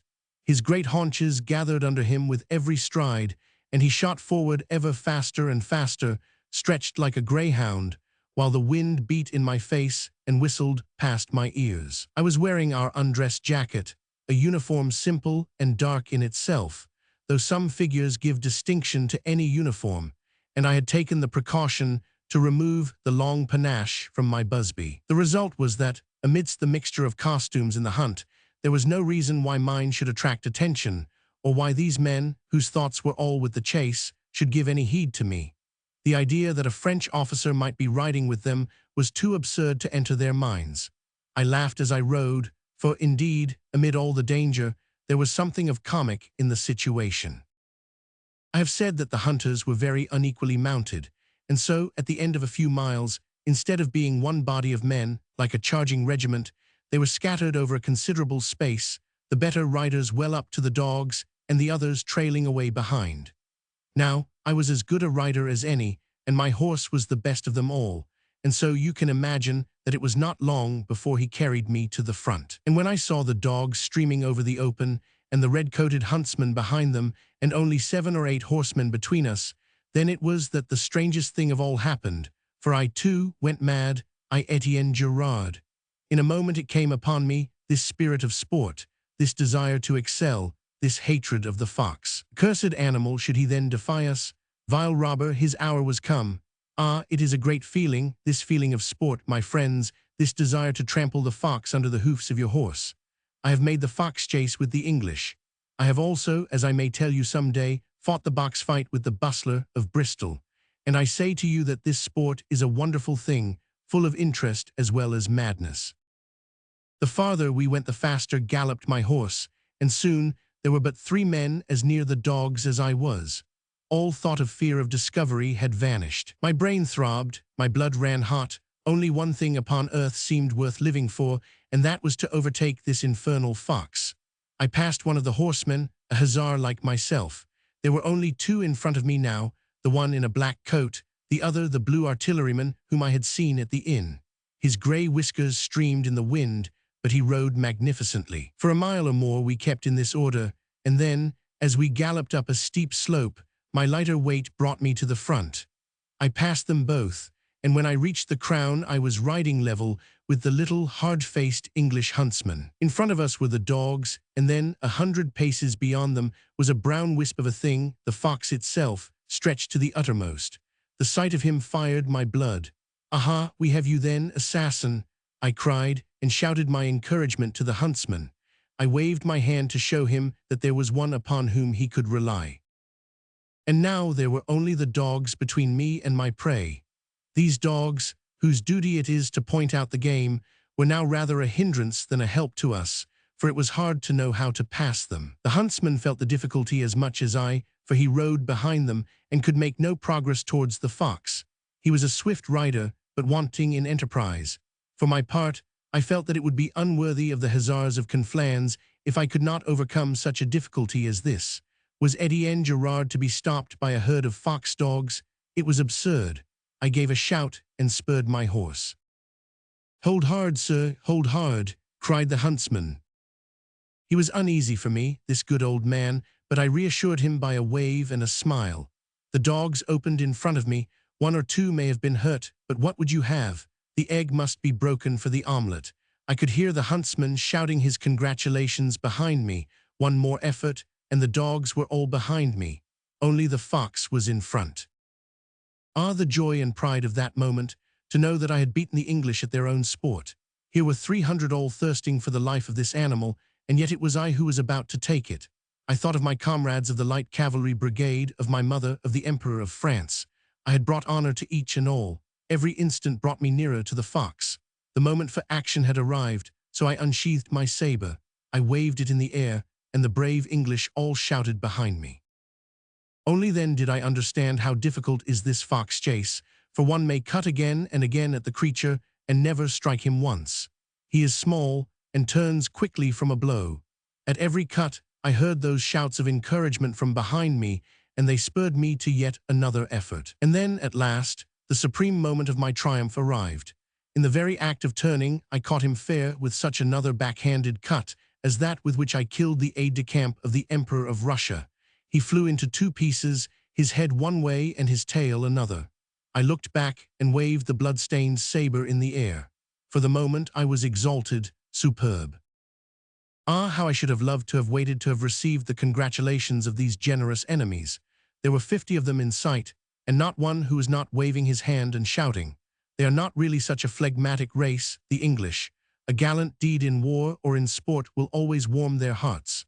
As to the old huntsman, he was the nearest to me, and I could see with my own eyes how overcome he was by what he had seen. He was like a man paralyzed, his mouth open, his hand, with outspread fingers, raised in the air.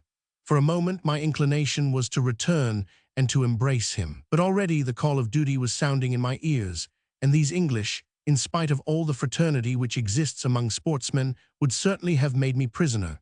There was no hope for my mission now, and I had done all that I could do. I could see the lines of Massena's camp no very great distance off, for by a lucky chance the chase had taken us in that direction. I turned from the dead fox, saluted with my saber, and galloped away. But they would not leave me so easily, these gallant huntsmen. I was the fox now, and the chase swept bravely over the plain.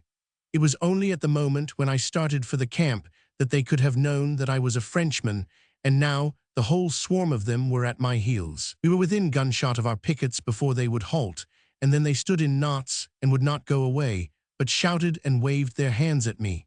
No, I will not think that it was in enmity. Rather would I fancy that a glow of admiration filled their breasts, and that their one desire was to embrace the stranger who had carried himself so gallantly and well. The slapping sow. It was in the days when France's power was already broken upon the seas, and when more of her three-deckers lay rotting in the Medway than were to be found in Brest Harbor. But her frigates and corvettes still scoured the ocean, closely followed ever by those of her rival. At the uttermost ends of the earth, these dainty vessels, with sweet names of girls or of flowers, mangled and shattered each other for the honor of the 4 yards of bunting which flapped from the end of their gaffs. It had blown hard in the night, but the wind had dropped with the dawning, and now the rising sun tinted the fringe of the storm-rack as it dwindled into the west and glinted on the endless crests of the long, green waves. To north and south and west lay a skyline which was unbroken save by the spout of foam when 2 of the great Atlantic seas dashed each other into spray. To the east was a rocky island, jutting out into craggy points, with a few scattered clumps of palm trees and a pennant of mist streaming out from the bare, conical hill which capped it. A heavy surf beat upon the shore, and at a safe distance from it, the British 32-gun frigate leader, Captain A.P. Johnson, raised her black, glistening side upon the crest of a wave, or swooped down into an emerald valley, dipping away to the nor'ard under easy sail. On her snow-white quarterdeck stood a stiff little brown-faced man, who swept the horizon with his glass. "Mr. Wharton," he cried, with a voice like a rusty hinge. A thin, knock-kneed officer shambled across the poop to him.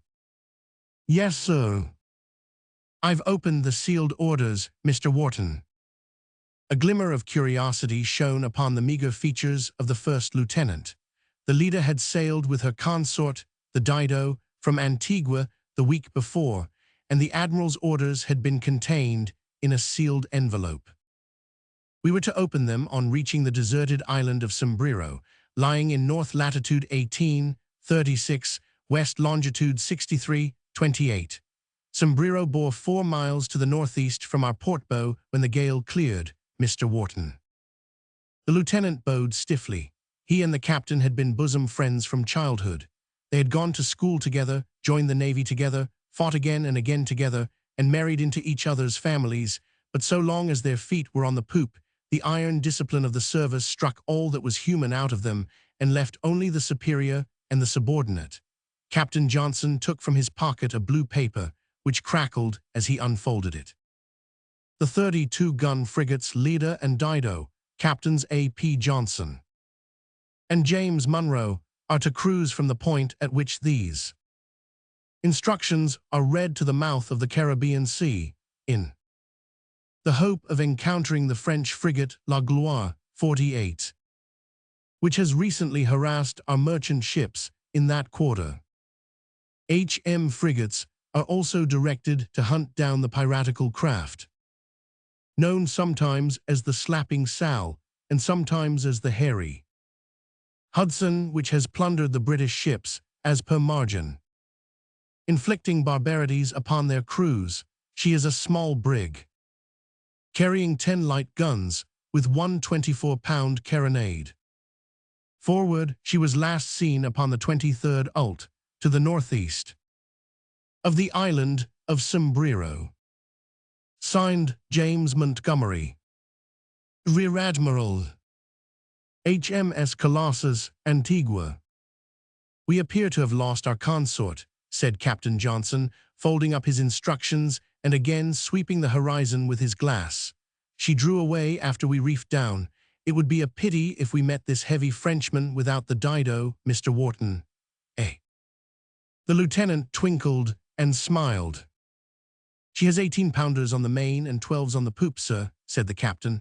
"She carries 400 to our 231. Captain de Milon is the smartest man in the French service.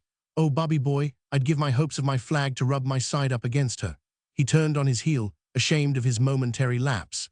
"Mr. Wharton," said he, looking back sternly over his shoulder, "get those square sails shaken out and bear away a point more to the west." "A brig on the port bow," came a voice from the forecastle.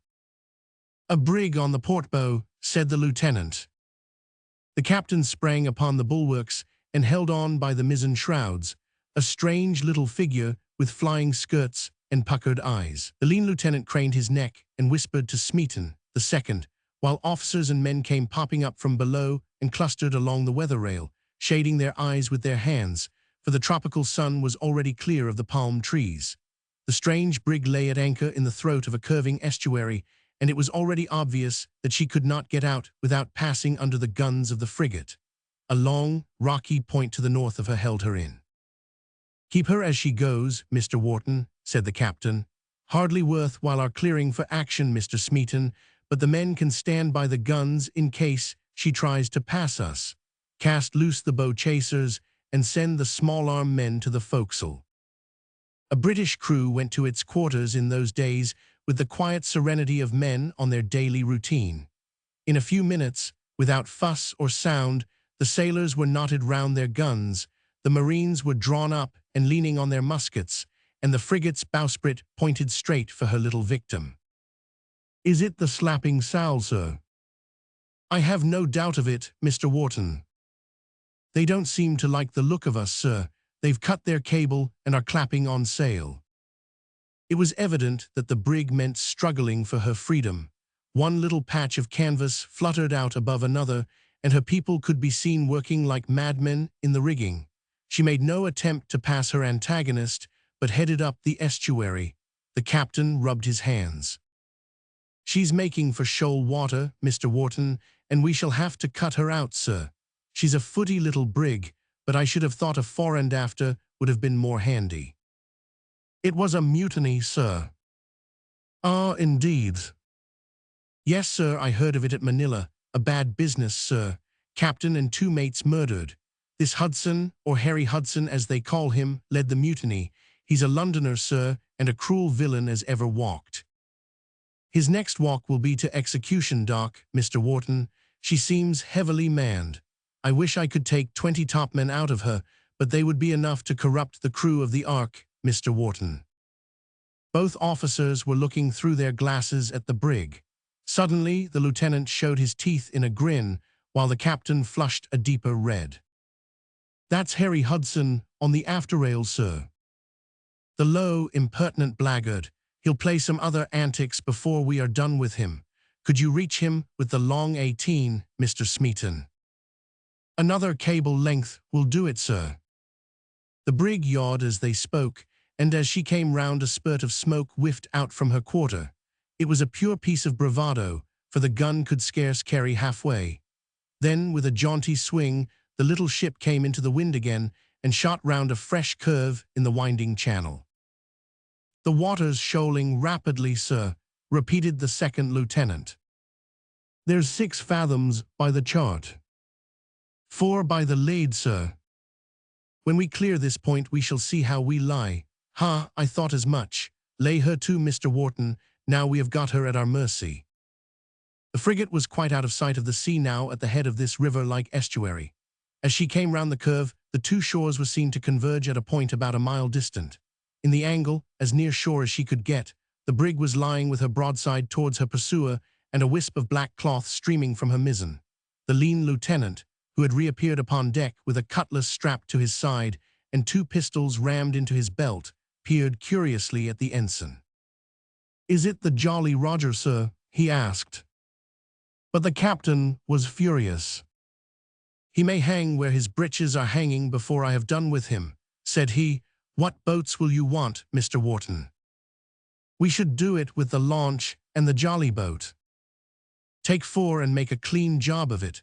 Pipe away the crews at once, and I'll work her in and help you with the long 18s. With a rattle of ropes and a creaking of blocks, the 4 boats splashed into the water. Their crews clustered thickly into them, barefooted sailors, stolid marines, laughing middies, and in the sheets of each, the senior officers with their stern schoolmaster faces. The captain, his elbows on the binnacle, still watched the distant brig. Her crew were tricing up the boarding netting, dragging round the starboard guns, knocking new portholes for them, and making every preparation for a desperate resistance. In the thick of it all, a huge man, bearded to the eyes, with a red nightcap upon his head, was straining and stooping and hauling. The captain watched him with a sour smile, and then snapping up his glass, he turned upon his heel. For an instant he stood staring. "Call back the boats," he cried in his thin, creaking voice. "Clear away for action there. Cast loose those main-deck guns. Brace back the yards, Mr. Smeaton, and stand by to go about when she has way enough." Round the curve of the estuary was coming a huge vessel.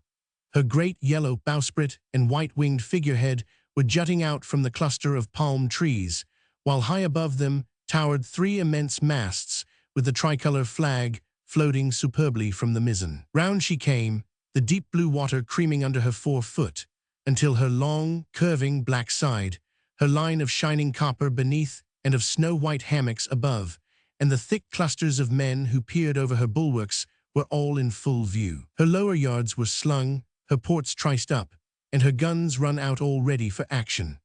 Lying behind one of the promontories of the island, the lookout men of the Gloire upon the shore had seen the cul-de-sac into which the British frigate was headed, so that Captain de Milon had served the leader as Captain Johnson had the slapping sal. But the splendid discipline of the British service was at its best in such a crisis. The boats flew back, their crews clustered aboard, They were swung up at the davits, and the fall ropes made fast.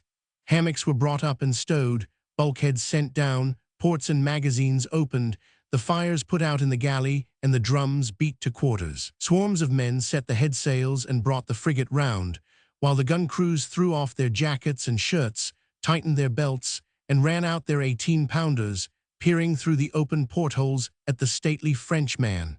The wind was very light. Hardly a ripple showed itself upon the clear blue water, but the sails blew gently out as the breeze came over the wooded banks. The Frenchman had gone about also, and both ships were now heading slowly for the sea under fore and aft canvas, the Gloire 100 yards in advance. She luffed up to cross the leader's bows, but the British ship came round also, and the two rippled slowly on in such a silence that the ringing of the ramrods as the French marines drove home their charges clanged quite loudly upon the ear. "Not much sea room, Mr. Wharton," remarked the captain. "I have fought actions in less, sir. We must keep our distance and trust to our gunnery. She is very heavily manned, and if she got alongside, we might find ourselves in trouble. I see the shakos of soldiers aboard other. 2 companies of light infantry from Martinique. Now we have her, hard a port, and let her have it as we cross her stern." The keen eye of the little commander had seen the surface ripple, which told of a passing breeze. He had used it to dart across the big Frenchman and to rake her with every gun as he passed. But once past her, the leader had to come back into the wind to keep out of shoal water. The maneuver brought her on to the starboard side of the Frenchman, and the trim little frigate seemed to heel right over under the crashing broadside, which burst from the gaping ports. A moment later her topmen were swarming aloft to set her topsails and royals, and she strove to cross the Gloire's bows and rake her again. The French captain, however, brought his frigate's head round, and the two rode side by side within easy pistol shot, pouring broadsides into each other in one of those murderous duels which, could they all be recorded, would mottle our charts with blood. In that heavy tropical air, with so faint a breeze, the smoke formed a thick bank round the two vessels, from which the topmasts only protruded. Neither could see anything of its enemy save the throbs of fire in the darkness, and the guns were sponged and trained and fired into a dense wall of vapor. On the poop and the forecastle, the marines, in 2 little red lines, were pouring in their volleys, but neither they nor the seamen gunners could see what effect their fire was having. Nor indeed could they tell how far they were suffering themselves, for standing at a gun, one could but hazily see that upon the right and the left. But above the roar of the cannon came the sharper sound of the piping shot, the crashing of riven planks, and the occasional heavy thud as spar or block came hurtling on to the deck. The lieutenants paced up and down the line of guns, while Captain Johnson fanned the smoke away with his cocked hat and peered eagerly out. "This is rare, Bobby," said he, as the lieutenant joined him. Then, suddenly restraining himself, "What have we lost, Mr. Wharton?" "Our maintopsail yard and our gaff, sir." "Where's the flag?" "Gone overboard, sir." "They'll think we've struck. Lash a boat's ensign on the starboard arm of the mizzen cross-jack yard." "Yes, sir." A round shot dashed the binnacle to pieces between them. A second knocked 2 marines into a bloody, palpitating mash. For a moment the smoke rose, and the English captain saw that his adversary's heavier metal was producing a horrible effect. The leader was a shattered wreck. Her deck was strewed with corpses. Several of her portholes were knocked into one, and one of her 18-pounder guns had been thrown right back onto her breech and pointed straight up to the sky. The thin line of marines still loaded and fired, but half the guns were silent, and their crews were piled thickly round them. "Stand by to repel boarders," yelled the captain. "Cutlasses, lads, cutlasses," roared Wharton. "Hold your volley till they touch," cried the captain of marines. The huge loom of the Frenchman was seen bursting through the smoke. Thick clusters of boarders hung upon her sides and shrouds. A final broadside leapt from her ports, and the mainmast of the leader, snapping short off a few feet above the deck, spun into the air and crashed down upon the port guns, killing 10 men and putting the whole battery out of action. An instant later the two ships scraped together, and the starboard bower anchor of the Gloire caught the mizzen chains of the leader upon the port side. With a yell, the black swarm of boarders steadied themselves for a spring. But their feet were never to reach that blood-stained deck. From somewhere there came a well-aimed whiff of grape, and another and another. The English marines and seamen, waiting with cutlass and musket behind the silent guns, saw with amazement the dark masses thinning and shredding away. At the same time, the port broadside of the Frenchman burst into a roar. "Clear away the wreck," roared the captain. "What the devil are they firing at?" "Get the guns clear," panted the lieutenant. "We'll do them yet, boys." The wreckage was torn and hacked and splintered until first one gun and then another roared into action again. The Frenchman's anchor had been cut away, and the leader had worked herself free from that fatal hug. But now suddenly there was a scurry up the shrouds of the Gloire, and 100 Englishmen were shouting themselves hoarse. "They're running, they're running, they're running." And it was true. The Frenchman had ceased to fire, and was intent only upon clapping on every sail that he could carry. But that shouting 100 could not claim it all as their own. As the smoke cleared, it was not difficult to see the reason. The ships had gained the mouth of the estuary during the fight, and there, about 4 miles out to sea, was the leader's consort bearing down under full sail to the sound of the guns. Captain de Milan had done his part for one day, and presently the Gloire was drawing off swiftly to the north, while the Dido was bowling along at her skirts, rattling away with her bow chasers, until a headland hid them both from view. But the leader lay sorely stricken, with her mainmast gone, her bulwarks shattered, her mizzen topmast and gaff shot away, her sails like a beggar's rags, and 100 of her crew dead and wounded. Close beside her a mass of wreckage floated upon the waves. It was the stern post of a mangled vessel, and across it, in white letters on a black ground, was printed, "The Slapping Sal." "By the Lord, it was the brig that saved us," cried Mr. Wharton. Hudson brought her into action with the Frenchman and was blown out of the water by a broadside. The little captain turned on his heel and paced up and down the deck. Already his crew were plugging the shot holes, knotting and splicing and mending. When he came back, the lieutenant saw a softening of the stern lines about his eyes and mouth. "Are they all gone?" "Every man. They must have sunk with the wreck." The two officers looked down at the sinister name and at the stump of wreckage which floated in the discolored water. Something black washed to and fro beside a splintered gaff and a tangle of halyards. It was the outrageous ensign, and near it a scarlet cap was floating. "He was a villain, but he was a Briton," said the captain at last. "He lived like a dog, but by God, he died like a man." The end.